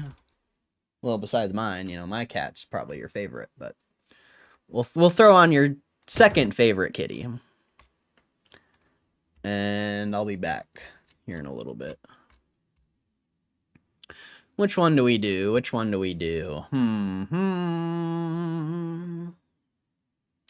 I say we do this one. The title caught my eye.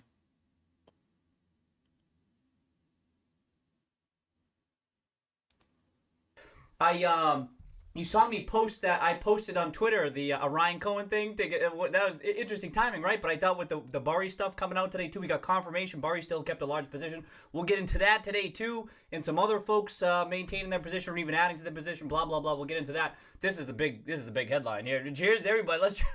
We'll try to get through this shit here, but definitely a bit of a different sentiment as I'm reading through this, right? Like a little bit of a different approach than what little we knew about his position initially, which is what we saw in that 13D. I don't have it up right now, but that whole willingness to get more involved. And I was talking to some folks last week thinking how a lot had changed since he originally filed his 13D a couple of months back, where he said he was hoping for some, actually I don't have it up. Let me just pull it up real quick. He was, we don't know what the exact changes that he was looking for back in the day. Now we have a bit more color as to what exactly he was hoping GameStop to, what he was hoping that they would do, what they would execute on. Is this it? No, I want the amendment. Hold up. I just want the amendment. Just real quick. You know, I want to contrast them, right? I'm sure most of us, how many times did I pull this up, bro? This was the language we had previously. During these conversations, Ryan Cohen expressed his willingness to become more involved in the company in certain circumstances that blah, blah, blah, blah, blah. And I was thinking like, the Microsoft partnership was a big announcement. The debt redemption, not a huge item, right? And especially for a Ryan Cohen type, that's not that big of a deal. But two big changes that might warrant, all right, now maybe Ryan Cohen, we start hearing from him. You know what I mean? I don't know what it was going to be like, right? But this, then you read through this. This is a little bit of a different tone to it. You know what I mean? Seems a bit, it seems a bit more hostile, right? Like I see more like you need to do this, you need to do that, which is a little bit different than we were thinking too. Especially if many of us were thinking that he had been invested in GameStop for quite a while. In which case, this news, I mean, this is the Wall Street Journal, right? This is a big deal coming from Ryan Cohen here a week after the consoles and stuff. The timing of it is interesting. But it's much more aggressive than what we had seen so far, which was very little. So this is we've been talking about when's Ryan Cohen was going to first start making the rounds, talking about shit. So we'll get into this. But first of all, some of the stuff, I don't have it up right here. But if you're not able to see, I can't open it up here right here. But it's much more prescriptive as the types of things that he should be doing.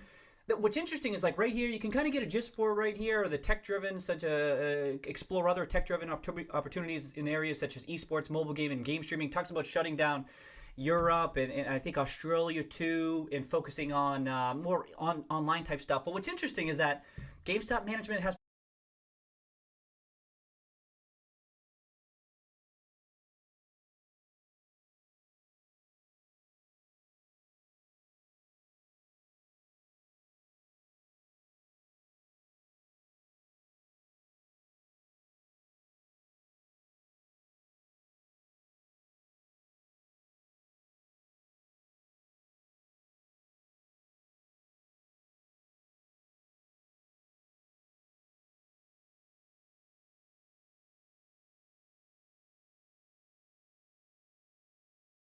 I can't. I was muted. Whoops, I was muted. I was just saying I want to replay that part because I didn't know that they already talked about getting rid of Australia and Europe. And he literally just mentions it right here. 5 years ago. Open it up here right here, but it's much more prescriptive as the types of things that he should be doing. What's interesting is like right here, you can kind of get a gist for right here, or the tech-driven, explore other tech-driven opportunities in areas such as esports, mobile game, and game streaming. Talks about shutting down Europe and I think Australia too, and focusing on more on online type stuff. But what's interesting is that GameStop management has been doing a lot of this stuff already. Like that's my initial take. Is like I read through some of this stuff, and I'm super curious to see everyone else's take here. Of course, right? Bro, that is crazy, bro. 6 years later, this see that's funny because um a lot of people shit on this research, even though it's really like just because it's really old, but he's literally talking about things that are relevant today 6 years ago. Like, that's crazy. But I'll see you guys in a little bit. I just think that's wild. Whoops. But my first take was like, they're already doing a lot of this mobile game and game such as he should be doing up here, right here. But it's much more prescriptive as the types of things that he should be doing. What's interesting is like right here, you can kind of get a gist for right here, or the tech-driven, such explore other tech-driven opportunities in areas such as esports, mobile game, and game streaming. Talks about shutting down Europe and I think Australia too, and focusing on more online type stuff. But what's interesting is that GameStop management has been doing a lot of this stuff already. Like, that's my initial take, is like I read through some of this stuff, and I'm super curious to see everyone else's take here, of course, right? But my first take was like, they're already doing a lot of this stuff. You know what I mean? Do I have it up? You know what I'm pulling up, right? This presentation, the pillars and stuff. And when I've been talking about how they've been telling the same story over time, and so kind of the stuff that he's talking about, like they should do this, they should do that. I've heard similar language from the management team.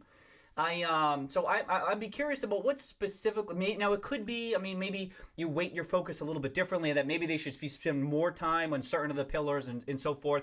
Obviously, there's a ton of stuff in here, and it could be there's a little bit a difference of opinion on where they should focus more of their efforts and stuff. But we even saw, and I know, is Justin here? Justin, man, we were talking about how potentially shutting down the Europe, like we've already been talking about potentially shutting down some of the international operations. Like that was already a discussion we were having. And what was, I mean, the big take was that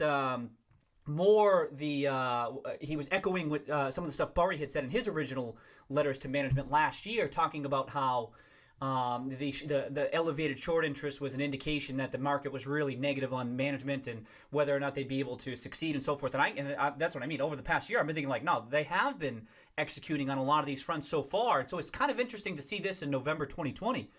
That this is a discussion that's being had here, and that according to this press release, that there was some letter that was sent to management, and Wall Street Journal took a look at it, and that the board kind of didn't see eye to eye on some of this stuff, and so we'll get into this. We'll get into this more, but that was my first take. Is like a lot of the like esports, mobile gaming, like game streaming. That one's a little bit different. That one stuck out to me as not one we had talked about too much. But a lot of the stuff, like store closures and stuff, like they literally been closing stores for the past year. You know what I mean? Like a lot of that stuff was already been talked about. So I was curious. I mean, there could be a lot of nuance here. I'm just trying. It was my quick read. I haven't even had time to bore over. We're literally doing this in real time. Talk about a good night for a stream. Oh, sick. And then, well, I can pull it up on Whale Wisdom, right? Just quickly, because we got to get into the chat today.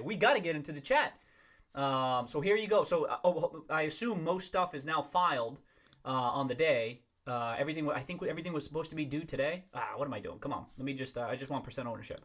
So you can see, so the FMR, BlackRock, RC Ventures still there. No update. But, Melvin increased their, I didn't see that. I hadn't seen that. So they increased their put exposure. As you saw, Burry commenting on that. If you saw my tweet, just reminding folks on the notional exposure with regard to these options. What was the other big? Dimensional, same. I saw that bump up. Was that 6.8%? I don't know how to pronounce it. Susquehanna? I feel like that's a name I should know. I know it's a popular name. Individual investor. What the hell do I know? Okay, so I hadn't seen that one. That must have been later. And then Senvest, we saw Foss and Musk still holding. But you saw Burry. I already tweeted out if Burry had cut his position about 38%. But it's still the largest stock position in his portfolio. And as I pointed out, and cheers to Alex. Is Alex on the stream tonight? Cheers, Alex. I did not have my wits about me this morning. Thank you for I feel like my tweets could have been better in getting the information across. So cheers to you. I was like, this is a perfect night to play the song tonight. So cheers to you. Thank you for just reframing my thinking. I'm like, it was an early morning. So, so even though he had been trimming some of his positions, still the largest stock in the position. And as far as exposure goes, he's still the largest dollar exposure as of the end of that quarter. Of course, he may have trimmed following the quarter because the stock continued to run up, blah, blah, blah. But that was the big news. Burry was still involved there, even if still trimming. But there were some other names, too. Alieska, I did a quick dig. I didn't find much. And there was one other one I thought, not so much the Morgan. That there was one other one. We'll get to that. But those are the big things there. And then just quickly, just the chart. You saw the chart, right? A little bit. There's a lot of action this week. These past couple of weeks with the market, there could be a rotation into small cap value, that type of shit. So a lot of stuff was up today. So you don't overweight this type of stuff too much. But we've been tracking this the past week or so, just keeping an eye on stuff. It was low volume and everything. You finally saw volume tick up a bit, and it kind of broke through that. This is intraday chart. Whatever, right? But it stayed above that range. So let's see what happens tomorrow. But that kind of stuck out to me. It's just a little bit. Maybe it's a little bit of maybe the market is deciding to tilt a little bit bullish here in the short term. But then you just go to the daily, and it's kind of the same stuff. No major moves or anything like that. And again, a lot of stuff was up today, so you don't dig into this stuff too much. But it's right back up to the 20-day moving average, right below it, closed right below that. It kind of gave some of its gains back later in the day. But everything still seems intact. No, so that's why today's the news is this fundamental stuff here. So we'll get into that. Did I have some other stuff? Nothing. Oh, I got Rod. I got your some of your forecasts up there. But I'm going to get right into the chat here. And just dig through. I think that's it. Okay, welcome everybody. Cheers, cheers, cheers. This is sick. Let's do this. Perfect timing. Perfect timing with the stream tonight. Hey, Justin. Cheers. Welcome, Justin. There he goes. There he goes. Let's go Wednesday. Cohen is back. Yeah, well, wait, did Cohen leave? Where'd Cohen go? In my opinion, not 99%. 99% chance. 99% chance. Woo, that's high, Justin. Well, you were saying that it would seem likely that someone was adding. So if someone does add, obviously you're going to get props. And now it seems like it could have been Cohen, right? That would be interesting, right, Justin? That'd be crazy. You could totally envision, as you were noting too, in that low volume. That was when he was buying back in August too. So it could be. Let's wait and see. But it would be interesting timing, right? Maybe add to the position before something like this gets. What's the after hour action doing? It was kind of just not doing anything at first. Yeah, so this is on very low. I got this up. Did I have the after hour type stuff? I had it up. I had it open somewhere. If you do this, there's no volume. There's nothing happening right now in these the after hour trading. So I'll pop that up. But let me keep going. How many shares are traded? 100,000. Nothing. Interesting that it's even. Look at this. It's marginal shares. Okay. No, the market's not really reacting to this news just yet. Okay, you're only on for a little bit, Justin. Okay, let me go. Let me get through this chat. There we go. Okay, let's do this. George, welcome back, George. Happy Monday. EO, welcome. Up the margin requirement, okay. Oh, interesting. Oh, yeah. And I did see these the shares available creeping back up. Just something I pulled up. That's all. Econ.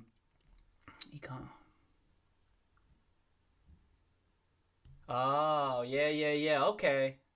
So Justin, GameStop executes good progress with e-commerce and esports on Q3. Cohen could say it was due to his pressure. That was his vision. Well, except a lot of that stuff was already in the works, right? But even still, I kind of get what you're saying here is that he could say, all right, they're kind of executing on some of those fronts. Right? That's the thing. They're already executing on some of those things. So maybe Justin sees the same thing here where they're already doing some of these things already.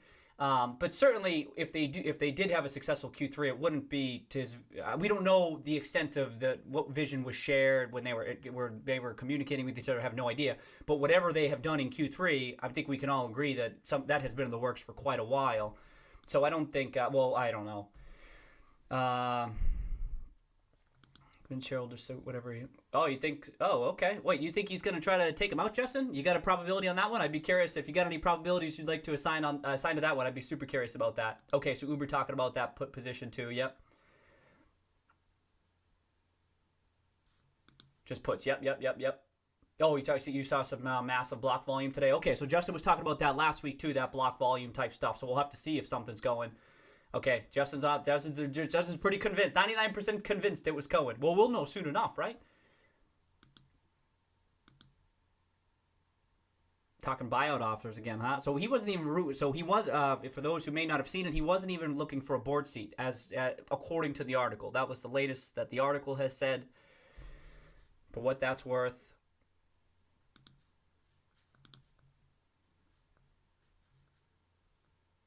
Hey, Alex is here. Welcome, Alex. Cheers. Thank you for that. Thank you for getting me right this morning, huh? Cheers. Like I was making the tweets, right? I'm like, I could have worded this a little bit better. You know what I mean? So thank you. So I saw that too. It said spring. What was up with that? You see that spring? Yeah, what was that shit? It said someone. That part said it was someone familiar, someone close to the matter, or according to someone close to the source. That stuck out to me too. Super Saucy Polygon. What up, y'all? What up, Polygon? What up, Super Saucy? Did I miss anyone? No. Okay. Chris, what up, Chris? How you doing? Okay, so Chris thought he had it last week too. Okay. Yeah. Let's see. We'll know soon. We'll know soon. Daily, welcome, Daily. Hope you had a nice weekend, mate. Cheers, Chris. Oh, we got a good crew tonight. We rolling deep tonight. You have to. There's so much to talk about. Hey, what's up, Matt? What's up, Matt? Oh, you see the negative? Oh, well, I would. There's no volume. Oh, it's down. I mean, there's minimal volume, but at least that initial reaction is down, I guess. But let's see what it actually does tomorrow. That's what I'd be curious about. But it's just such low volume. 106,000.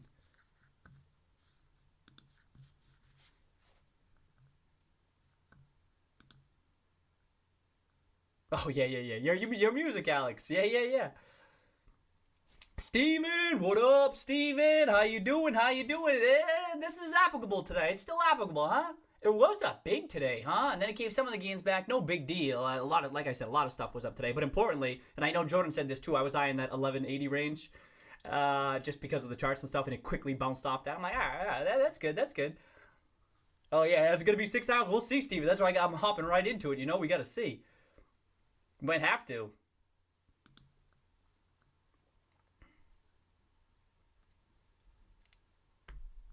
Oh yeah. We've talked about that many a stream, huh? I mean, there's always a risk that when you have a major investor walk, that's always an ongoing risk. I still don't think that's particularly likely, for what that's worth.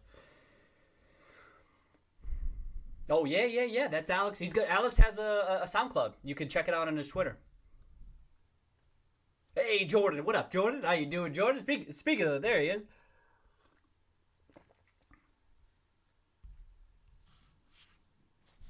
Okay, so Steven says, it does seem weird to have done a press release about it if Ryan Cohen was just getting fed up and wanting to dump. Oh, yeah. To go the PR path, right? And again, we've been under the impression that he was a longer-term investor, right?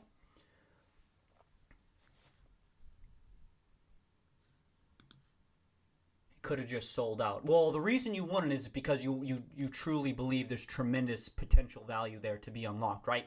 Which is what many of us think, and that we think that's what Ryan Cohen sees too. So in theory, you could always walk, right? But if you already own a good chunk, you just want to see it executed on. Maybe it takes a little bit longer than you were hoping, but if you have higher conviction, you know what I mean, you might stick around. But indeed, because he did reach out to them. I mean, I get your point. We'll talk through some of this stuff. Hey, T-Tree, what up, T-Tree? Yeah, it was up after hours at first, and now it's down. I think I started like mid-12s for there. I know, I saw that photo. Look at this photo, huh? It's a pretty badass. It looks some neon lights and stuff. Maybe that's a future GameStop right there. Ooh.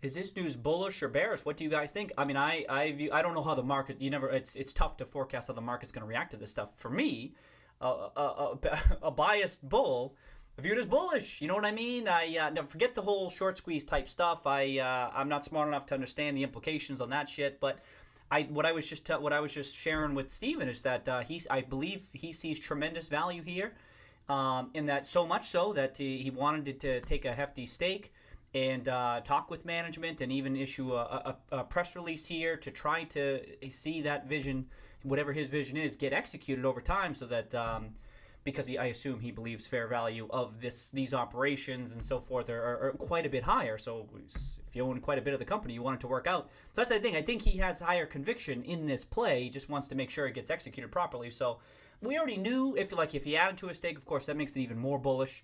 But I wouldn't say it's hugely bullish news or anything like that. I usually just I tilt bullish. And then you try to guess how other market participants are viewing this. They could view it. I mean, I'm not going to get too much into this after our perception type stuff. But maybe people are thinking, oh, if it were a cohesive team here, maybe that could accelerate things. But if they're at odds, maybe it slows down progress. You know what I mean? Like, that's one way you could perceive it if you were trying to put on some bearish glasses. But like, maybe things take a little bit longer because they're not on the same page.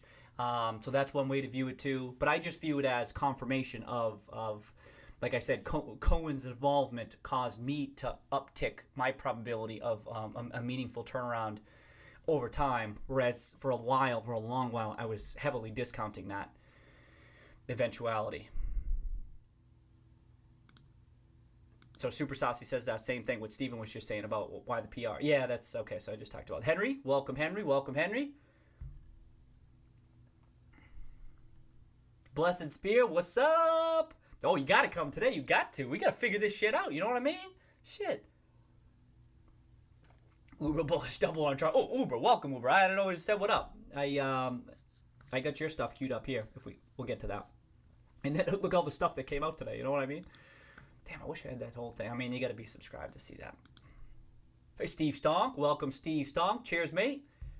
Going for the win.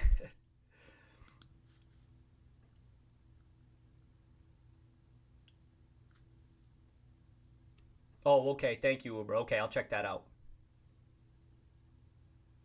GameStop Ray. What up, GameStop Ray?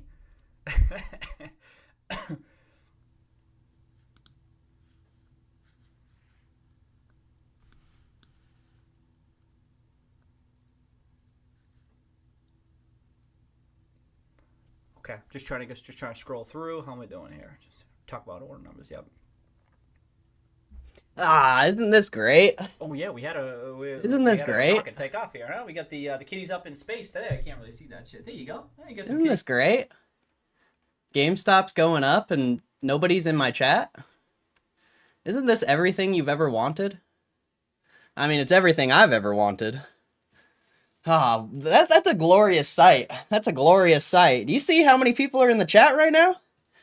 You see how many people are in the chat right now? And GameStop's going up? Oh, man. This is what we've been waiting for, friends. Friends. Chat. Chat. Yo, this is what we've been waiting for, chat. Oh, shit. Let's go!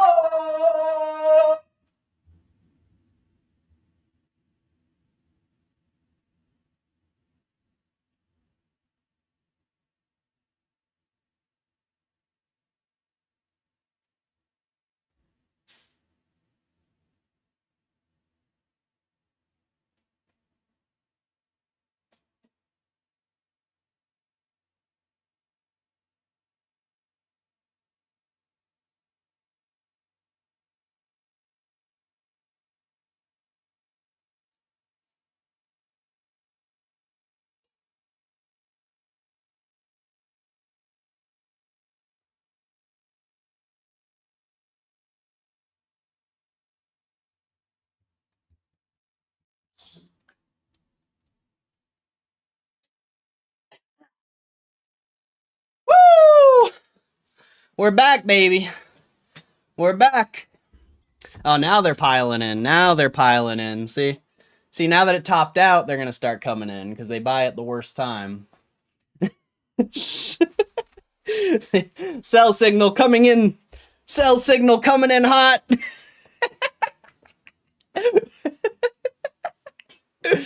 Oh, shit. Cell signal coming in hot, baby. Coming in hot. Just kidding, but maybe. I mean, I'm gonna open up my account and see what's going on. See what's going on here, but see, now people are coming in. Now people are coming in. Oh my gosh, it's up! It's up! Oh man. Oh man. Oh man. Aren't market participants funny, bro? Aren't they funny? We've been sitting here for 2 months. 2 months without this thing going up. And here they come. Here they come. Here comes the cavalry. Oh, we missed it. Oh, well. That's a rip. Oh, bro, of course it went up when I was in the fucking shower, bro. I needed to get rid of those options. Oh, that's dog shit, bro. That's dog shit. I was supposed to get rid of those. They're still down. They haven't even moved in price. That's so garbage. That's so garbage, bro. They haven't even moved in price. What is this shit? Oh, man. What a trash can. Options on GameStop are so fucking garbage, bro. Well, don't talk about trading stuff in my chat, bro. You can be here, but nobody. You want to know how many times people come in here and talk about technical analysis things that never work? Every time the stock goes up, so. But yeah, don't talk about trading here. You can talk about the company and all that, but nobody cares about your trading indicator. Sorry to say. Nobody cares.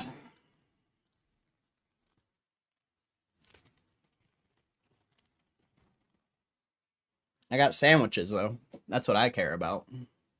I got sandwiches. Is this the vegan one? Woo! Vegan sandwich, bro?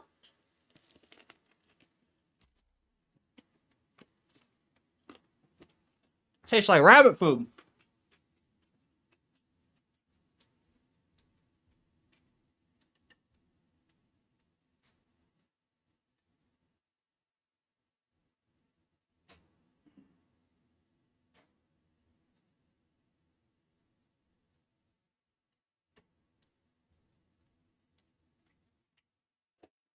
We got the vegan sandwich, baby. I'm getting hungry. Maybe that David Costa guy is right. Maybe I am really mean to my viewers. But I don't care.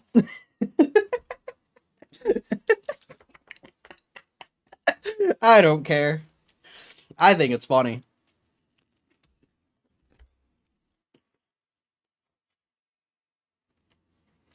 And if I think it's funny, that's all that matters. Sure, you know, some little sensitive people might not like it, but do you think I really care what they think? I definitely don't. Gas station sushi? You better pray, bro. You better pray to the Lord above, bro. You better pray to the Lord above. You're taking a risk, bro. You're taking a huge risk. Oh, look at that sell point. Look at that. Right off that 23.3. Your risk on the short would be like 23.4, maybe like 23.6. So you're only risking like, I mean, if you're doing 1,000 shares, you know, you're risking like, what would that be? $60. But you already would have profited like 100 or I think 200. I mean, if you would have done it off 23.30, like a true G, you would have already profited $200 straight off that little day trade scalp right there. Kind of cool. But you always know the second people start piling into the stream that it's not going to keep going up. So it's unfortunate I missed that because I really needed to trim there, but who knows? Maybe it'll keep going up. Who knows? Maybe we'll break the trend, the stream trend, you know, maybe.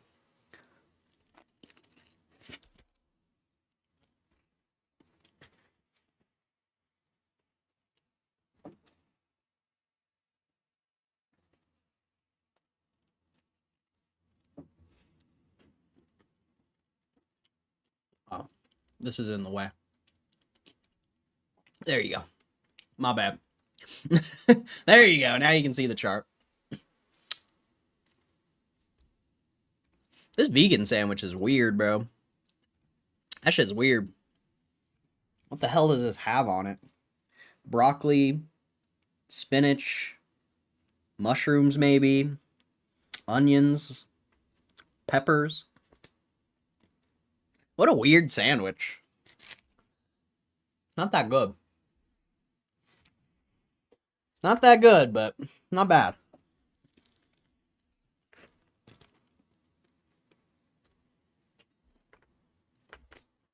I have the time of my life.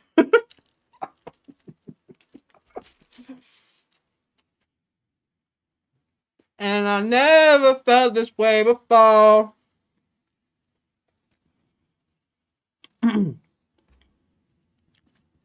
Yes, it's true. that I owe it all to the chat. What do you think? Do you think we trim out like a little bit? What do you guys think? That's pretty. That's a massive candle, bro. I don't know. That's a massive candle. Closes in 15 minutes. What do you guys think? What do you guys think? I don't know. Obviously, the smart thing to do is trim out a little bit. But am I smart? Not really. Not really. You know? Not really. I did lose 70 grand in profit, so I might not be very intelligent.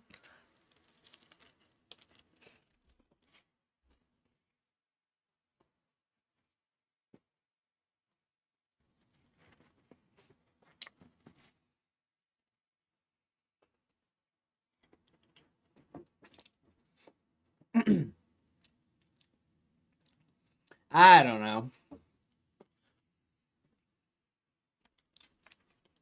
If the options were up, I would just sell the options, but the options are dog shit.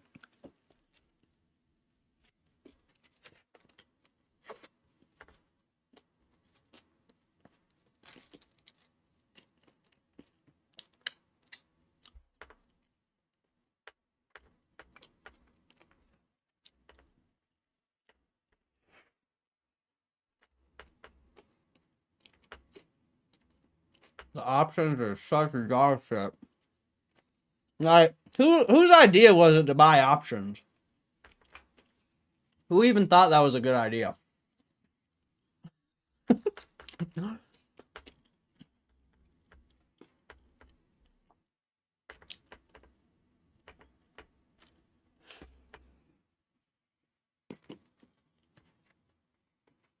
Terrible idea, actually. Options are doo-doo. Doo-doo.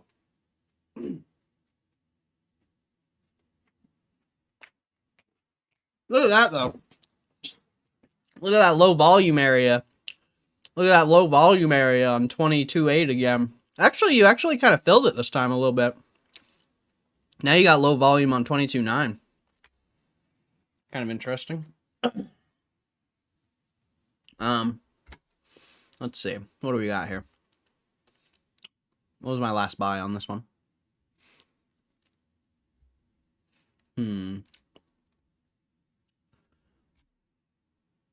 This account. 22. Oh, no, those are small buys. Oh, my last buys were 22? Okay. Okay. I mean, I'm just gonna be like... I don't know. I don't know. I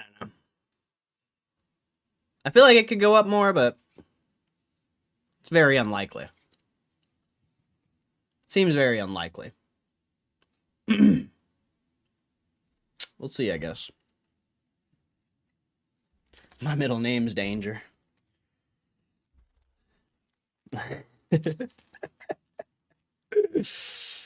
Oh, man. I've never had gas station sushi. There's a store where I live called Smith's, and they have like a company that has sushi in the store. They come and make it fresh every day. That's like the closest I get to gas station sushi. It's not bad. It's not bad at all, actually. You know what? I think I'm just gonna be an idiot here. Or, you know, not an idiot. I think I'm gonna be semi-intelligent here. And, you know, do what we're supposed to do. And then if it keeps going up, I mean, the option should gain value, and then, you know, we'll be good to go.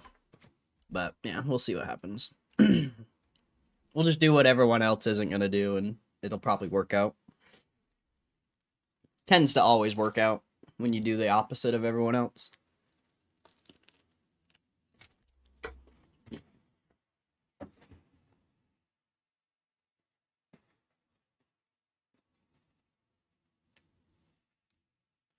Oh, here. You can have the price back.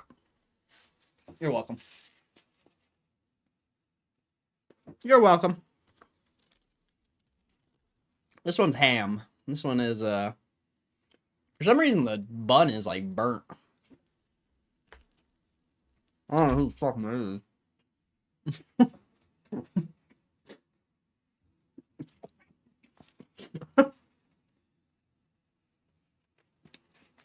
is. That's why they tell you not to talk with your mouth full, I guess.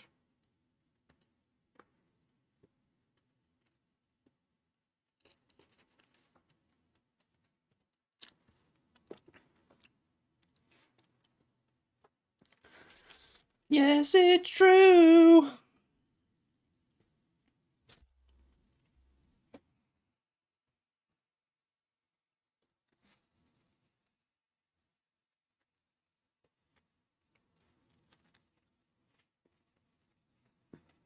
Yeah.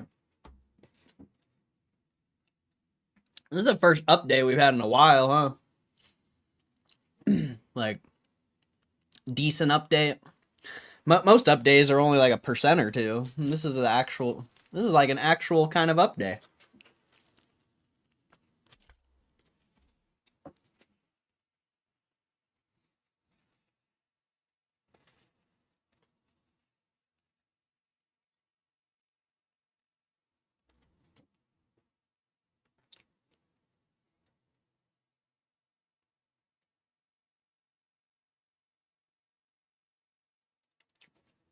Now everyone's leaving the stream, so it's probably gonna go up. That'll be funny. That'll be funny. I swear, the stream is the best indicator, bro. The second the stream started to pop off a little bit is when it stopped going up. I swear.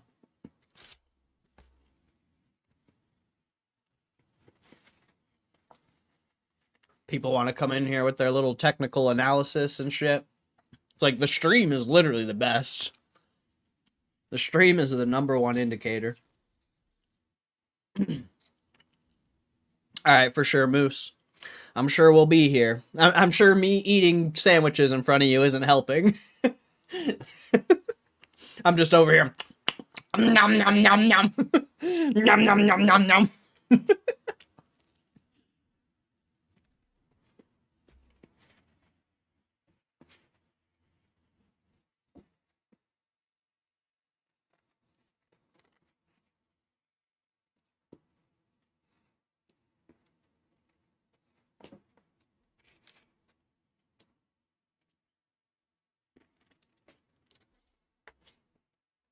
Made me starve. That's just funny.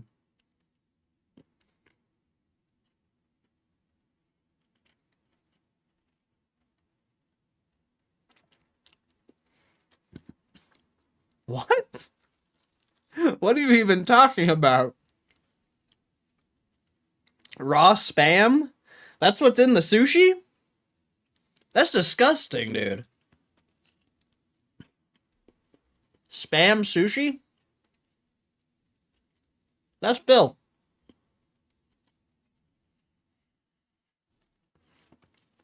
That's disgusting, bro.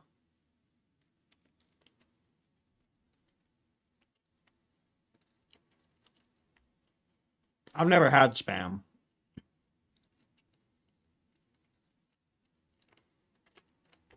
I've never had spam.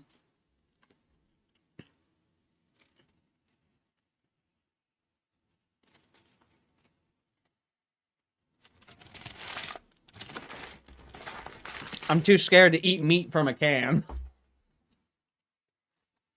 Besides tuna fish, I guess, but tuna fish is not that good.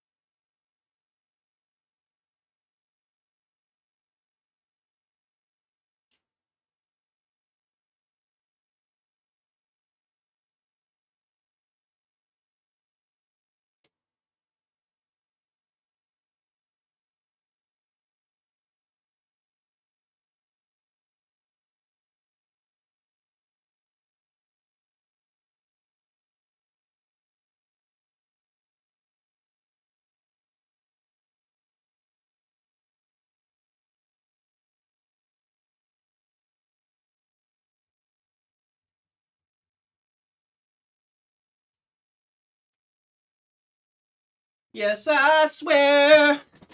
Yes, it's true. I loaded on 100 calls just in case. Well, nobody cares. Just in case you didn't know.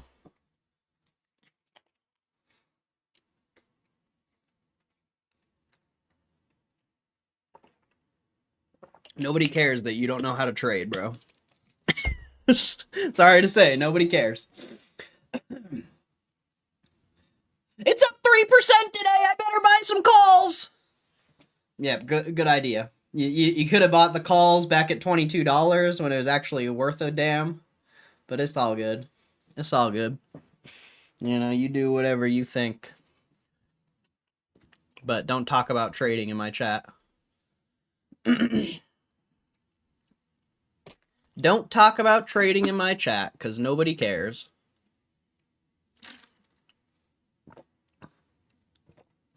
Is that fine? Alright, that's good. Good.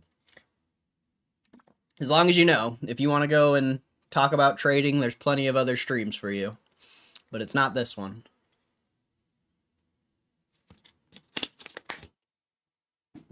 This is the wrong stream for you, if you want to talk about trading.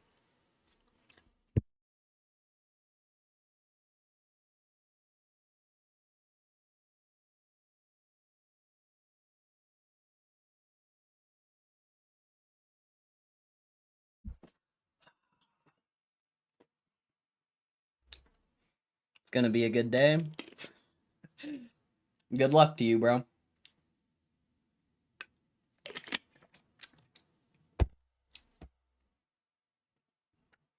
I've seen this many times before.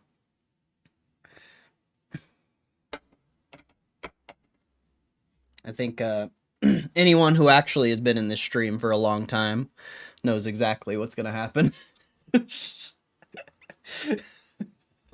So it's all good. It's all good. You know, I like the positive attitude, but reality is another thing.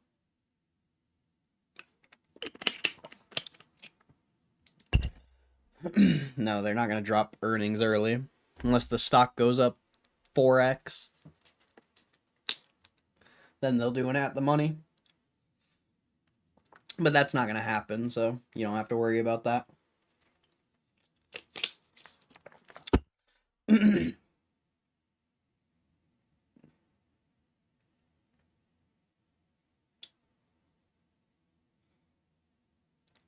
Like I said, yeah, it's all good. Appreciate you being here, Johnny John. I just gotta lay down the law, bro.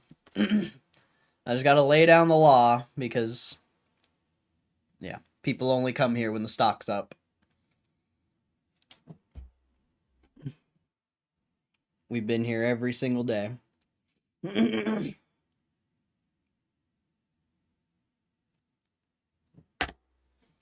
We've seen it all at this point. Anyone who comes to this stream every single day, I think we've seen it all.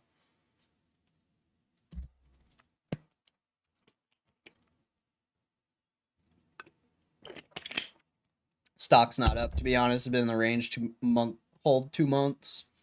That's fair. But when was the last time you were up 3%? What, 2-3 months ago? 4 months ago? When was the last time you were up 3%? What's up, Break Nation? I'm only here because Gme's green. What's up, Break Nation? Oh, shit. That's funny. Yo, Break Nation. Or Matt Romano. If you can, give me an update whenever they release that mega box on Pokemon Center. I may or may not buy it. But it'll be more likely that I buy it if I actually know it's getting released. And I know you guys are actually like, you guys actually pay attention. I don't pay attention.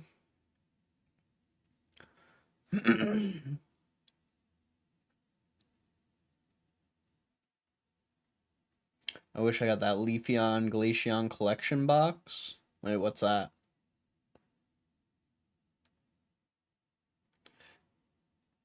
I'll let you know immediately if it happens when we're live. Alright, bet. Should be tomorrow? Oh, really? Like, for sure tomorrow?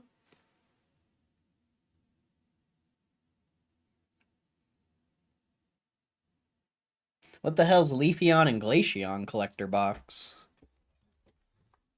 Did that get released today, or what?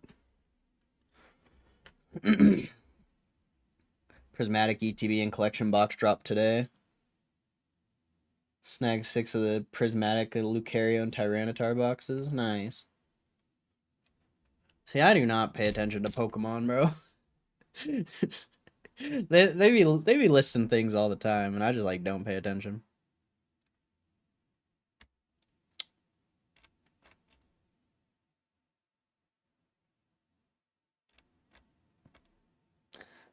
Oh, what's this?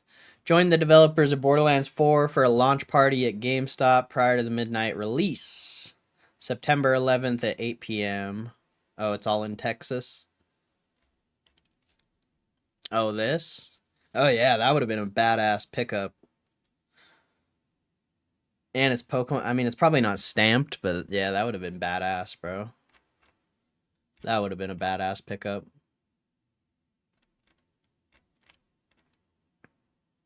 Yeah, that would. Man, that would have been sick, bro. That would have been sick. What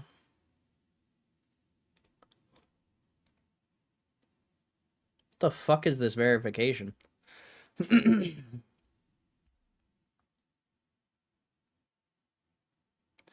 GME goes to 25, this room is going to get full. If GME goes to 25, I'm whipping out the Bible.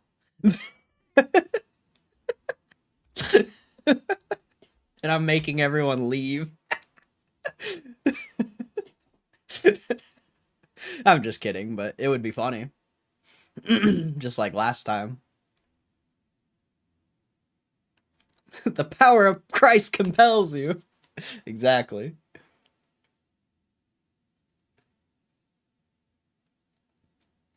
Only ETBOs are... Oh, okay. Yeah, you've told me that before. I always forget.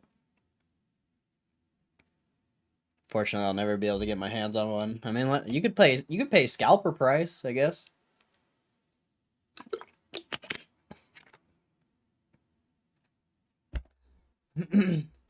Ask them how you can believe in GME but don't believe in Jesus. Exactly. Exactly, bro.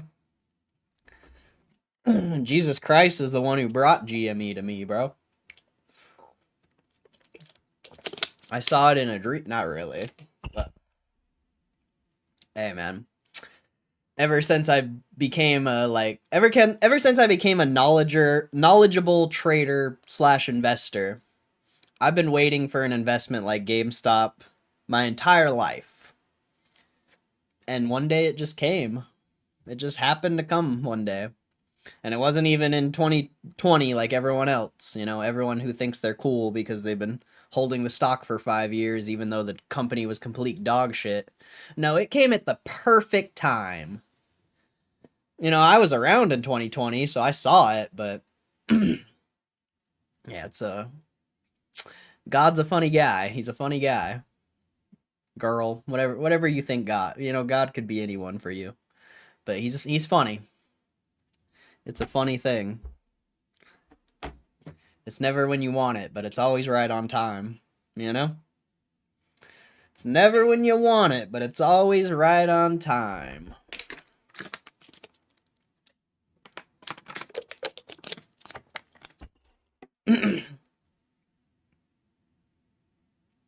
I'd only play retail for sealed. I mean, it depends on the box, right? Because a lot of boxes that are $200-$300 right now will potentially be worth, you know, $500 to $1,000 in the future.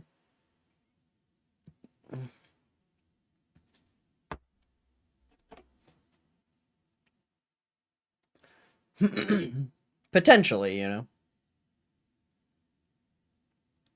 Especially if they stop making them.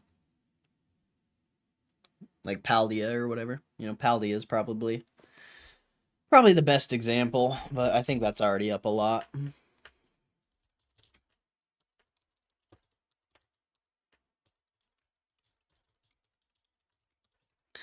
And could you imagine if I kept... Holy shit, it's at 500, 450 right now? Holy shit.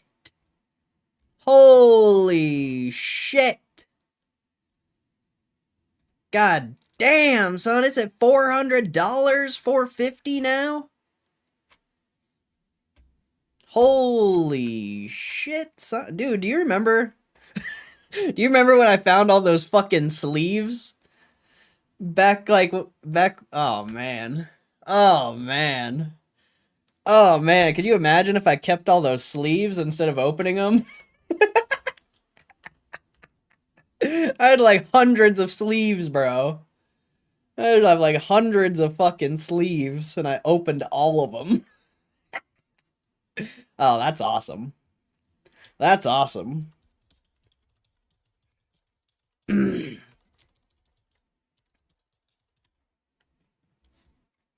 the sleeves are still only like $10, so nothing special there.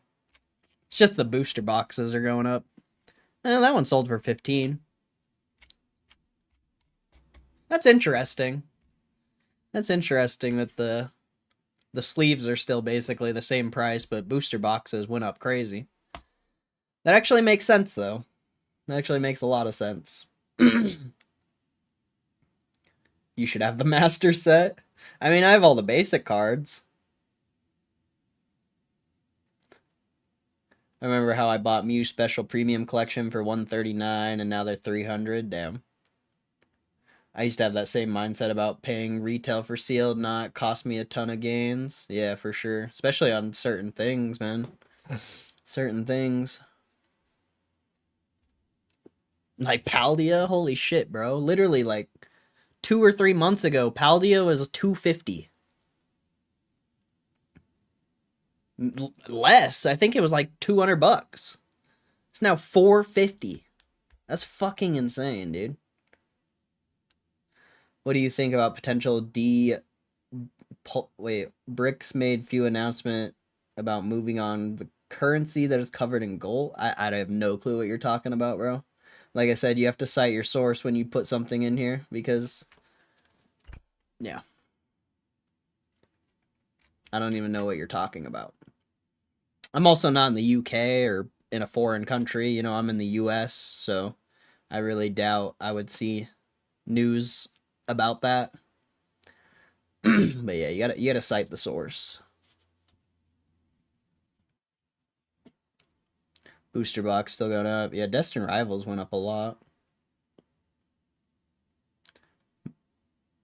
Imagine you master the set. Yeah, I'll probably never master the set. Rip crazy expensive stuff 20 years down the road. That's wildin'. That's wildin'. Total banger with Celebration for 25 years of Pokemon. I hold to sell and hold to keep a few for myself. Yeah, I'm not a collector, so I don't... You guys know me. The second I get something, I usually sell it. Besides GameStop. You know, if it wasn't for GameStop, it would be a lot different. You know, I would potentially hold more sealed product, but I have no desire to put my money in anything else besides GameStop. And you know, I even sell GameStop shares. I literally sold some like 20 minutes ago. You know? I'm just me, bro. I just live my life. But whatever makes you happy, that's all that matters, bro. That's all that matters. What's up, Drown? Hope you had a good weekend. Wildin', you get to open the crazy expensive product for retail. Because why wouldn't you just sell it? Like, I don't know. I just don't understand, like, collecting. That's why it's wildin'. For me, like, I don't get it. I don't understand, like, wanting to have stuff. I don't get it at all, honestly. I really don't. Like, I just don't get it.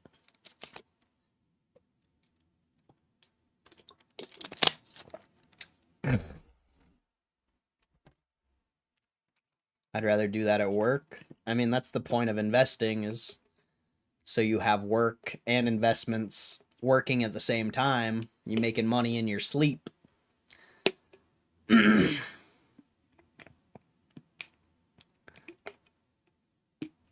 You can only work so many hours a day, you know. You can't work 24 hours a day. And I guess everyone's goals are different too. Like, when I'm 50, 60 years old, I don't want to work. I don't even want to work now. I'm definitely not going to want to work when I'm 50, 60 years old. So, you know, in my mind, I have to take every single precaution to make sure that I get to do whatever I want for as long as I want.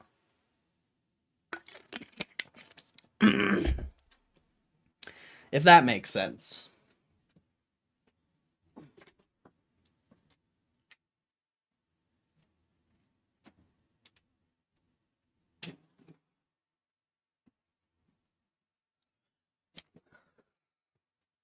Like, I want to be so rich that I laugh.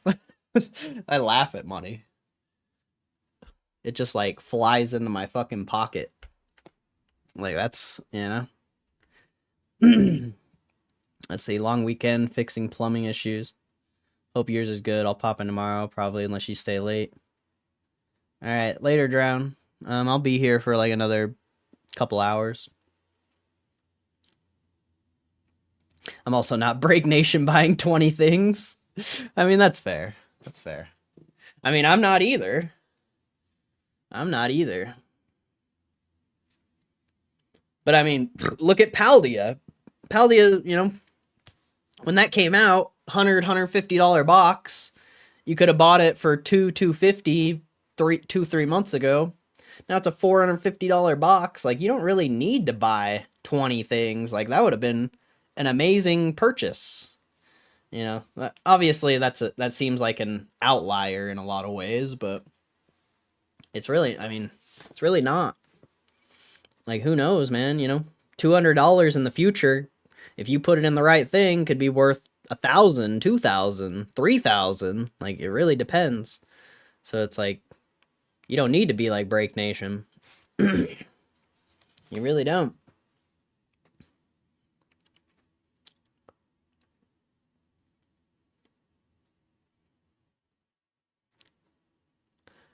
Let's see. Crazy scalper now. Got 20 of the Costco prismatic bundles, and I'm selling 16 of them.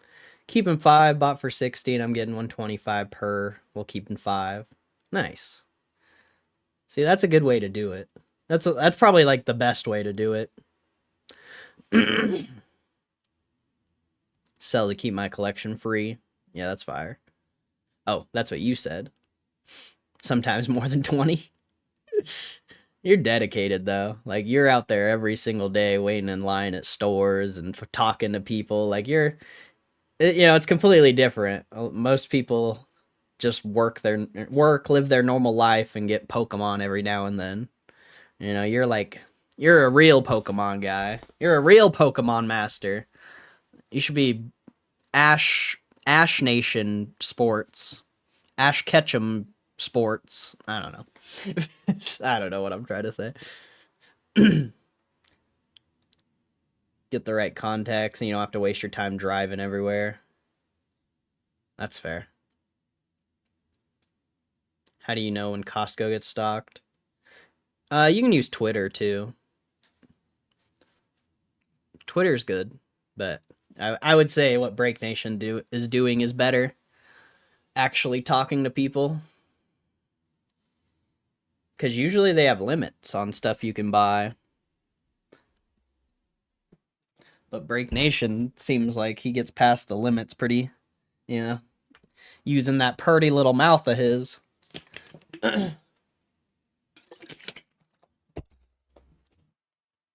You got some sweet lips on you, boy.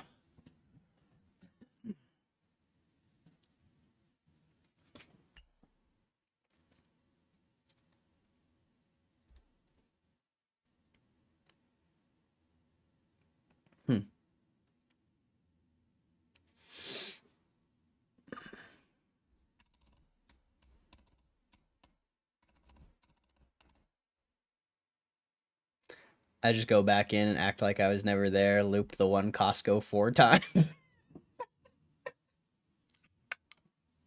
You're a psycho, dude. You're a fucking psycho. I love that shit. That's funny, bro. That's fucking funny. Who, me? I'm chilling now. What's up, Moose? You missed it, bro. It was up for a minute. I don't know if you were here, but it finally broke 23 for like a second. And then a bunch of people came in the chat, and now they're gone.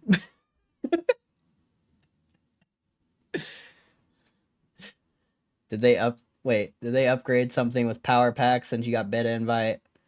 How's the chase cards? Are they changing over time? I don't know. I don't really pay attention. I'm sure people pull the chase cards all the time though. But the prices are probably all the same about. It actually looks like the $50 are cheaper. Or yeah. Yeah, I don't know. I don't really pay attention to this, bro. Or at least the chase cards. Like I really don't pay attention.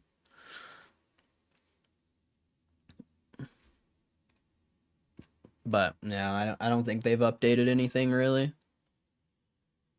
The Sylveon 10 was up there. What one? In what pack?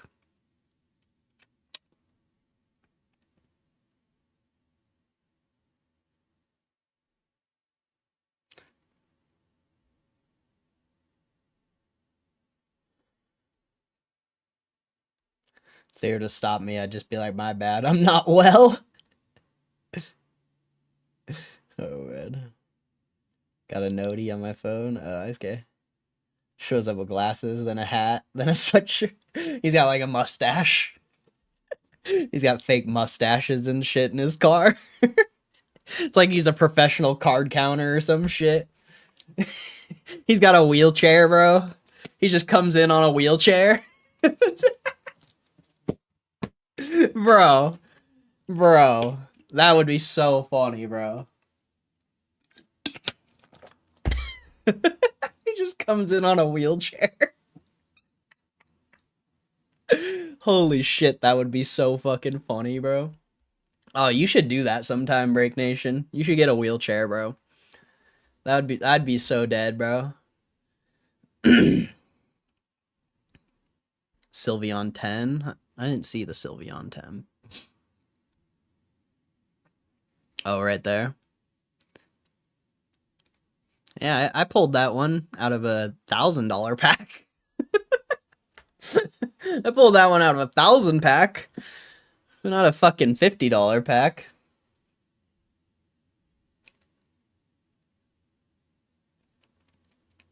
Dude legit walked in with a wig last week. He got caught. I wore the same thing and nobody said a word. That's so funny, dude. I had to sell a ton of GME this morning. Horrible financial times. Damn, that sucks, bro. That sucks. That's why you gotta invest money you'll never have to need, bro. You know? You never invest money that you need. That sucks, though. I hope everything goes better, bro. Hopefully you can get more work or something. Like, I don't know. That's rough, my friend. That is rough.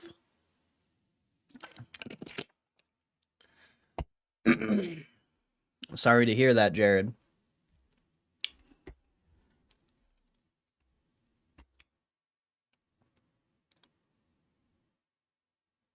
I really believe that it has something to do with the way you carry yourself. Yeah. Something. Or you know, that guy has been kicked out before or something. You've probably never been kicked out because you're not, you know, you're not boxing people out for Pokemon cards and shit. You're just a normal guy buying some fucking Pokemon. It's been a bad month. Well, I hope everything gets better, bro. That sucks. But yeah, just, you know, never invest money that you need. That's You know, I don't know the situation or anything like that. You know, everyone's situation is different, but I feel like that's very universal, is never invest money that you need. Because, you know, if you need it, you might have to sell it at a shitty time, and then that sucks.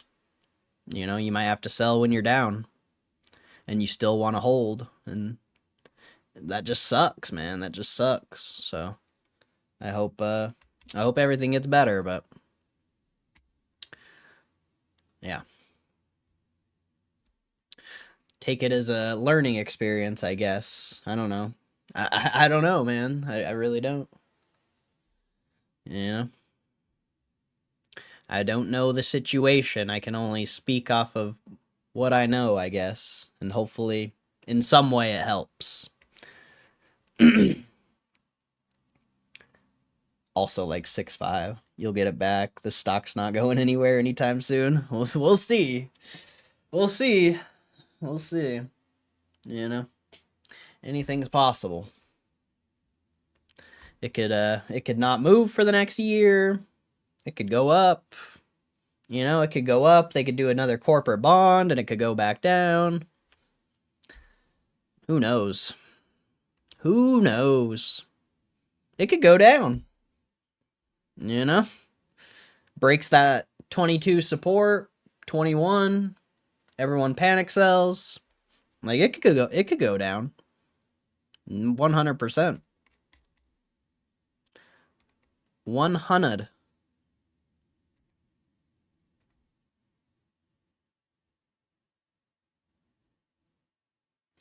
The Moon Squad's talking about earnings, shooting it straight up. I'm sure they are. I'm sure they are. Bunch of fucking idiots, honestly. Honestly, a bunch of idiots. My money's on red for earnings again if we do a poll. I'll do it on the day of. I'll do it on the day of.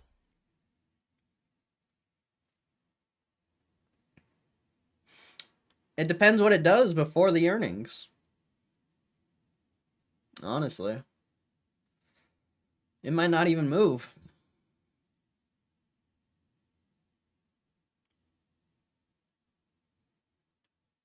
My money's on flat. It's a fair bet. I can't really give a prediction until the day before or the day of.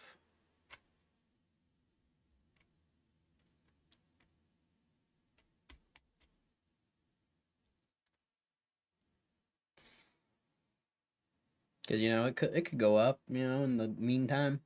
It's already been going up a little bit. I mean, you broke a very key resistance level. Now you're kind of holding it, sort of, kind of.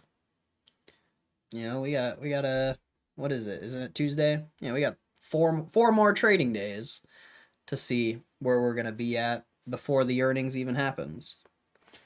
And that's more important than anything.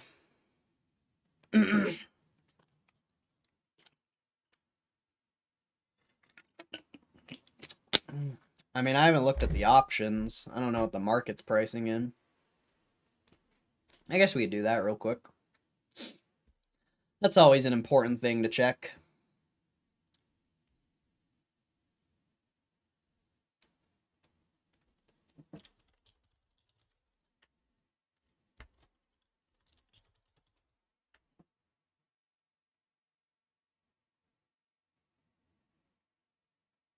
I mean, it's already moved. Probably should have checked this in the morning, but it should be fine.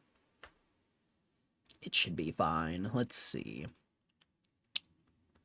Where's the options? We'll do next week's. So they're only $1. What's this week's? This week's are cheap. So if you're going off of next week's, you know, at the money, $1.40. You know, so $2.40. So the option market's only pricing in a $2 move. You know, $2.50 move. What was the low of the day? 22.36. So you've already moved 50 cents of it.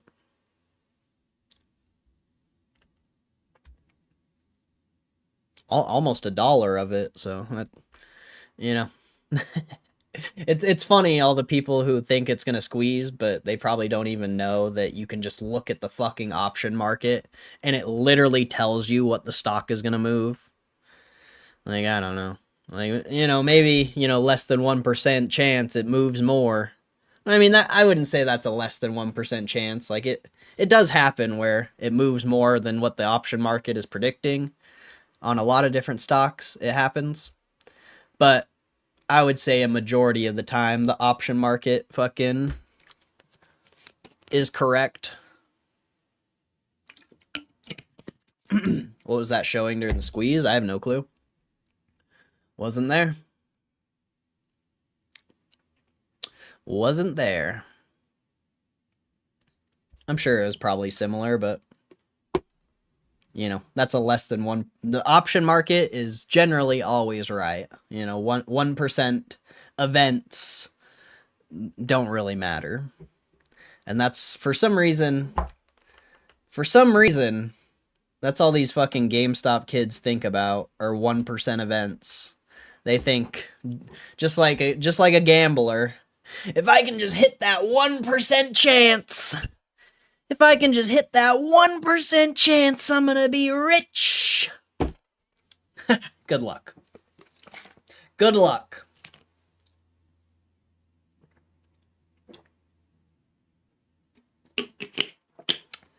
Good luck.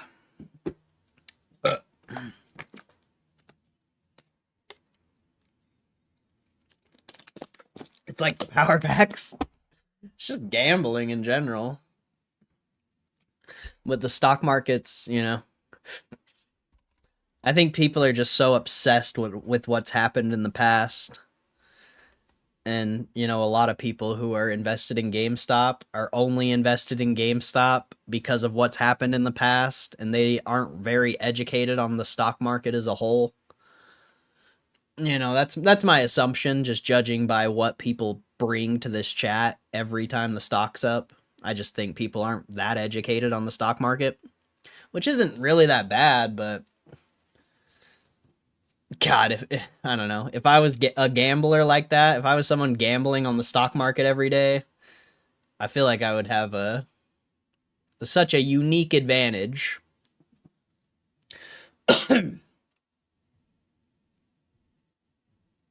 It's just gambling stupid. Trying to predict something you have no fucking clue what's gonna happen is stupid. You might as well just go spin a slot machine.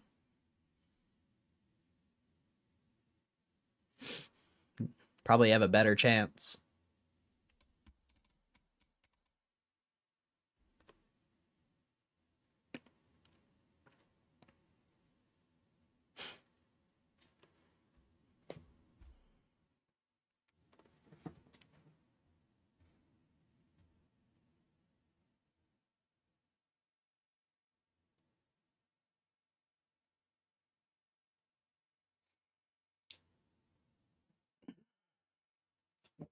I just think people don't even know what they're betting on.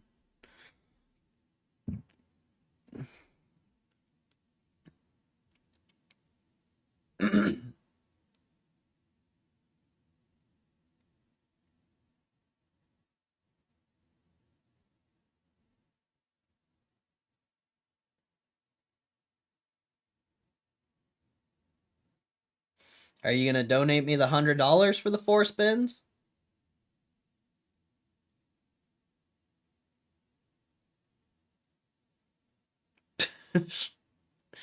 No, I do the spins on my time, my friend.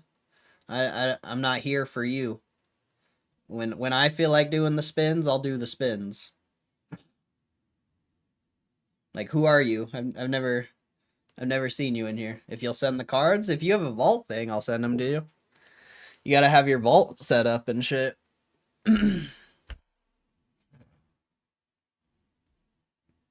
But YouTube wouldn't be, YouTube takes half of the money, so you'd have to send it through like another means. Venmo, PayPal, whatever it may be. Doing a donation on YouTube, they take 50% of it.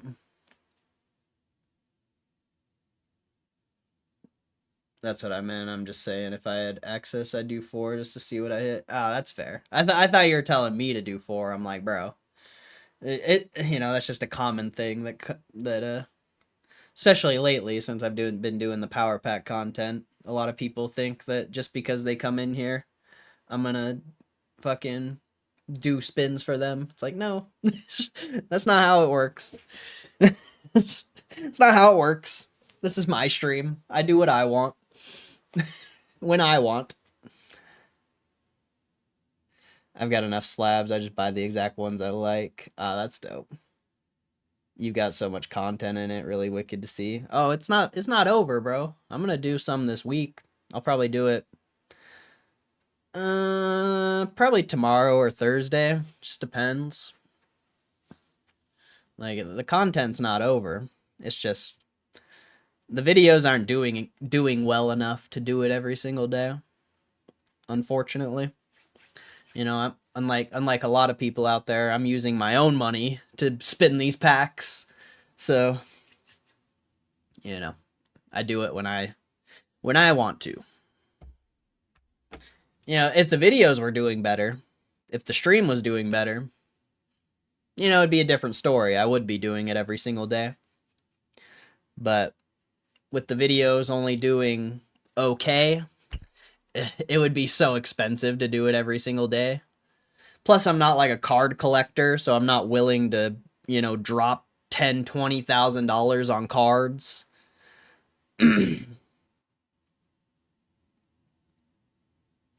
I saw the short with the RuneScape TikTok dual screen. That was funny. Wait, what? There's a short with me playing RuneScape? I haven't seen that one. Someone must have made that one. I usually just have, they usually just look like this. Maybe someone made one, and I don't know. Mine usually look like this. Let's go, Japanese. We need a 10. Shit. Dark. Yeah, no RuneScape on these. Might have been a video. You had a mini screen pulled up. Oh, yeah. Yeah, I got RuneScape. I got RuneScape on deck, bro. I pull up RuneScape right now, baby. I'll pull up RuneScape right now. Boom. Is it gonna pop up? Oh, we're in. We're in there. Get our fish on. Oh, shit. Get our fish on, bro. Get our fish on. Nah, it wasn't a short. It was probably a normal video.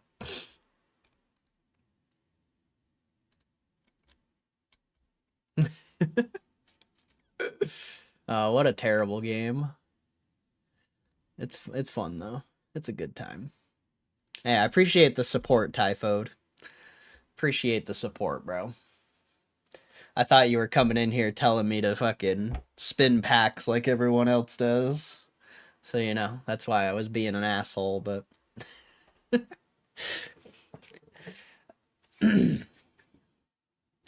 Mr. Beakers, what's up, bro? I love you too, Mr. Beakers. Just don't promote idiots in my channel, alright? You know, I appreciate you being here, but don't promote idiots. You know, I unbanned you. I unbanned you because I appreciate your support, and I've seen you in here for a long time, but if you're gonna come in here promoting idiots, you know, nobody, you know, I don't want that here. They don't deserve promotion, bro. They don't deserve promotion.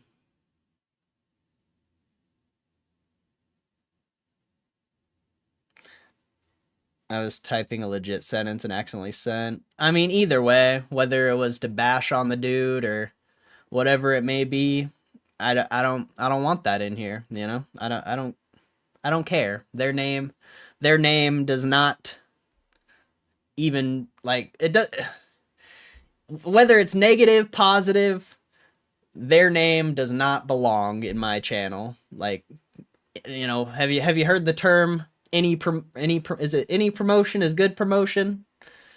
You know, that's whether you're talking shit or being positive, they don't even deserve a second of promotion. Not 1 second. Not a singular millisecond of promotion do they deserve. But that's why I unbanned you, because, you know, could have been an accident. You never know. It's just you did it multiple times. So, you know, that's why I banned you. Any publicity is good publicity. Yes, there we go. Thank you. Thank you. What's up, Andrew? What? Like, who are you watching, Andrew? Like, the stock's not gonna move. I don't know why. I don't know why just because the stock's up 3%, everyone thinks it's gonna go up more. Like, it just shows. I don't know what it shows, but you guys haven't been around for very long, it seems. Or you're just watching weirdos.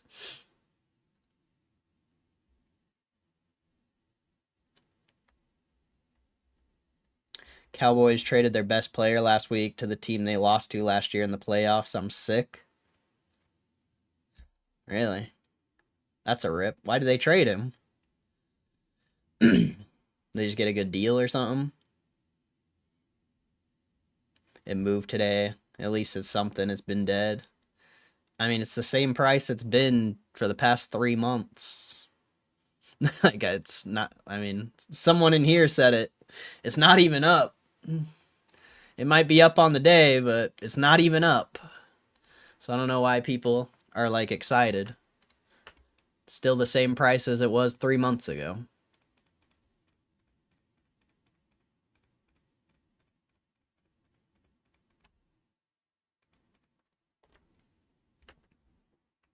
He wanted to be the highest paid no QB player in the league, and Jerry Jones didn't want to pay him.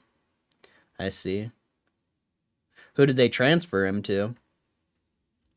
I don't know anything about football, but who did they transfer? What team is he on now? The Packers? The Packers? Wasn't going to make a difference. The Cowboys weren't going to be good either way. I told you 24 end of day. Well, it's not going to go to 24. But don't come in my stream and say I told you. Nobody cares, literally. Literally nobody cares. You're in the wrong stream if you think anyone cares. You got to go to some other stream where people think that saying something means anything.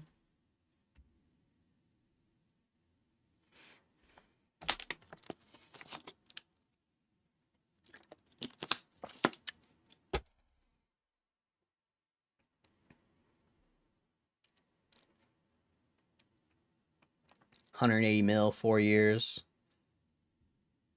Do you have any sport cards? When's the gap going to fill? Last time it filled fast. Whenever it fills.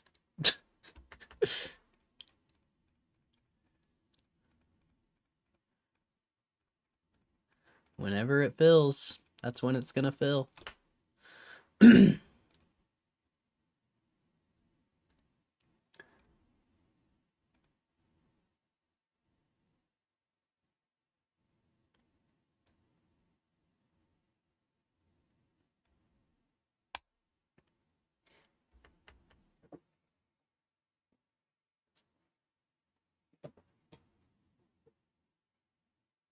Tons of lions and tunes of Joe Burrow.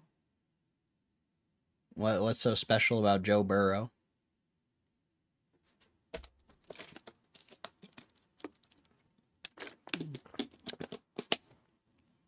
I don't know anything. I don't know anything about football.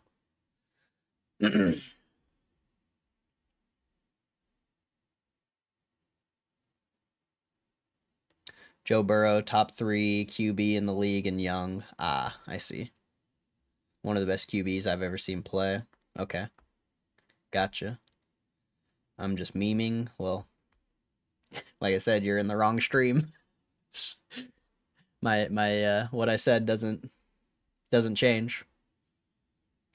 Nobody cares.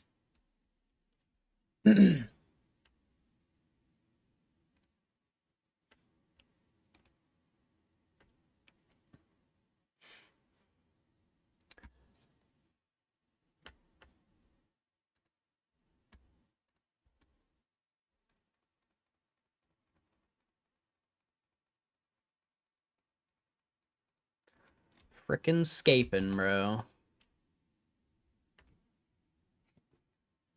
Like, I'm not trying to be, I mean, I am being rude, but I'm not trying to be. It's just, I don't know.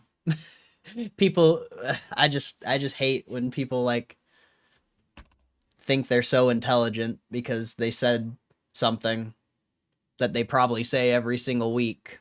And the one time it happens, I told you so! Like, that shit's fucking stupid. Like, okay, did you make tens of thousands of dollars? Did you bet all of your money that it was gonna go up to $24? No. So, why does it matter? Did you sell your house and bet your life on it? No. So it doesn't matter. We can all just say things and think we're cool when it happens, but yeah, I don't know. It's just a dumb thing. It's just a dumb thing. I already bet all my money at 25. Well, there you go. You didn't predict it then. You thought it was going to go up when it was at 25 and you got clapped. So what does that show you about your market knowledge?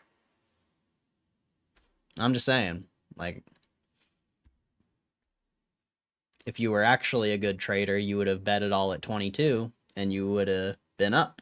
Like, I'm not, you know, like, I'm sorry. It's just the reality of it.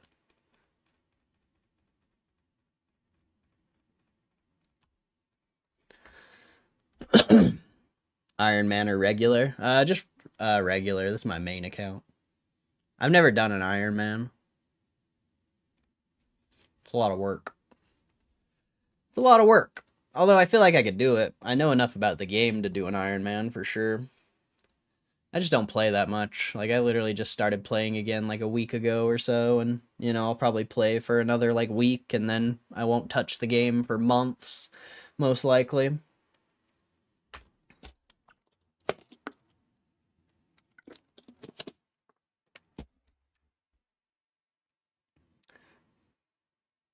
My mom loves Joe. My mom says Joe Burrow's a very handsome man. Oh, now I gotta see this guy. Let's see what Muma's mom's into. Oh, not Buron. That looks like Matt Rife if he had brain injuries. I can't think of the term. CTI or TBI. It literally looks like Matt Rife if he had a TBI, bro. That's crazy.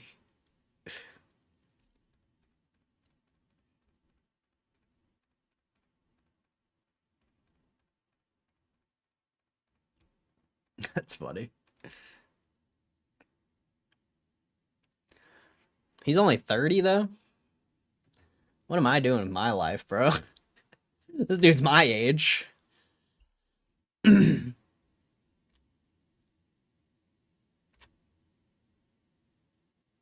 What am I doing with my life?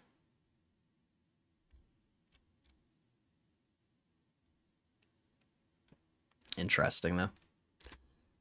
I just had to see what he looked like. He looks like the boy from Home Alone. I'd probably trade a box if you had any trade bait.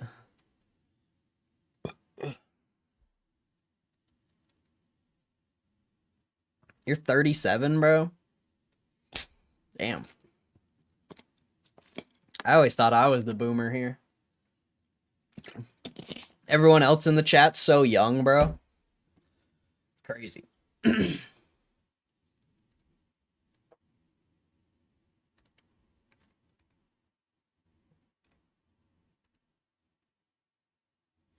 23, yeah, that's nuts. Muma's like fucking 12. I can't believe Muma's only 19 though, dude. That's crazy. Fuck, dude. We got some young guns in the chat. Some youngins. Muma's him. Facts. Big facts. 20 now? Oh, you're finally 20? When was your birthday, bro? I didn't know you turned 20.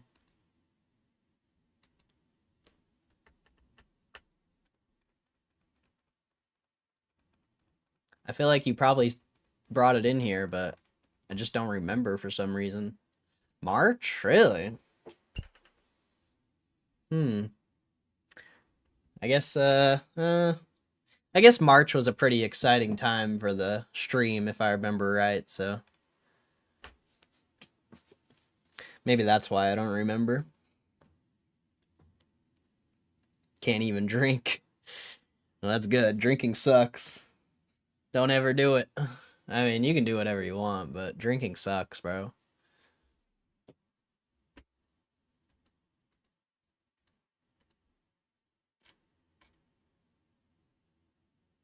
I wouldn't have brought it up just another day. That's fair.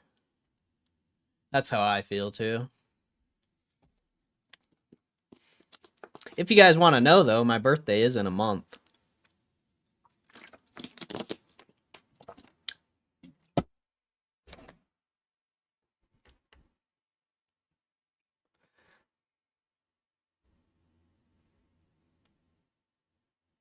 Drinking's terrible. I may even get more soon. If I get a few more, I'll sell one at retail. I'll let you know. Or ask if I forget. My hangover agrees with chat. What, you turning 39? Hey, I'm turning 67 this year. It's my 69th birthday. I can't wait. It's been a long time. I've been waiting for this moment all of my life to turn 69 years old. Ah, yeah. Nah, I think 32, actually. I don't know. How old do I turn? Yeah, 32. Goddamn, I'm a fucking old person, bro. I'm a fucking old person, bro. I need a cane, dude. I need a cane and a walker. What am I doing with my life? Soon I'm not even gonna be able to walk anywhere. I'm gonna be like, I don't know what I'm doing. I'm senile. Why is all my money in GameStop? I don't know. See, back in 1967, I put all my money in GameStop, and it's 2025, and it's still the same price as it was back then. It's the greatest investment I've ever made.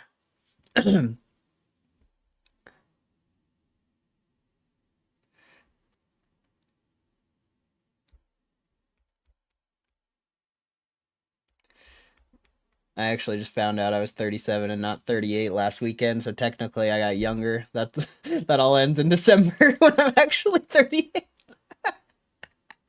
There you go, bro. I always feel like I'm younger than I actually am. I'm like, fuck, dude, I'm old. Like, people my age have, like, kids and, like, a wife and shit, and I'm over here playing fucking RuneScape and streaming to 20-year-olds. Like, fuck. Either I'm doing something really right or I'm fucking up. I don't know which one it is yet. I don't know which one it is yet. I'll go with the latter. I'll go with the latter on that one.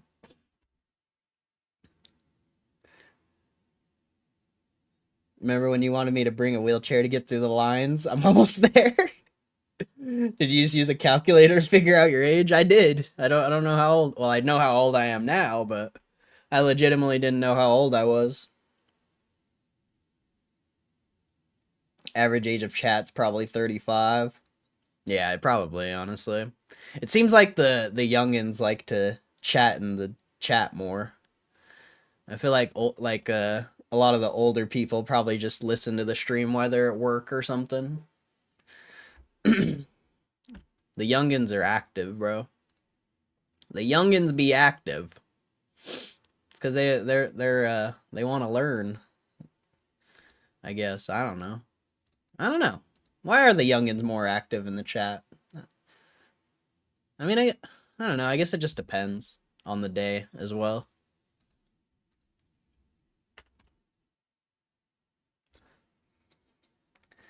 I hope when I'm 40, I'm going the same route. You're gonna be an interesting bro. When you're 40, you're gonna be like a billionaire. You do realize that, right? Like if you don't make any like serious mistakes, you're like already on the well, maybe not a billionaire, you know, that takes a little bit different of a person, but as long as you don't make any like real mistakes, you're definitely going to be a millionaire by the time you're my age. I think.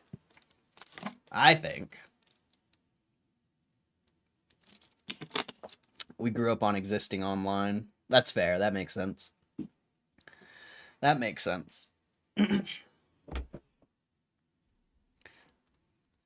See, maybe that's why I like relate to younger people more, because I also grew up online.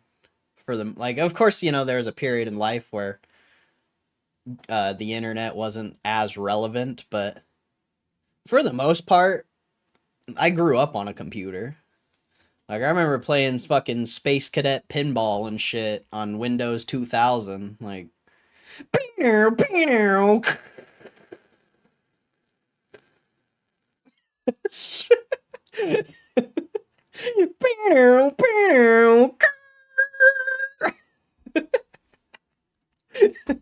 like, I remember that shit, bro. I remember that shit. I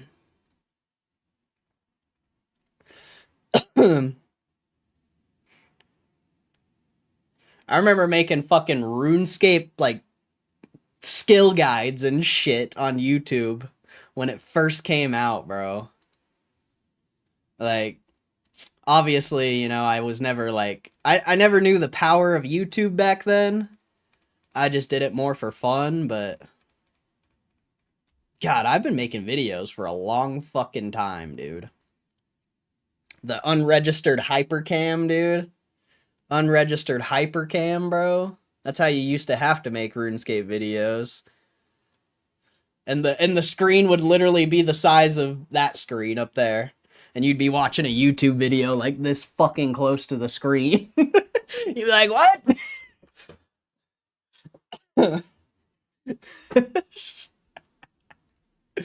Oh shit. I'm so much cooler online. Do you think when they release the power packs to the public, they'll let you select English or Japanese? Probably not. Probably not. King Cadmus. I grew up playing where in the world of... is Carmen Sandiego on an apple? Because I'm old as fuck. Damn, Carmen Sandiego, bro? Holy shit. Holy shit, Carmen Sandiego, bro. That's crazy. Super Mario, Mike Tyson's Punch Out on NES. Those are some fire games, bro. Some fire games. I was playing Sonic the Hedgehog on Sega Genesis the day that it came out. I was 4. Damn, bro. That's crazy. That's crazy. I think the first console I ever played was Super Nintendo. I used to play like Lion King and like Mario, obviously, and a bunch of other games. I have like a home video of me like young as fuck, like 2, 3 years old, just playing like Lion King or some shit.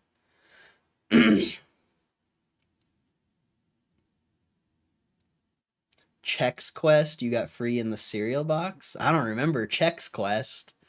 Chex Quest? What? What? You got a game out of the cereal box? I don't remember this, bro. What? I don't remember Chex Quest. That's so funny, dude. Chex Quest, huh? I bet that game was a banger. I bet that game was a straight banger, bro.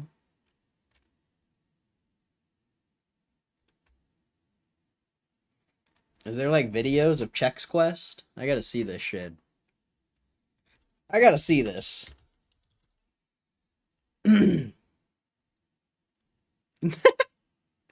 20 years ago.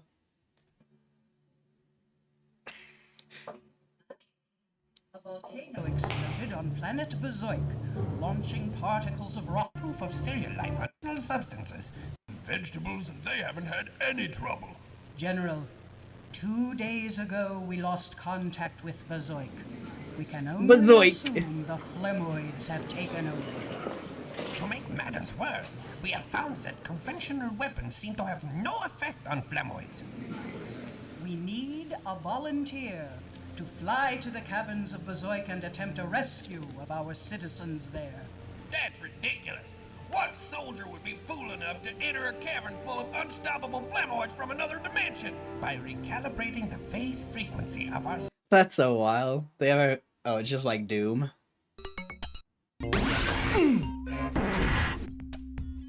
Epic. What do you kill? Vegetables or something? I need to see him fight something.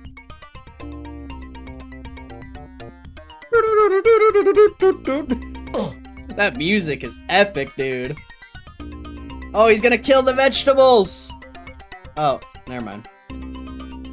What does he kill something? Oh, they're aliens. Wait, are they boogers? Are they boogers, bro? What the fuck? What the actual fuck was that, dude? What was that? Oh my god, Chex Quest, bro. That's a banger of a game right there. That's an absolute banger. Holy, that's a banger. Twisted Metal on a... Bro, OG PlayStation was the shit. But I used to love Twisted Metal. Sega Lion King. I never played that one. Just Super Nintendo. Gen 1 gamer, my first consoles were Pong consoles and Atari. Damn, bro. That's we got a real OG in the chat, bro. A real OG. What's up, Kang? That's an OG right there. What's up, Ernie? Oregon Trail? Bro, I used to play Oregon Trail at school. We used to be like having to do our like computer assignments or something. We just pop open Oregon Trail till the teacher kicked us out or whatever. Good times, good times. A remake of Doom, okay.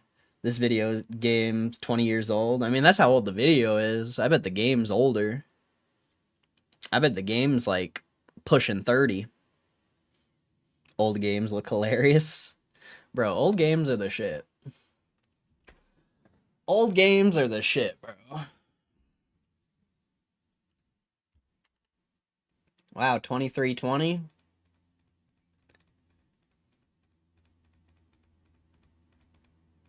I mean, I think you tapped 2330 in that little spike earlier, but nice to see us trading above 22.8, that's for sure. And people are actually paying attention, as you can see with the numbers on the stream. So, but now you've moved $1 of that 250 the market's pricing in, so I mean, the higher it goes, not necessarily a good thing. Just means less likely to get a move. Well, I mean, it's actually a really good thing if it runs up into earnings, because if the stock does not end up moving on earnings, at least, you know, it shouldn't go down too much.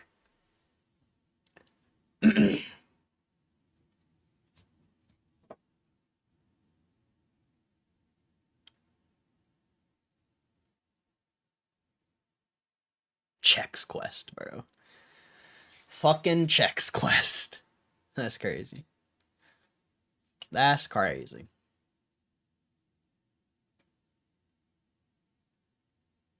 Hopefully it pops like quite a bit more. I want to get rid of those options, bro. Those options are garbage.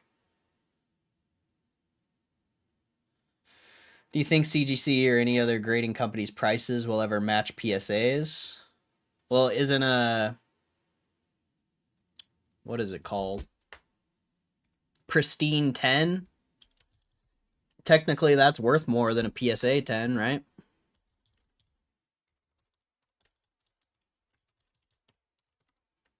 One of these? Where is it?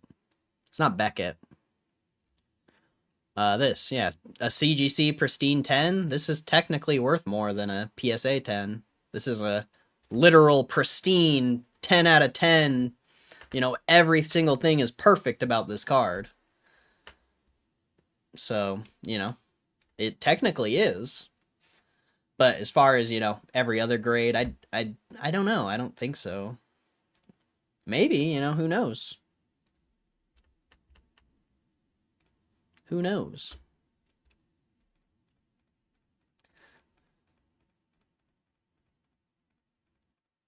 I mean, I've gotten, I mean, not a lot, but I've gotten multiple PSA 10 cards that I personally don't think were a 10.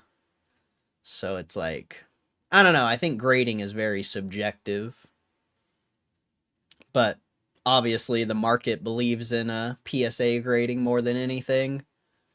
I would say, just, you know, judging by how much more PSA cards are worth. You know, maybe, I guess the market's perspective would have to shift, you know? CGC would have to have better grading, or I don't know. I don't know exactly how that would work. I really don't. But, you know, pristine 10s are worth more, so I guess there's that.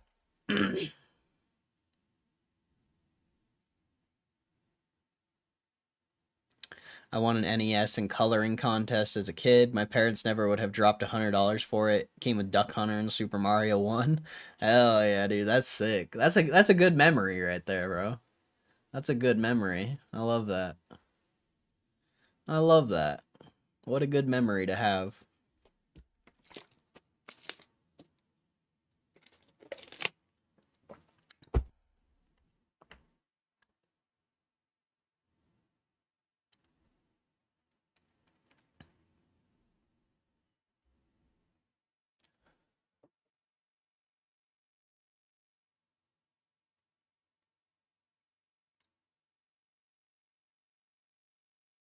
And GameStop pushing a little bit. A little bit. You love to see it, I guess. I mean, you love to see that it's going up and my stream isn't filled with a bunch of idiots. Like, that's what you love to see. You know, in the past, whenever GameStop went up like this, you would have, like, so many people in this stream. But it's nice to see that it's going up and nobody really cares. Unless, you know, there's another streamer out there, then maybe they're going to that stream because they already know I'm just going to talk shit. You know, I hope that's the case, honestly. I hope that's the case. I'm going to check. I'm not going to promote their shit, but I'm going to look.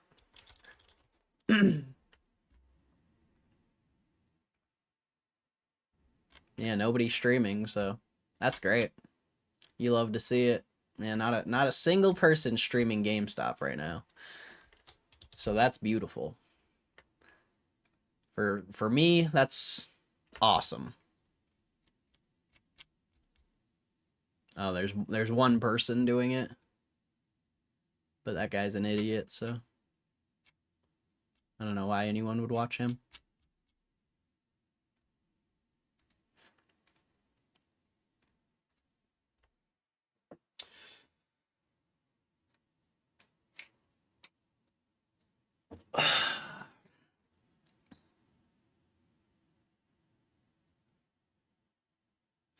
Should I be like everyone else? It's going to the moon, guys! Where are you guys ready for liftoff? It's going to the moon! God, I can't even do that shit. I can't even be that fake, bro.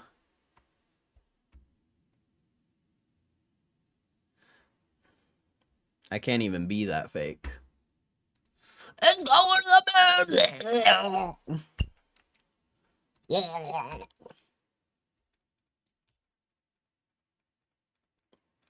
I'm losing my mind. That's just like all the other people do, though. It's going up! Oh my god! Oh my god! I've never seen the stock go up before! It's going to the moon! Holy shit! I'm such an educated stock investor, but I freak out every time the stock's up.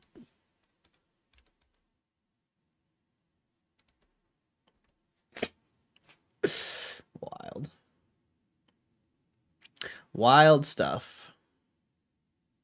YOLO into GameStop in a matter of year. Okay. That's chill.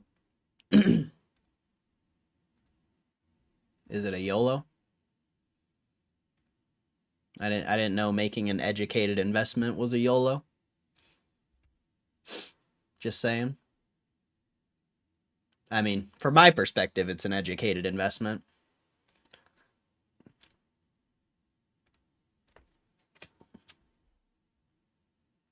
I don't think a lot of, I mean, I know a lot of people wouldn't agree.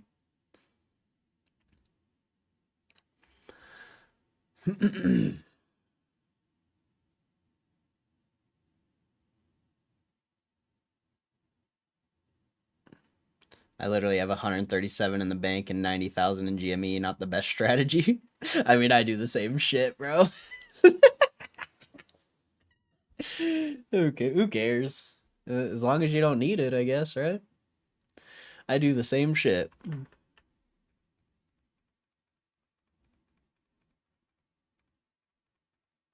That's funny.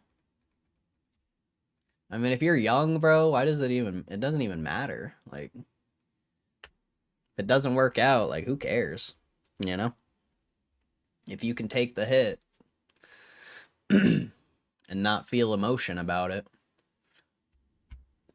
I do the same thing. Like, literally.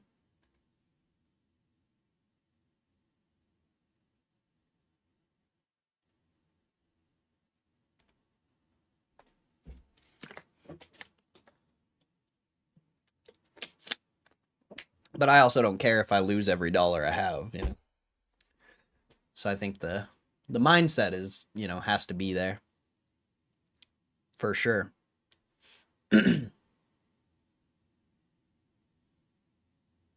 But I just don't see that happening. It's way too solid, and there's way too much money behind it. It would be actually insane. Like, I think it could happen, but to see GameStop back at like $15 would be actually nuts. With how much money is behind it and shit. It'd be wild.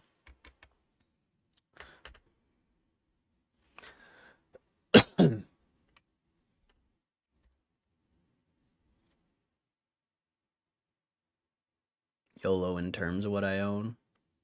That's fair. That's fair.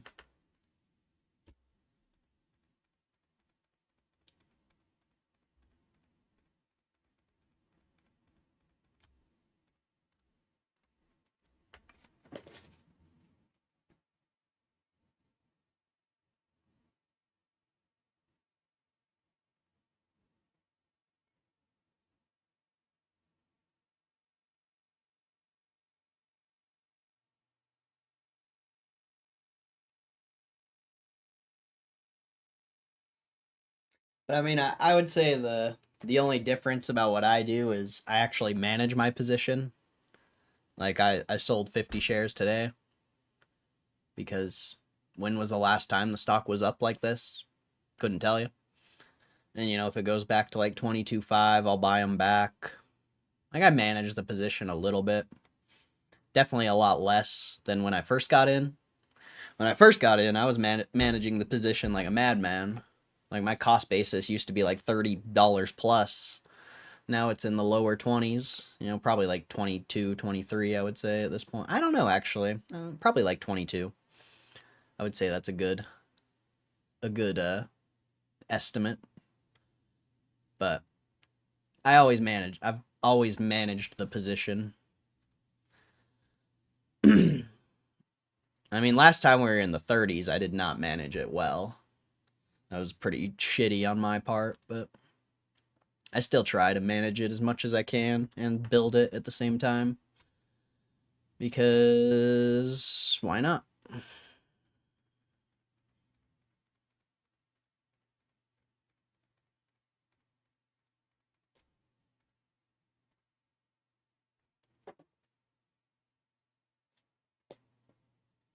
I would say most people don't do that. Most people try to, like, trade options or something instead. And probably get clapped most of the time. I mean, we'll see. You know, we'll see this time. We'll see if it keeps going up or not. You already know a bunch of people YOLO'd on options, so... The likelihood seems low in my opinion, but... This is the best price action we've seen in a while. As far as, you know, the stock going up.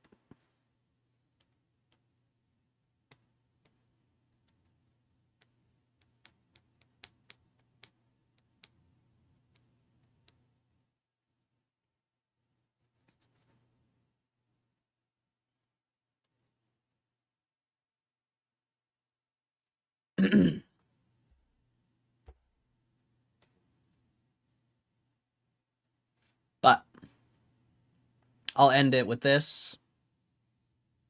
I love you guys, but nobody cares about your stock position. I'm sorry to say, nobody cares. You know, there's people here with like a couple hundred shares. Like, do you think they really care that you have thousands of shares? I mean, I don't care, and I really doubt they do. So I'll end it with that. You know, I have to end it with something mean because I'm the meanest streamer in the game, I guess. But ultimately, flexing your position just because the stock's up today is pretty stupid. Like, the stock has been down for the past 3 months and hasn't moved. And none of you have said anything about your position ever. So it's just a little weird that you're talking about it now just because it's up. You know, I think that's weird. I think that's really weird. But, congratulations. Congratulations. You know, I have to end it with that. I have to. I can't be nice, unfortunately.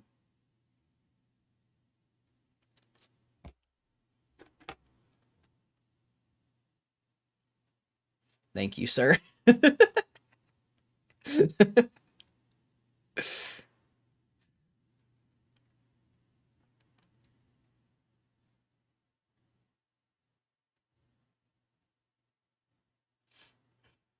My wife seems to care. She's nosy. I mean, yeah. 'Cause she probably wants you to buy or something. Not YOLO all your money into GameStop.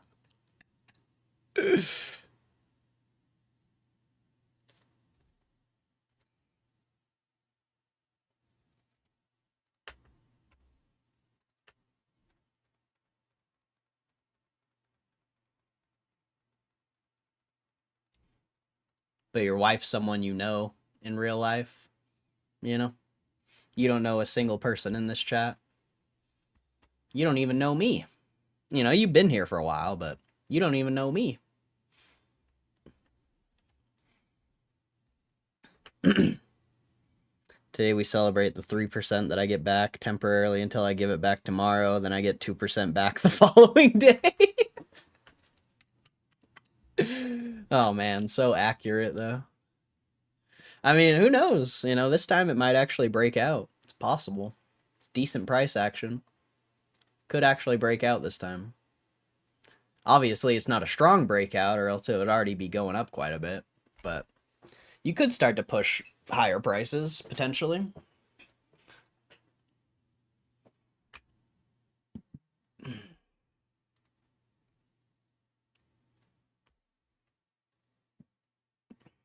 It's definitely possible.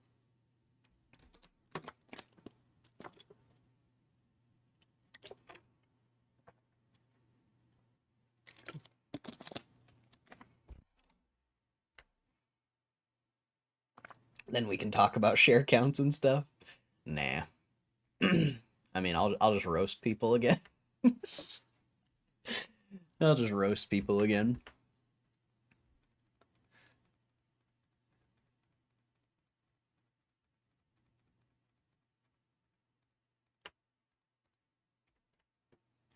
Roasted.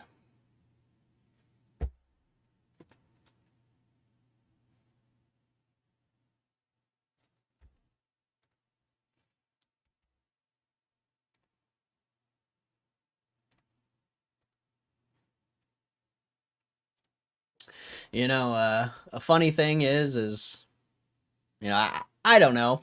I don't know, but a lot of people on the internet are bullshitters. So, you know, if this stock trade actually works out and it goes up a decent amount, we'll definitely know who's full of shit. We'll definitely know.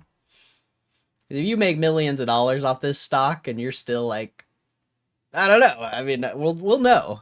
I feel like we'll know. Because I don't even know if I'll be here. To be honest, I don't even know if I'll be here. We'll see. We'll see. We'll see. I probably will be. I probably will be. But I don't know. It really depends. Really depends how it plays out.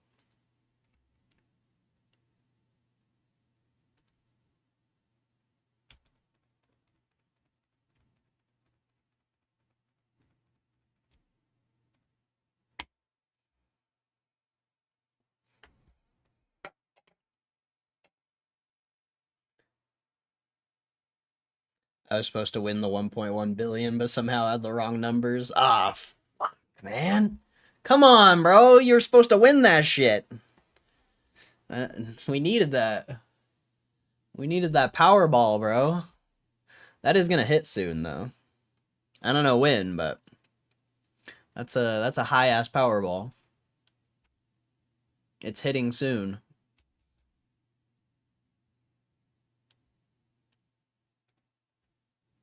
It's a massive Powerball, actually.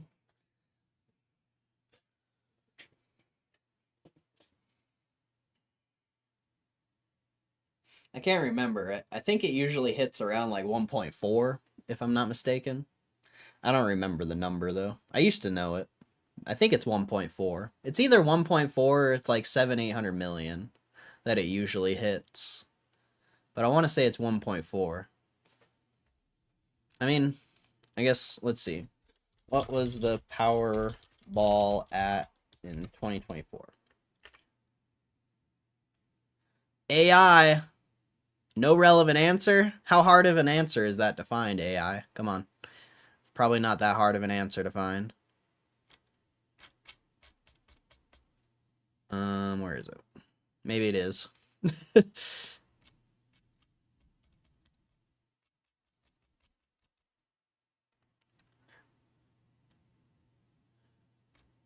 I don't know how to check, obviously. So never mind. Maybe, you know, if I can't find it, maybe there's a reason why AI couldn't find it.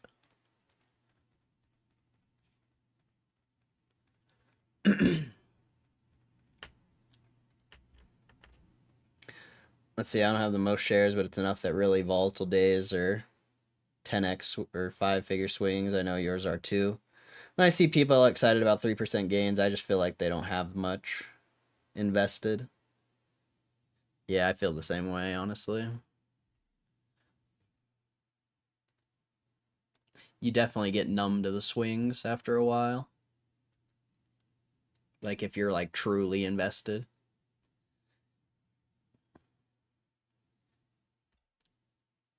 I mean, I think it's like, for me, I think every penny is like $50 or some shit like that. Or more. I forget.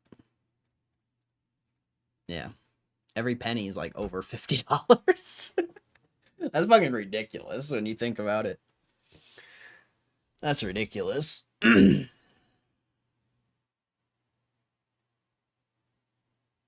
But yeah, you definitely, when you have that much invested, you definitely just stop caring.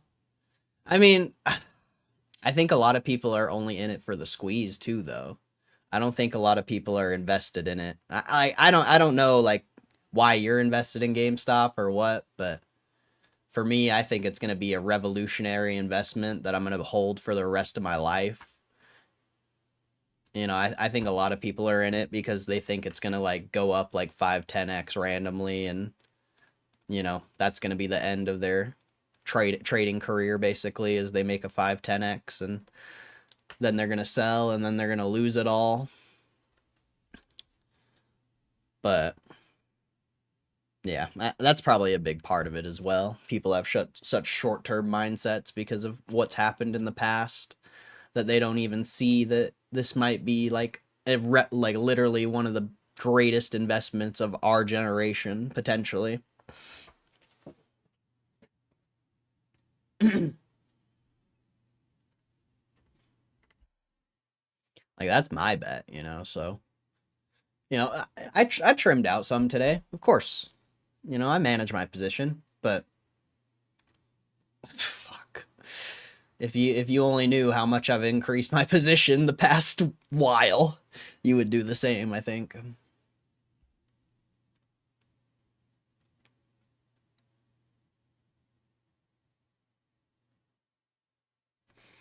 I'm not logging into Fidelity to check it unless I'm buying at this point. That's fair. I do want to get rid of my options, though. I do hope it has, like, a decent-sized day here before the earnings, because I would like to get rid of those options before the earnings, because... God, options are just such dog shit, dude. But, yeah.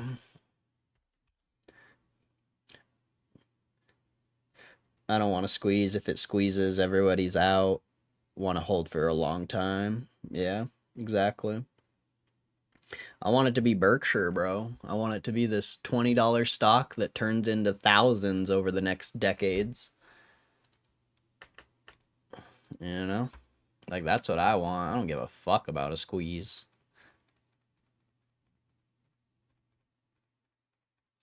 The squeeze is so irrelevant. I think it's going to go up 10x, but not randomly or because of a squeeze. Yeah, I think, I agree. I hope it goes up way more than 10x, personally. You know, I'm cool with 100% a year, but you know, I'm greedy. I want more. I want more. 10x isn't good enough for me.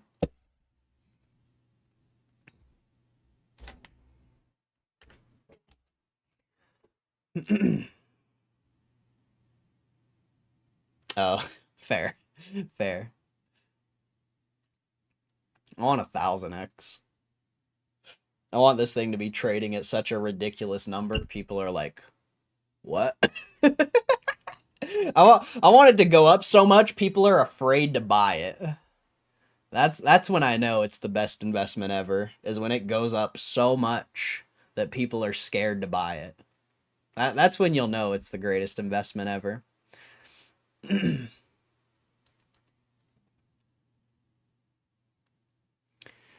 If it gets the mid 40s, don't we get into the S&P? I think so. I think it's like 18 billion or something like that.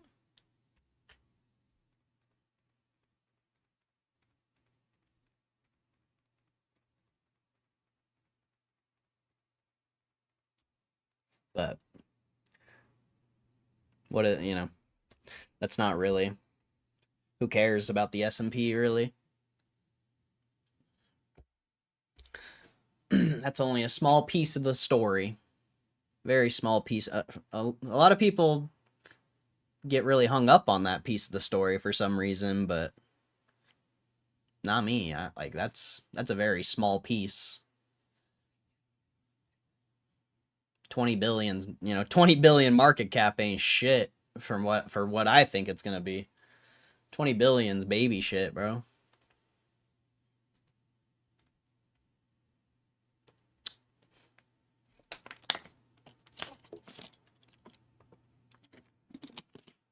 It'll be cool when it happens, but doesn't mean much. I want GameStop to turn into a multi-hundred-billion-dollar company, potentially trillion-dollar company in the next like 20, 30 years potentially. Like 20 billion to get in the S&P. That's a very low target. You're aiming very low if that's what you're excited about. That from my perspective, I think you're aiming very low if that's what you're excited about. I'm trying to make real racks, bro. I'm trying to make some real racks.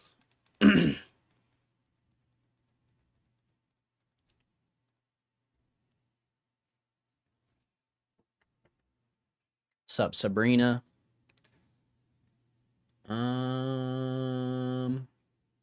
We pulled something last week. I don't remember what it was though. I've pulled so many of these packs, I honestly don't even remember.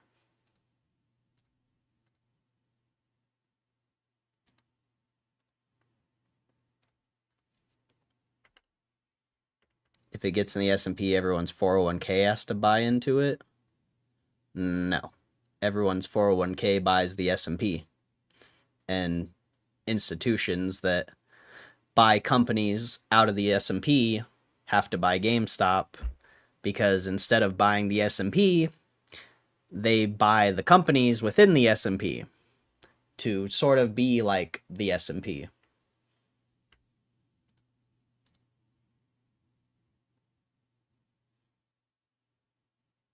So that's, if you're going to be excited about the S&P, at least know why you're excited about it. That's, it's the reason why it would be exciting is because certain institutions buy shit in the S&P rather than buying the S&P itself.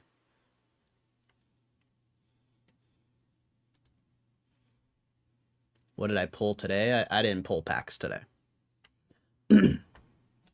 No packs today.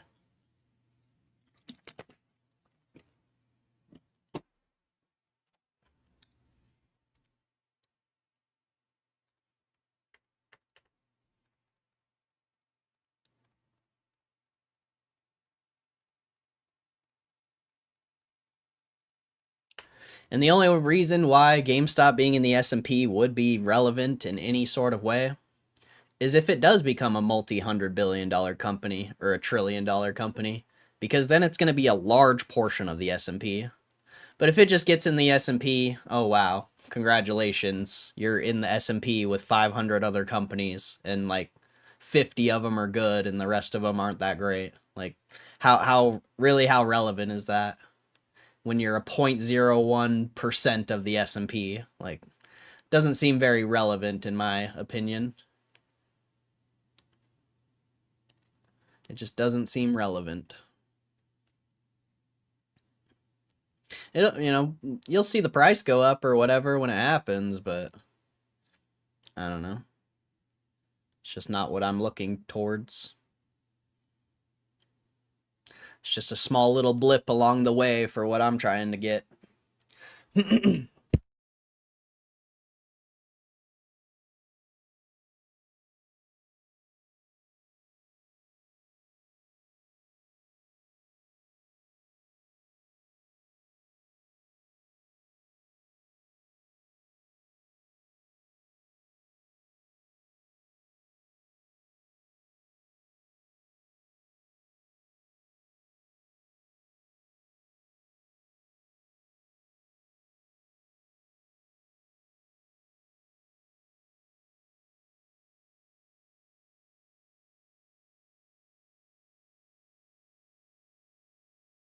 Oh, my calves are cooked, bro.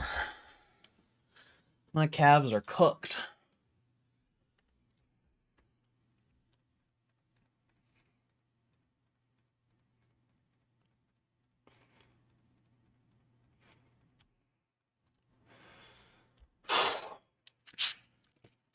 I own GameStop, of course.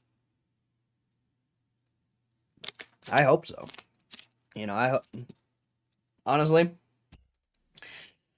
I won't even tell anyone. If I make a bunch of money, I'm not gonna, like, besides the people on the stream who are gonna know, like, I'm not telling a single person I know. Straight up. Like, I'm not gonna say a single thing. Because I know that, like, if it happens, I don't want a single person I know to know that I'm rich. Because, yeah, no, I'm good. I'll be like, why didn't you listen to me? Why didn't you listen to me for the whole multiple years I've been shouting about GameStop and talking about GameStop? I'll just laugh at them. I'm like, bruh. Did you think I was retarded? Like, did you think I didn't know what I was talking about? I've only been actively on the stock market every single day for the past, well, right now, 6 years of my life. Who knows how long it's going to be at that point, but we'll just say 10 years, you know. Oh, you were buying crypto? Just kidding. Oh, you were buying altcoins that are zero now? Just kidding. I doubt that'll happen, but maybe. There's a few people in my life that may know, maybe. I'm not telling anyone, dude. Straight up. I won't tell a singular person. I ain't even buying a Lambo because I don't want no one to know. I'm gonna buy a beater, bro. I'm gonna make sure everyone thinks I'm still a brokey. I'm gonna be riding beaters as a millionaire. Straight up. No cap, son, no cap. I don't want anyone knowing.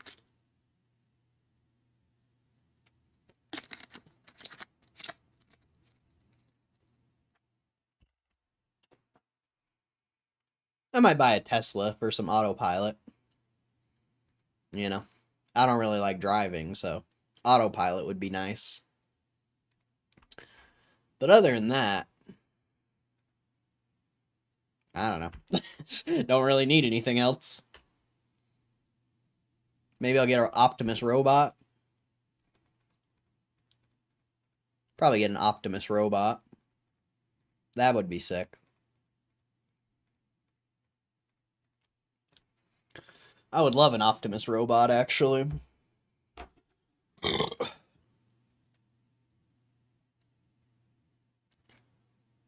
I'll be pulling up to meet you for a celebratory drink in my Prius that by then may have 500k miles. Exactly, bro. So I don't know how much longer my car is gonna last, but I'll be whipping that thing till it's dead. You catch me at Resorts World. You catch me at Resorts World, baby. I'll be spinning penny slots still.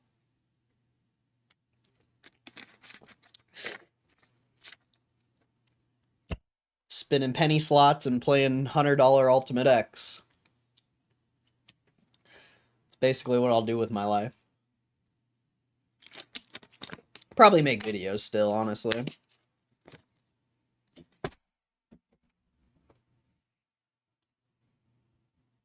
I'll probably still make videos, and I'm sure I'll probably stream still. I just don't know. Like, I don't know. You know, I don't even know if it's gonna work. And how long is it gonna take?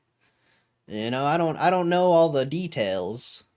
I can only just assume how I'll, you know, I can only assume how I'll react and how I'll live my life after. But ultimately, I don't know.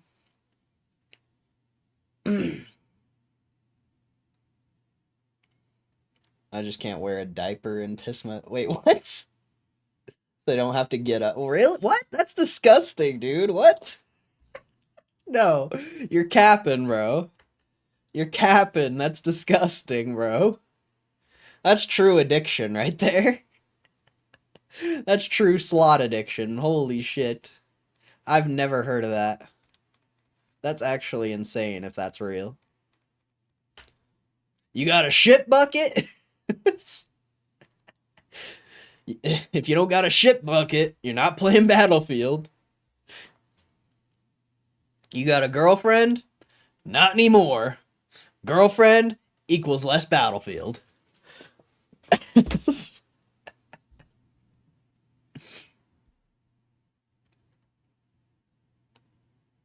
Happens at the casinos in Detroit. I swear I've seen it. Dude, that's disgusting. That's actually filth. What the fuck, dude? That's insane, bro. That's actually insane.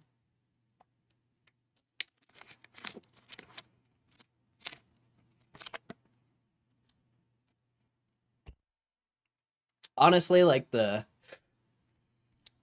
my true hope for this stream is there's like 2 or 3 people out there where this stream has given them enough confidence to hold this fucking shit. And if it actually works, as long as like 2 or 3 people get rich in here, that's all I care about, honestly. Like, if I'm gonna get rich, at least someone has to get rich with me. Like, just one person. I don't even care, dude. Like, at least one. Like, that's my hope, bro.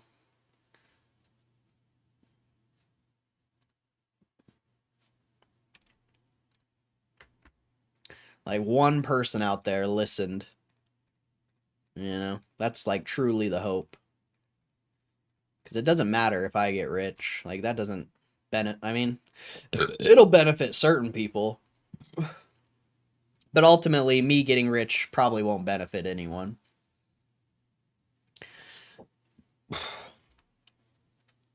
But I hope, I don't know. We'll see, I guess, right? We'll see.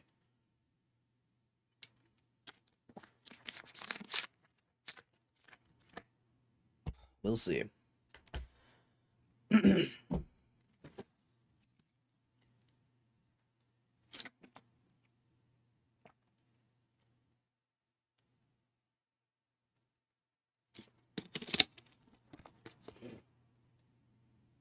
To be that person. I mean, you were already in GameStop, though. You've probably been in GameStop longer than me. So I don't know if that really counts.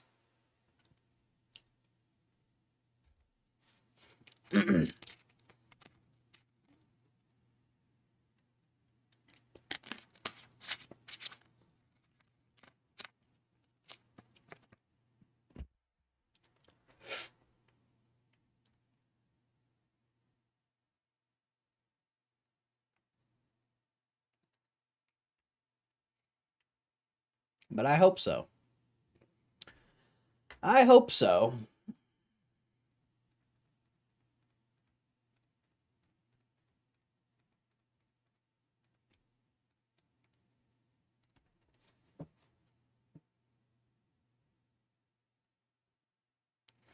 I have, but you've relit the flame a bit.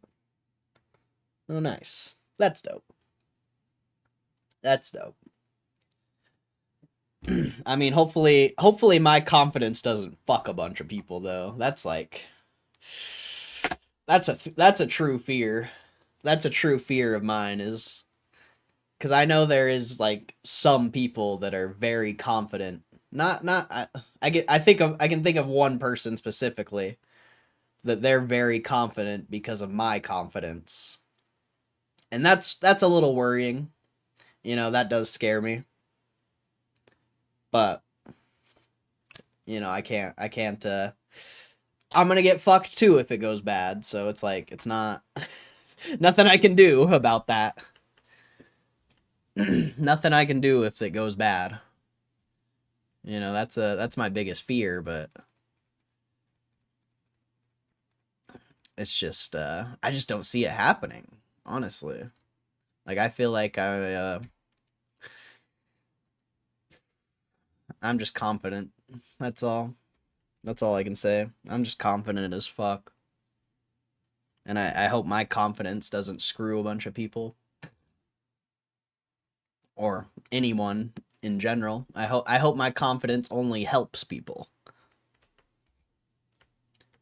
But I'm here with you, not because of you. Hopefully that didn't sound rude. Wasn't meant to be. Nah, it doesn't sound rude. I hope that's the case for a lot of people, honestly. I hope my confidence helps you, but at the same time, if it doesn't, I can't do anything for you. We'll all get wrecked together. You're not paying us back if this goes south. Oh shit, it's not gonna go south. I mean, it can, anything's possible, but it's not going to. Let's be real. Let's be realistic. The likelihood of it not working is quite low, in my opinion. The way people talk about it, the way people act when I tell them about it, you would think it's extremely high. But that's what gives me the confidence, is people's lack of awareness, or I don't know exactly what it is, but people's lack of whatever it may be is truly what gives me the confidence.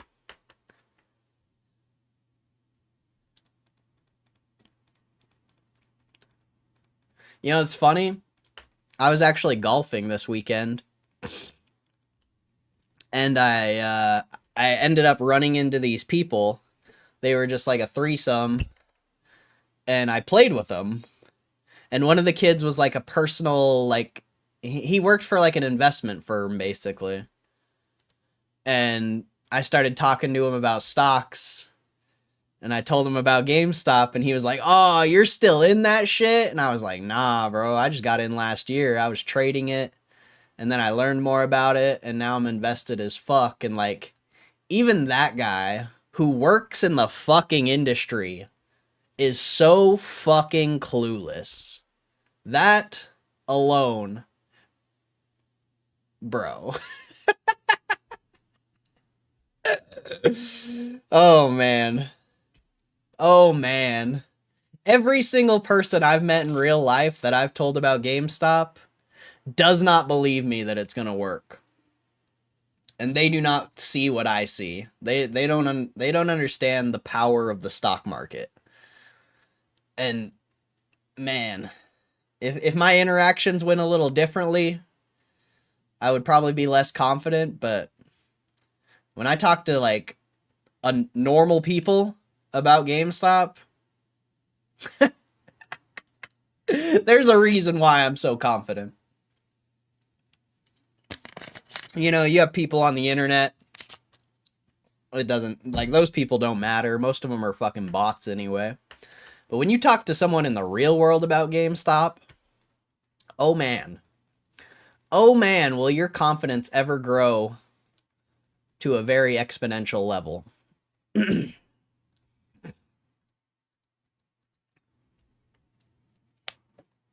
especially people's short-term mindsets. Like, I've talked to another person about GameStop, actually, not too recently, like a month or two ago. And I was just talking about how it's gonna, like, this is probably like one of my, like, this is not one of my best friends, but we grew up together and we were best friends growing up. And I was telling him about GameStop. No. Like, this person, for some reason, thinks they're gonna hit some, like, random flip that they're gonna make, like, 10, 20 grand on. Like, these people are so short-term mindseted, like, they can't even see. They can't even fucking see, bro. They're so blind. Hey, maybe I get fucked. Maybe I'm wrong. Maybe I get fucked, but I don't think so. I don't think so. I mean, we'll see. Anything's possible. But man, the lack of, just people's lack, bro. People be lacking. People think they're like so smart and so educated, and They're really not. They're really not, dude. Everyone's like stuck in this like I think it's like I don't know. I think a lot of people have been taught a certain way because the old like traditional way of investing, you know, buy real estate, you know, diversify stocks, like that stuff's worked. But I think people got sold on that. I think so many people are sold on that, like real estate, diversification, blah, blah, blah.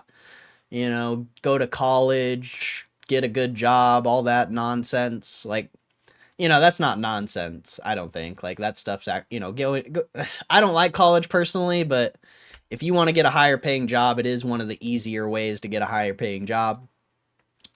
But I think people are so sold on, like, the traditional way that's worked for so long that they can't even see, like, the new wave of investing. You know, whether it be Pokemon or crypto or, I mean, I'm bullish as fuck on GameStop because of so many different reasons, but I just think a lot of people are stuck in like bad advice.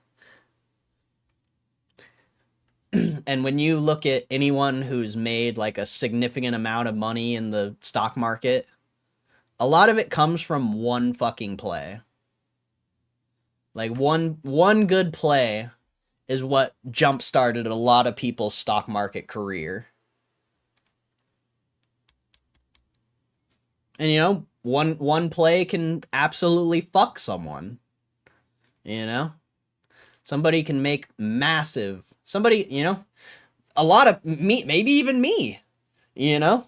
If GameStop does work, how long are you going to keep that money for? You know?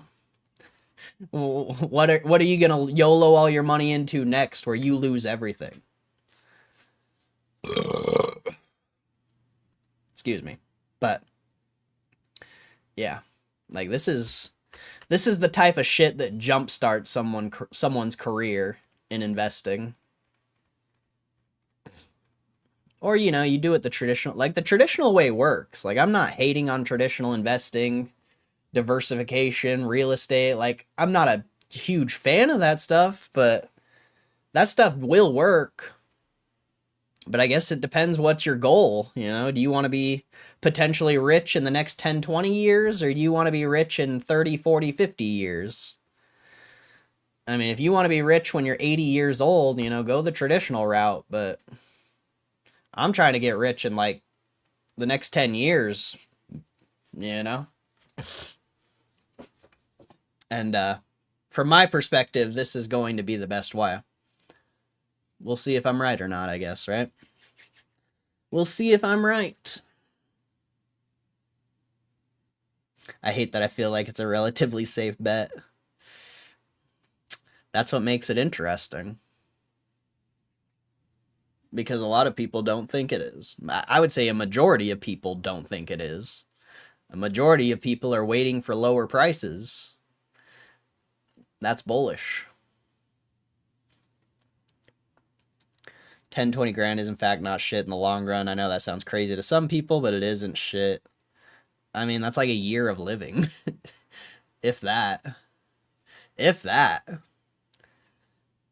I just don't understand, like, the quick flip mentality. Like, I get it, obviously. Like, of course, you know, you should have some quick flips in your repertoire.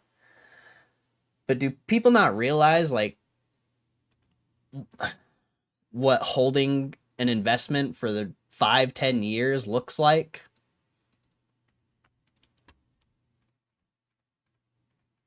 Like, do people not see it?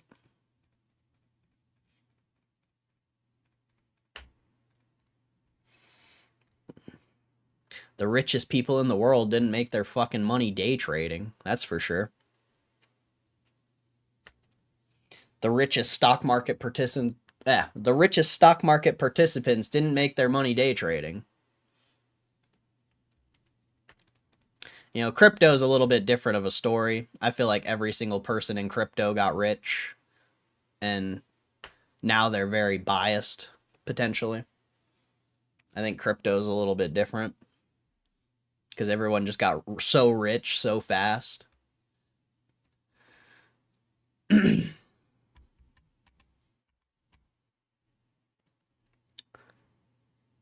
GameStop, and Bitcoin checks my personal investment. Yep, that sums it up.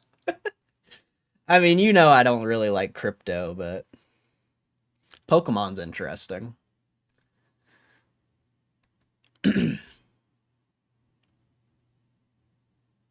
Damn, you're about to hit a new high on GameStop. New high a day, bro. I think 23.31 was that peak earlier.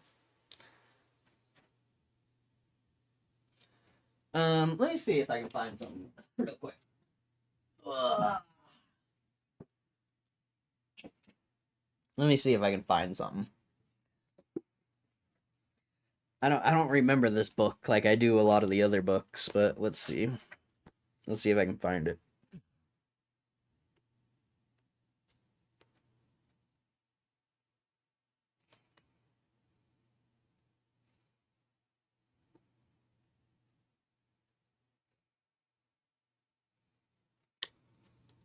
It's not that one.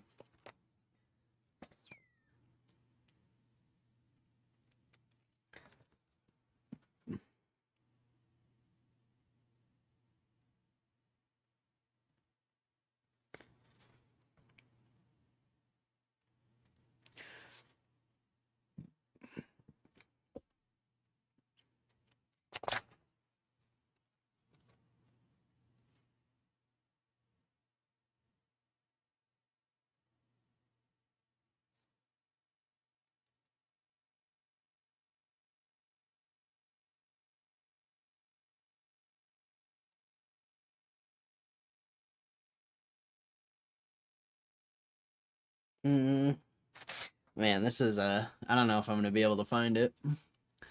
I haven't read this book in a long time.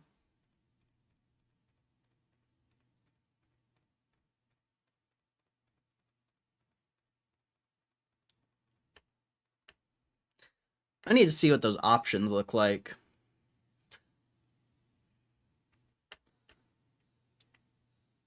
Catch you guys tomorrow. All right, Break Nation. Appreciate you hanging out, bro. God bless. God bless, bro. You have a good rest of your day if I don't see you. We will definitely be here tomorrow.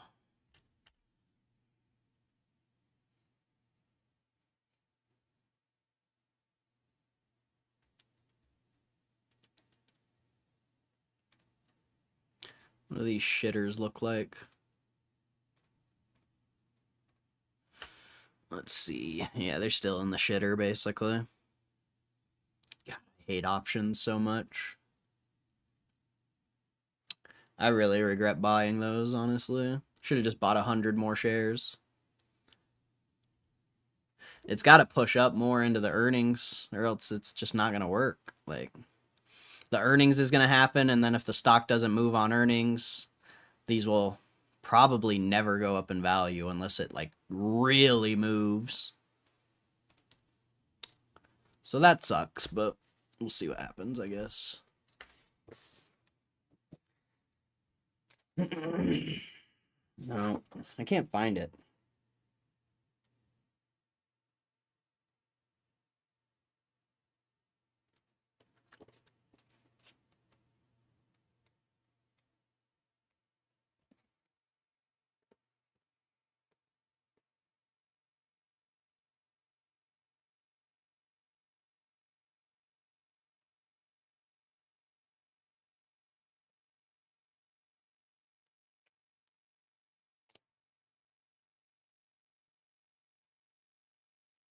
Ah. I mean, I don't know if this is the part I'm looking for, but I think it's interesting. Damn, hitting highs of the day, bro. Look at that shit. Up 4%. There's nobody even in the stream. Let's fucking go, dude. This is exactly what you want to see, bro. You want to see nobody excited about this shit. Alright. Livingston recalls how his indebtedness was finally paid off by shrewd trading. The stocks he bought and sold were the large cap stocks such as Bethlehem Steel and Anaconda Copper, the ones in which the good liquid markets existed. He also reveals how he was short at the time Woodrow Wilson's peace overtures were reported and how he made profits by covering at lower prices. As he noted, peace was a bear item. When the smoke cleared, his long and short positions netted him about $3 million. Being long and then short was part of the strategy because a man does not marry one side of the market till death do them part. The profits helped him pay back his $1 million debt in 1917, although he does allude to the fact that the market did know about the peace overtures before they were made public. The last creditor he paid was the one he had bothered him the most about the unpaid debt, one who was owed only $800. That's not what I'm looking for. That's not what I'm looking for. Maybe it's the Peter Lynch book.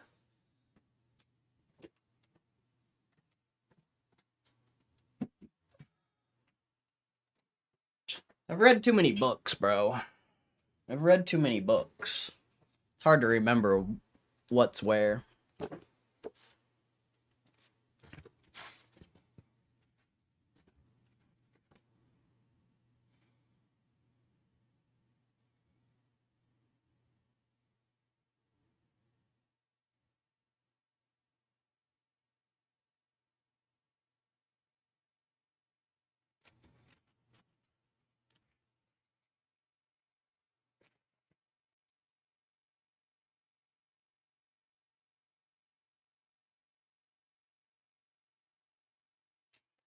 All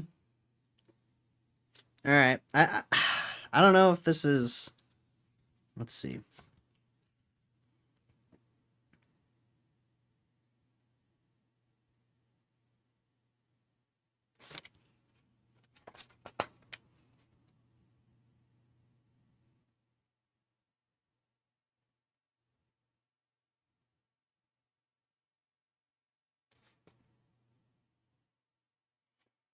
Where is it? The lessons of October. I've always believed that investors should ignore the ups and downs of the market. Fortunately, the vast majority of them paid little heed to the distractions cited above.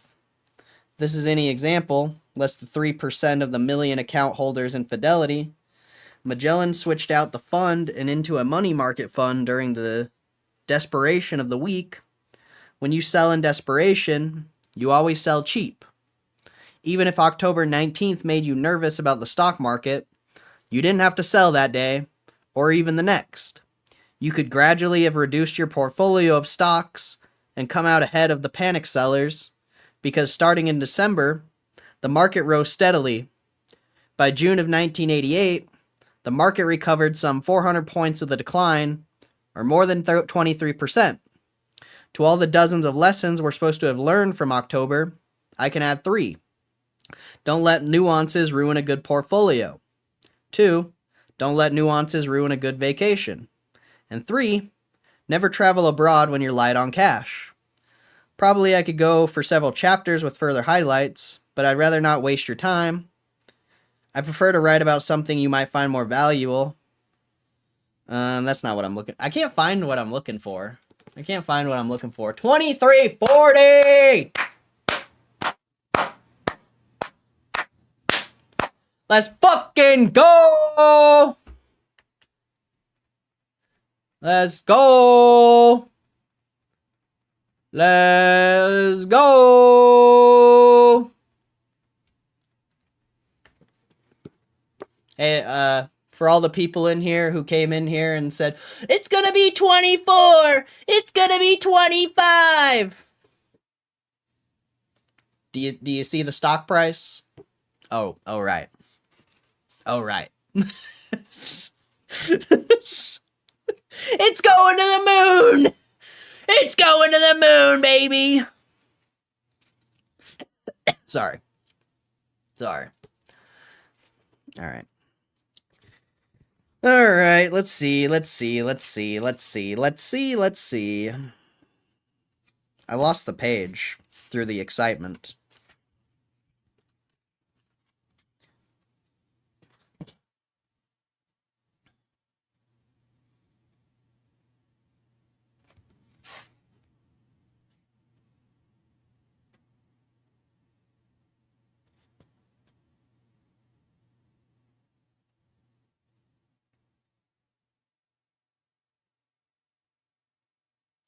Ah. Well, you're getting banned now. You're banned.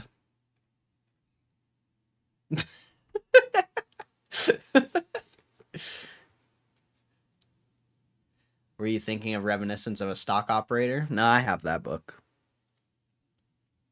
I have that book. That was the first one I pulled out. But it's not the one I was looking for.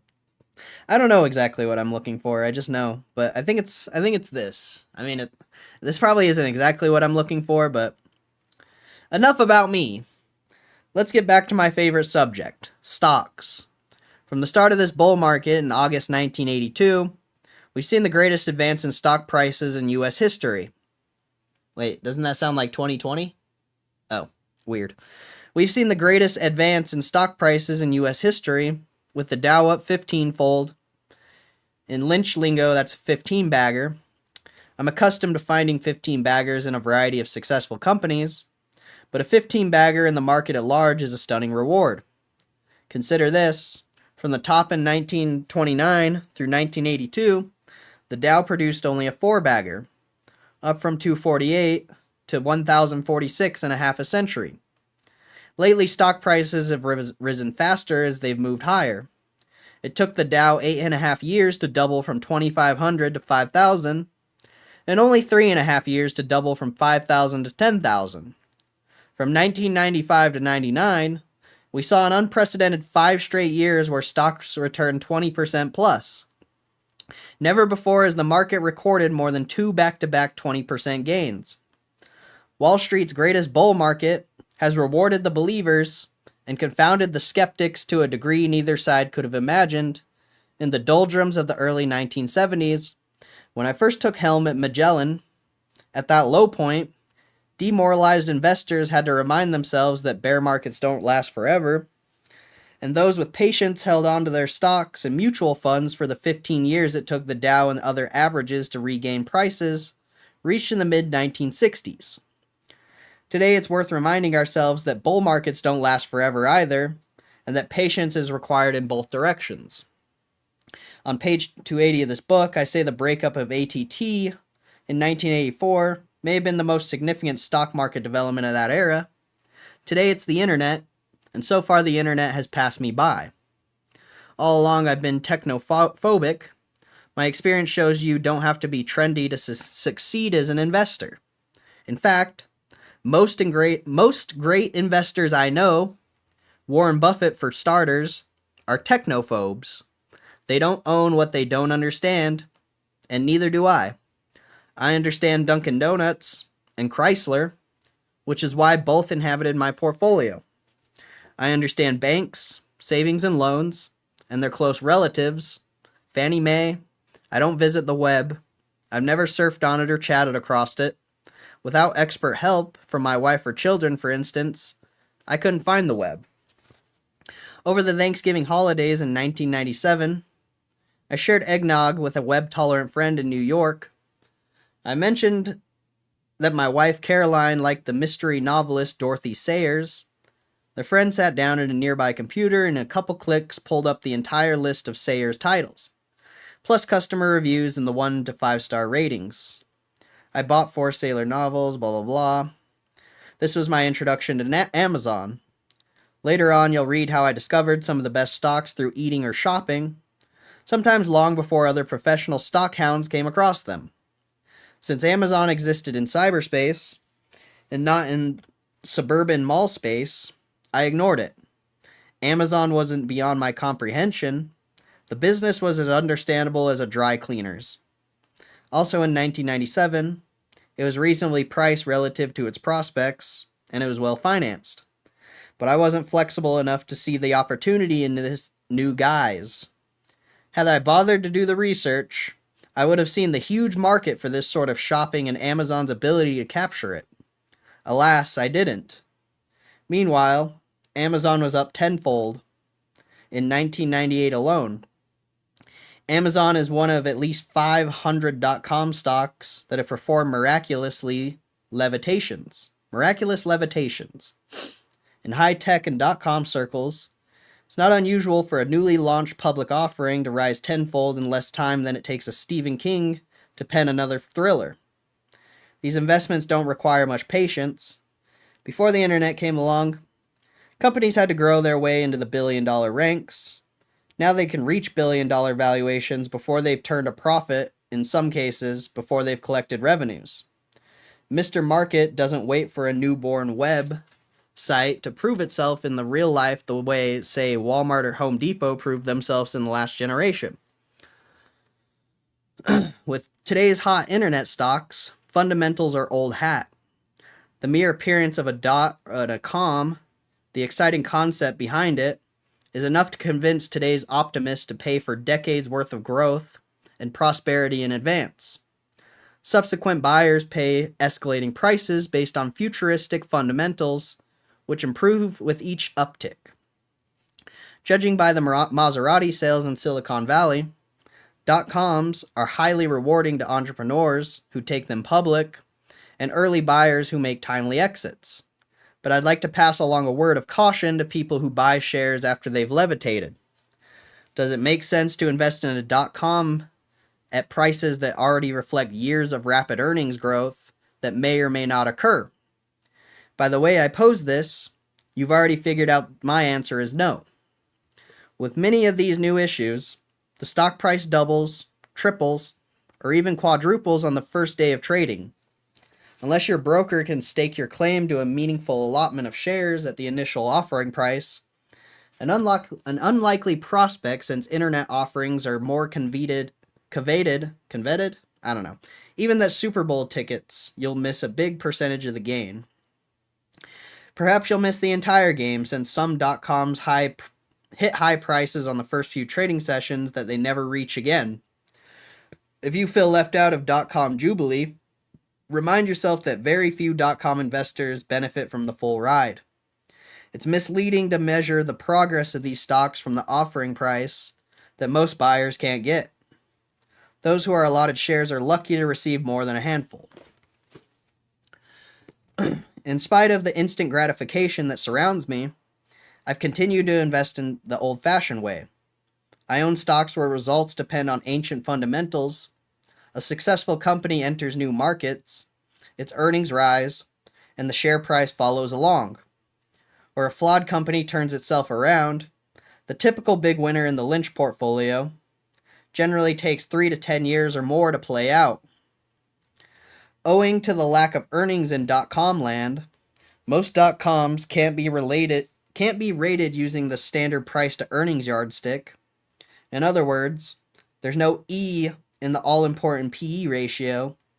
Without a PE ratio to track, investors focus on one bit of data that shows up everywhere: the stock price.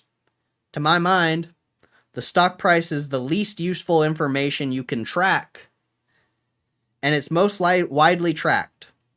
When 1UP was written in 1989, a lone ticker tape ran across the bottom of the financial news network. Today you can find a ticker tape on a variety of channels, while others display little boxes that showcase the Dow, S&P, and so forth. Channel surfers can't avoid knowing where the market closed. On the popular internet portals, you can click on your customized portfolio and get the latest gyration for every holding. Or you can get stock prices on 800 lines, pagers, and voicemail. To me, this barrage of price tag sends the wrong message. If my favorite internet company sells for $30 a share and yours sells for $10, then people who focus on price would say that mine is superior company. This is a dangerous delusion. What Mr. Market pays for a stock today or next week doesn't tell you which company has the best chance to succeed in 2 or 3 years down the information superhighway. If you can follow only one bit of data, follow the earnings. Assuming the company in question has earnings, As you'll see in this text, I subscribe to the crusty notion that sooner or later earnings make or break an investment in equities. What the stock price does today, tomorrow, or next week is only a distraction. The internet is far from the first innovation that changed the world. The railroad, telephone, car, airplane, and the TV can all lay claim to revolutionary effects on the average life, or at least on the prosperous top quarter of the global population. These new industries spawn new companies, only a few which survive to dominate the field. The same thing likely will happen with the internet. A big name or two will capture the territory, the way McDonald's did with burgers or Schlumberger did with oil service. Shareholders in those triumphant companies will prosper, while shareholders in the laggards, the has-beens, and the should-have-beens will lose money. Perhaps you'll even be clever enough to pick the big winners that join the exclusive club of companies that earn $1 billion a year.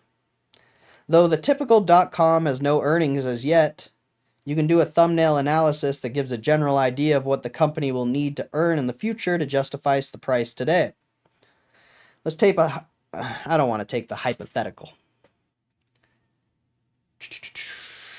In any event, to become a $100 billion enterprise, we can guess that .com eventually must earn $2.5 billion a year. Only 33 U.S. corporations earned more than $2.5 billion in 1999. So for this to happen to .com, it will have to join the exclusive club of big winners, along with the likes of Microsoft, a rare feat indeed. I'd like to end the brief internet discussion on a positive note. There are 3 ways to invest in this trend without having to buy into a hope and extravagant market cap. The first is an offshoot of the old picks and shovels strategy. During the gold rush, most would-be miners lost money, but people who sold them picks and shovels, tents, and blue jeans made a nice profit.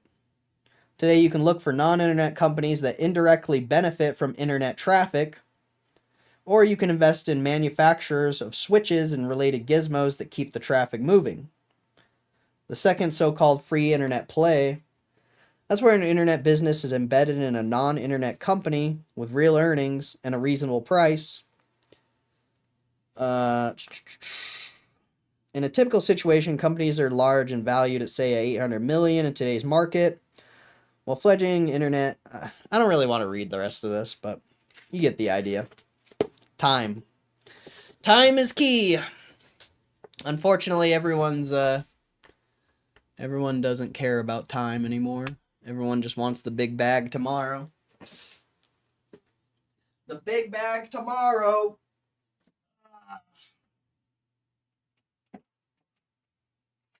The big bag tomorrow. Oh, it's up more? It's up more? Oh, man. It's up more? That's crazy. That's crazy. And there's nobody in my stream? Awesome. Perfect. Perfect. Perfect. You gotta love it. Nah, I'm here. What's up? What's up, Moose? Nah, there's like 20 people here, but I mean, you know, you guys have been here for a while. Normally when the stock's up like this, there's a lot more people here. So this is a beautiful thing. A very beautiful thing. It's everything we dreamed of, honestly. Damn, it tapped 2360. Shit, son. Shit, son. I think I trimmed out that 50 here. It's all good. We only have, we only have, like, I don't know how many shares I have, honestly. A lot.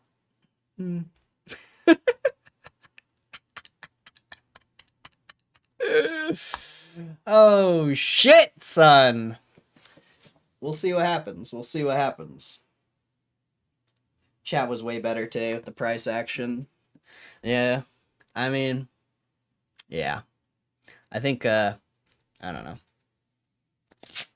I don't want to be mean to people, but I hate that people come in my chat and fucking, like, act like they know anything about trading. It's just so annoying. Like, where were you when the stock was sitting at $22 for the past fucking month? Like, you know?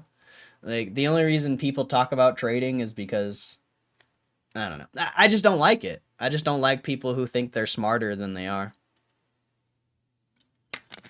And when it comes to trading, that's literally everyone. Because they don't know the difference between gambling and investing for some reason. Or I should say gambling and trading, because there is a profitable way to trade. Don't get me wrong. Like, there is definitely a profitable way to trade. But I never see anyone who knows what they're doing. Everyone just YOLOs on options and thinks they're cool because they made like a couple $100 or something. And I don't know. I'm just not going to allow those people to come into my chat. I will shit on them every single time, even if it means losing viewers. Like, I don't care, dude. I literally don't. At this point, I don't care. I'm not gonna fucking pander to a bunch of tinfoilers who think they're good at trading because they've been losing on options for the past 3 months and they finally made some money. Like, congratulations. Congratulations. New putter worked well. I sank a 30-foot birdie. Nice. That sounds fire. You gotta love that, bro. A nice putt. A nice birdie putt. Ooh! Ooh! That's a good feeling right there. I mean, bro!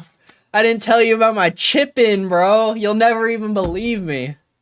You'll never even believe me. But I hit the craziest chip in the other day. I was in like pretty deep rough, I guess. But I couldn't find my ball, so I just set my bag like up by the green and I went and searched for my ball. And my ball was like, I don't know. Do I have something? I don't know. Let's just say the Sprite is the green or my bag. Like, I'm here. I find the ball here. And I'm like, fuck, like the pin is behind my bag. I'm like, fuck, my bag's in the way. So I'm like, I don't want to go move it. So I just chip and it lands like perfect, like in between the legs of my bag and fucking rolls under the bag and straight into the fucking hole, dude. It was nuts. Like, I thought I was going to hit it over the bag, but it was like the perfect like landing, like right by the bag, and it just rolled right into the hole under the legs. It was fucking nuts, dude. It was absolutely insane. It's like a trick shot. That's what I said. I'm like, nobody would ever believe me that I made that. Literally, nobody would ever believe me. But like, I'm fucking good at chipping, bro. I don't know. It's the one thing, like, anytime I have a chip, I'm like, oh yeah, this is gonna be sick. Like, I just love it. I'm good at it, and I love chipping, so like, I don't know.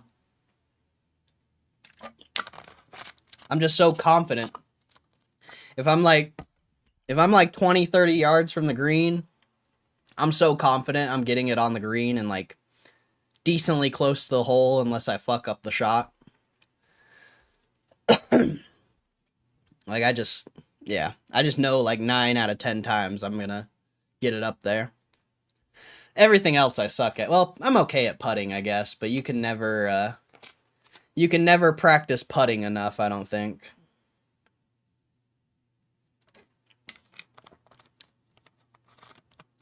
That's where you can save a lot of strokes, and most golfers don't practice it enough. Yeah.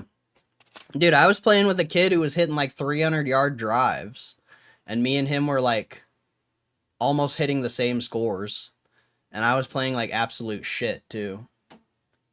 Like, that you know, that just goes to show how important the short game is. Like, you can obviously, you know, if I had the long drive, I would be so fucking good at the game, but it just goes to show like being able to hit the ball really long doesn't mean anything if you can't get it up there.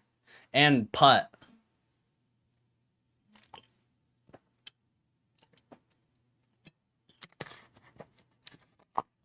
And it's like chipping's hard, but once you figure out your clubs and your like swing, chipping's really not that hard. Like from 20 yards, I hit a like 10 o'clock sand wedge, and that's about 25 yards. But then I can hit like a 8, 9 o'clock pitching wedge and hit like 20 yards. You know, so you also can learn like different shots you can use too. Because like if I'm in deep rough, if you're in deep rough, it's hard to do like half shots because the ball will come out dead a lot. But if you can do a full shot with your sand wedge and hit the same 20 yards that you would hit with a half shot with your pitching wedge, you're going to be way more consistent with the sand wedge because it's less likely to come out dead. I don't know. Golfing's interesting, man. Or chipping's interesting, I guess. Especially when it's like different grass and stuff. Like a lot of people don't understand like when the ball's like deep in the rough, you have to hit it like relatively hard. Not like super hard, but you can't really do like a half pitching wedge. It's not gonna go. You gotta get some force on that bitch. Get it up in the air. I don't know, chipping's so interesting. It's fun. I feel like I could be like a chipping tutor. Like I understand chipping pretty well now. It came a long way from the Kevin Kistner video, that's for sure.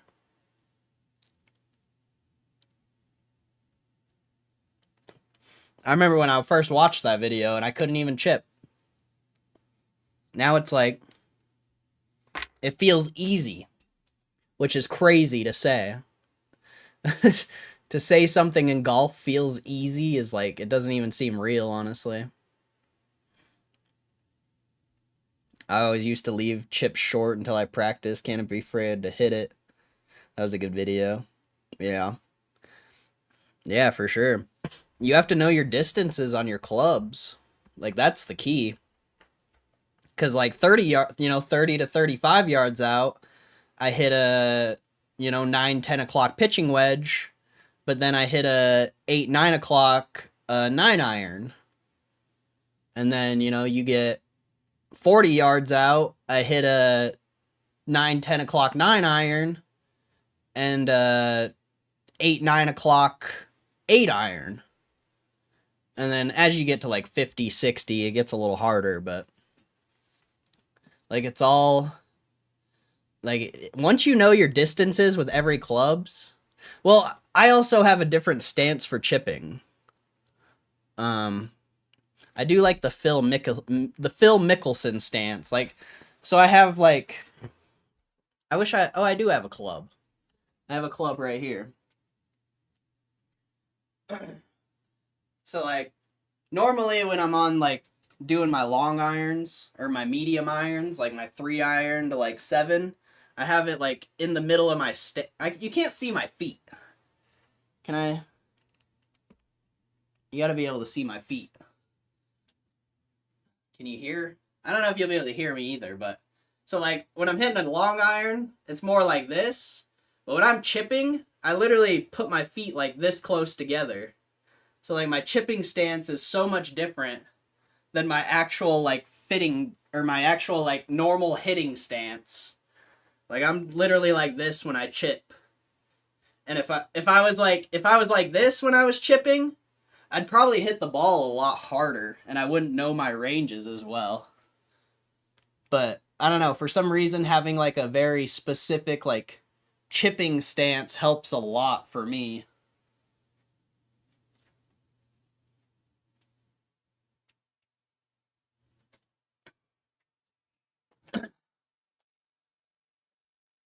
Holy shit, nobody gives a fuck what your GameStop position is, you fucking loser, bro. Like, literally, nobody asked. Nobody gives a fuck. Good lord. Fucking losers, bro. I got, no. You're broke. Someone who had 4,000, someone who has 4,000 shares of GameStop wouldn't come in here and talk about how they have 4,000 shares of GameStop. And if you do, go do something with your life, bro. Like, like you think random people on the internet give a shit? Did that guy just get auto clapped? Nah, I clapped him.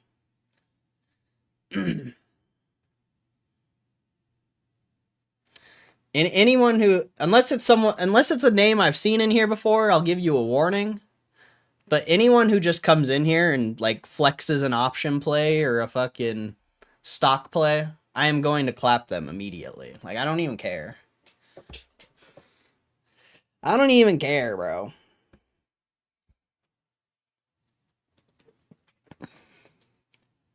AI is the internet. That person was not real. Yeah, probably not.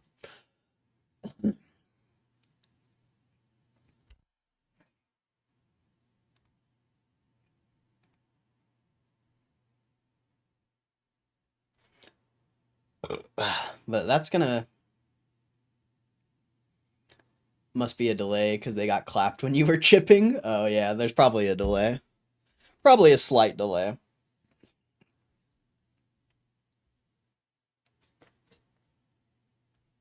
But yeah. Especially if the stock starts going back up. I might put it to members only, honestly. I'm sorry to, like, Kev and, you know, the people who don't have a membership, but if the stock starts going up, I am going to make the chat members only. Because I'm not going to fucking deal with that shit. It's so annoying, bro. It's so annoying. I mean, I shouldn't care. You know, realistically, I shouldn't care, but, like... Why? I don't know. Why would you go into a random stream and, like, flex your fucking GameStop position? It's like, what would drive someone to do that? That shit's so fucking weird, bro.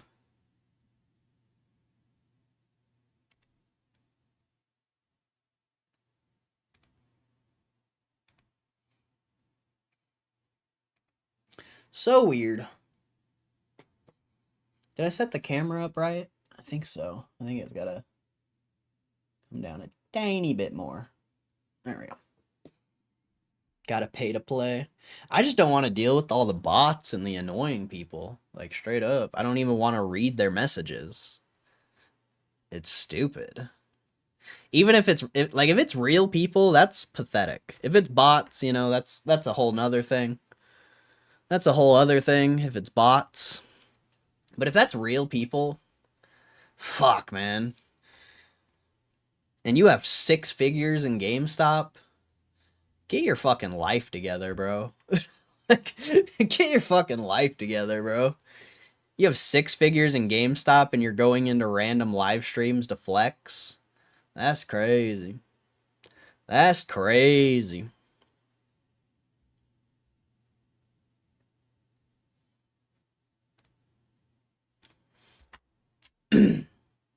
What if the AI bots started paying? Oh, that'd be funny. That'd be funny. But yeah, if this keeps going up, I will make it members only going forward.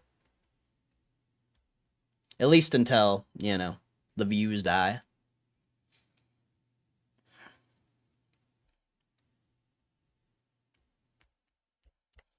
Just not even going to deal with it. On earnings, I'm going to make it members only too. 100%. 100% it's going members only on earnings day. And maybe even that whole week.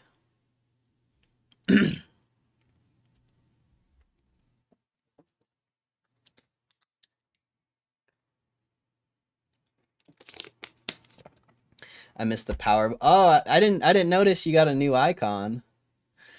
Now you got the 8-ball, bro. You got the 8-ball now. Yeah, the power icon is the coolest one, honestly. I mean, I could make that. I could make it like that for like all of them, but I don't know. I think the power icon looks the best as well. I kind of like the green Uno card, though. The green Uno card looks okay.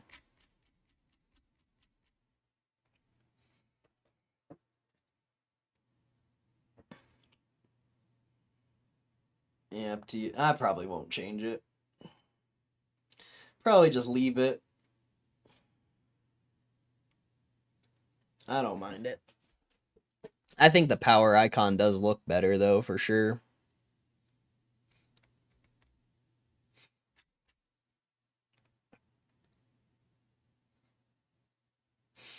I don't know. How many people are... Let's see. I don't even remember how long the icons go for.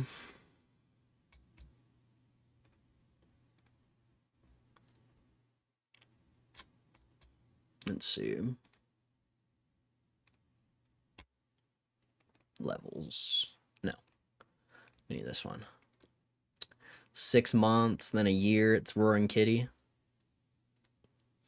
I mean, I could change it.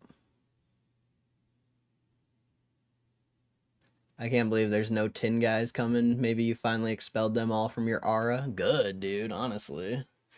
Good. Also, there's really not any tinfoil anymore. Like, realistically. There's really not any tinfoil. All the tinfoil got shut down. Like, what tinfoil is left?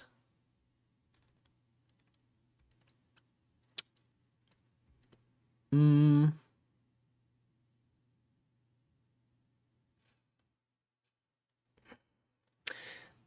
mean, I kind of like having something different for the 2 and 6 month, but you are right. It does look better. I gotta, before I change it though, I gotta make sure I get the 8-ball back. I'll just put it as like a 7-year or something. Cause yeah, I think we are gonna change it. Cause you're right. The power emblem does look better. 100%. 100% it looks better.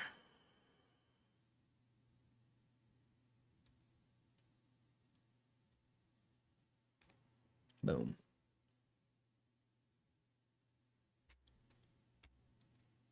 I don't know if it's gonna change immediately or what. I don't think I've ever changed it while we're live.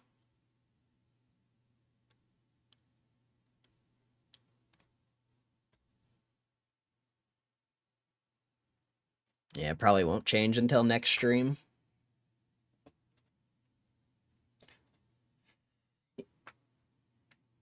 Oh, there you go. You're back, baby. You're back. I wish it told you, like, how long someone's been a member, though, when you scrolled over their name or something. That'd be cool.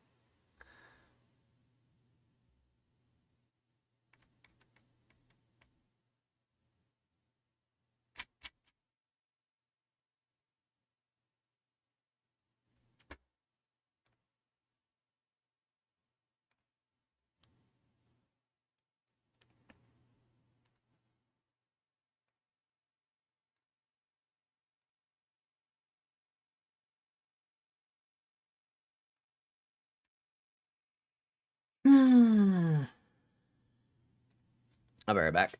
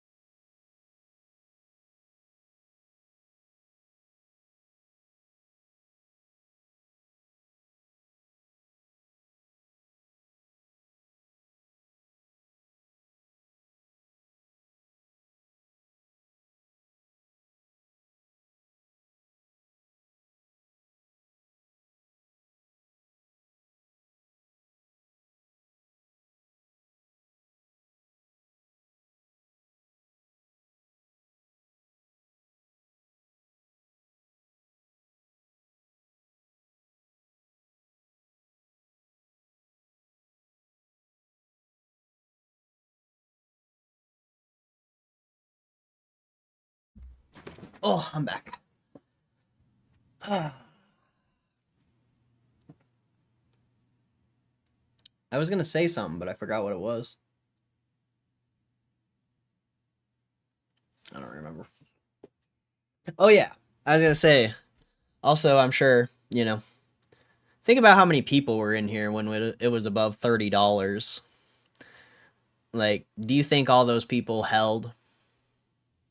I really doubt it. You think all the people who come in here and talk a big game about how they're gonna hold forever, yada yada, do you think they actually held while the whole market was going up and GameStop didn't move for 3 months? I really doubt it. Personally, I don't know, but I really, really doubt it.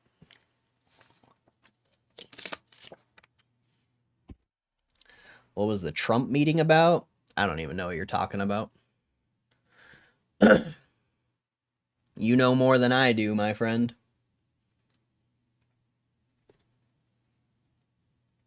Because I have no clue. I don't really pay attention to what Trump does.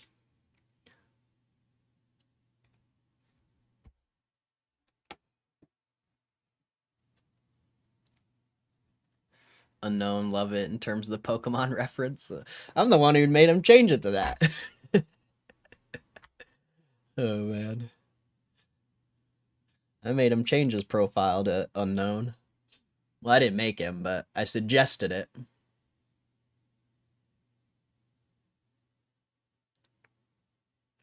Next month's 5 years in for me. Granted, I made a trade or two, but been here for the whole fiasco. Yeah, well, you guys are, 1% of people. You guys are 20, 20 people out of the 400 who were here, when we were up in the 30s. That's not a very good percentage. 0.5% of people, basically.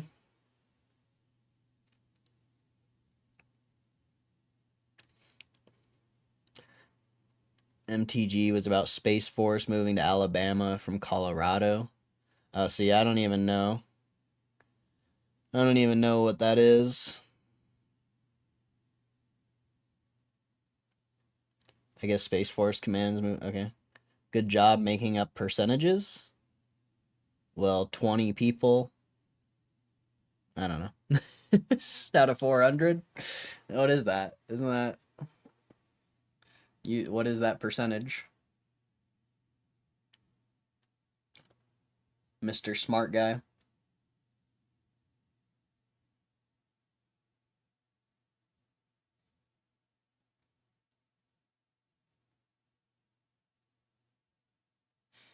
Maybe it's 5%. I don't know. Who knows? I'm sure I could get a calculator out and find out, but...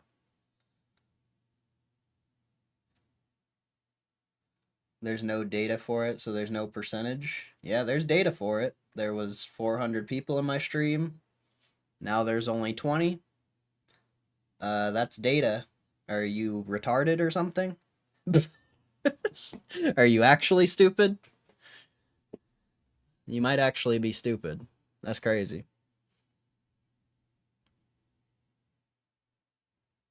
Oh, Gme does a thing and Cordell rips all those power packs he said he would in a bet. Oh, that'd be fun. I'd love to rip 100k power packs.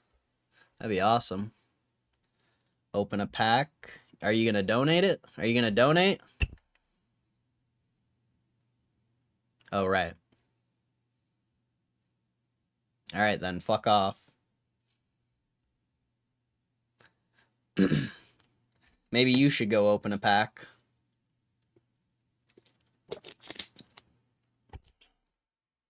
You ever think about that?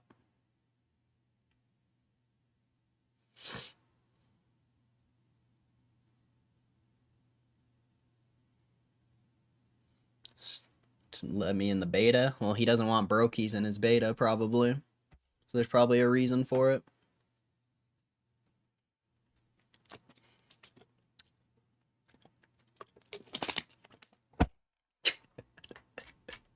Shit's funny.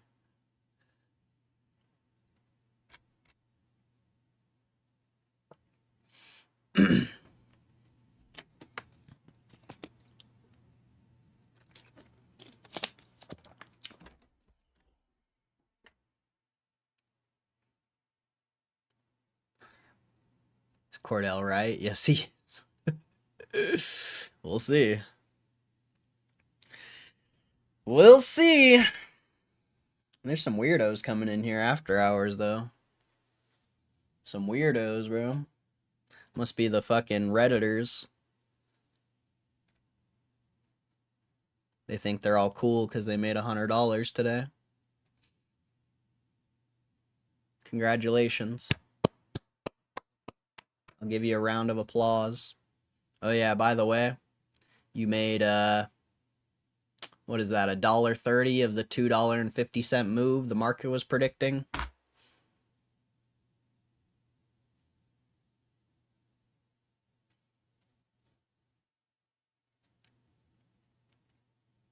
What's up, Jeremy? Oh no, I wasn't talking about you, Jeremy. Just talking about the weirdos who come in here.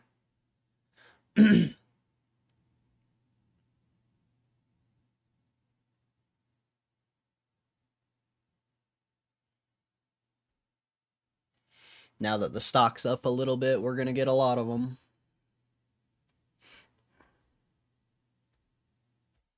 Isn't that? It's weird. Weird. Very weird. GameStop's a weird thing.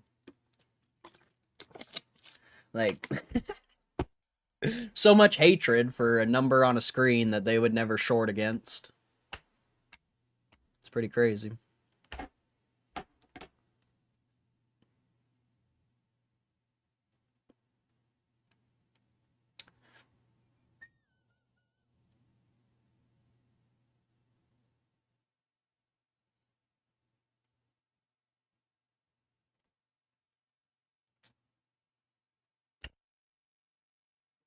Fuck, $1,000 stock price would be ridiculous.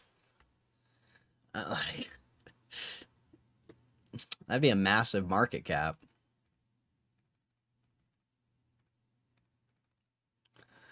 $447 billion. Yeah, that's not happening for a long time. That's not happening for a long time. Maybe in like 30 years. Maybe 30 years, if you're lucky. Maybe 20. Maybe 20.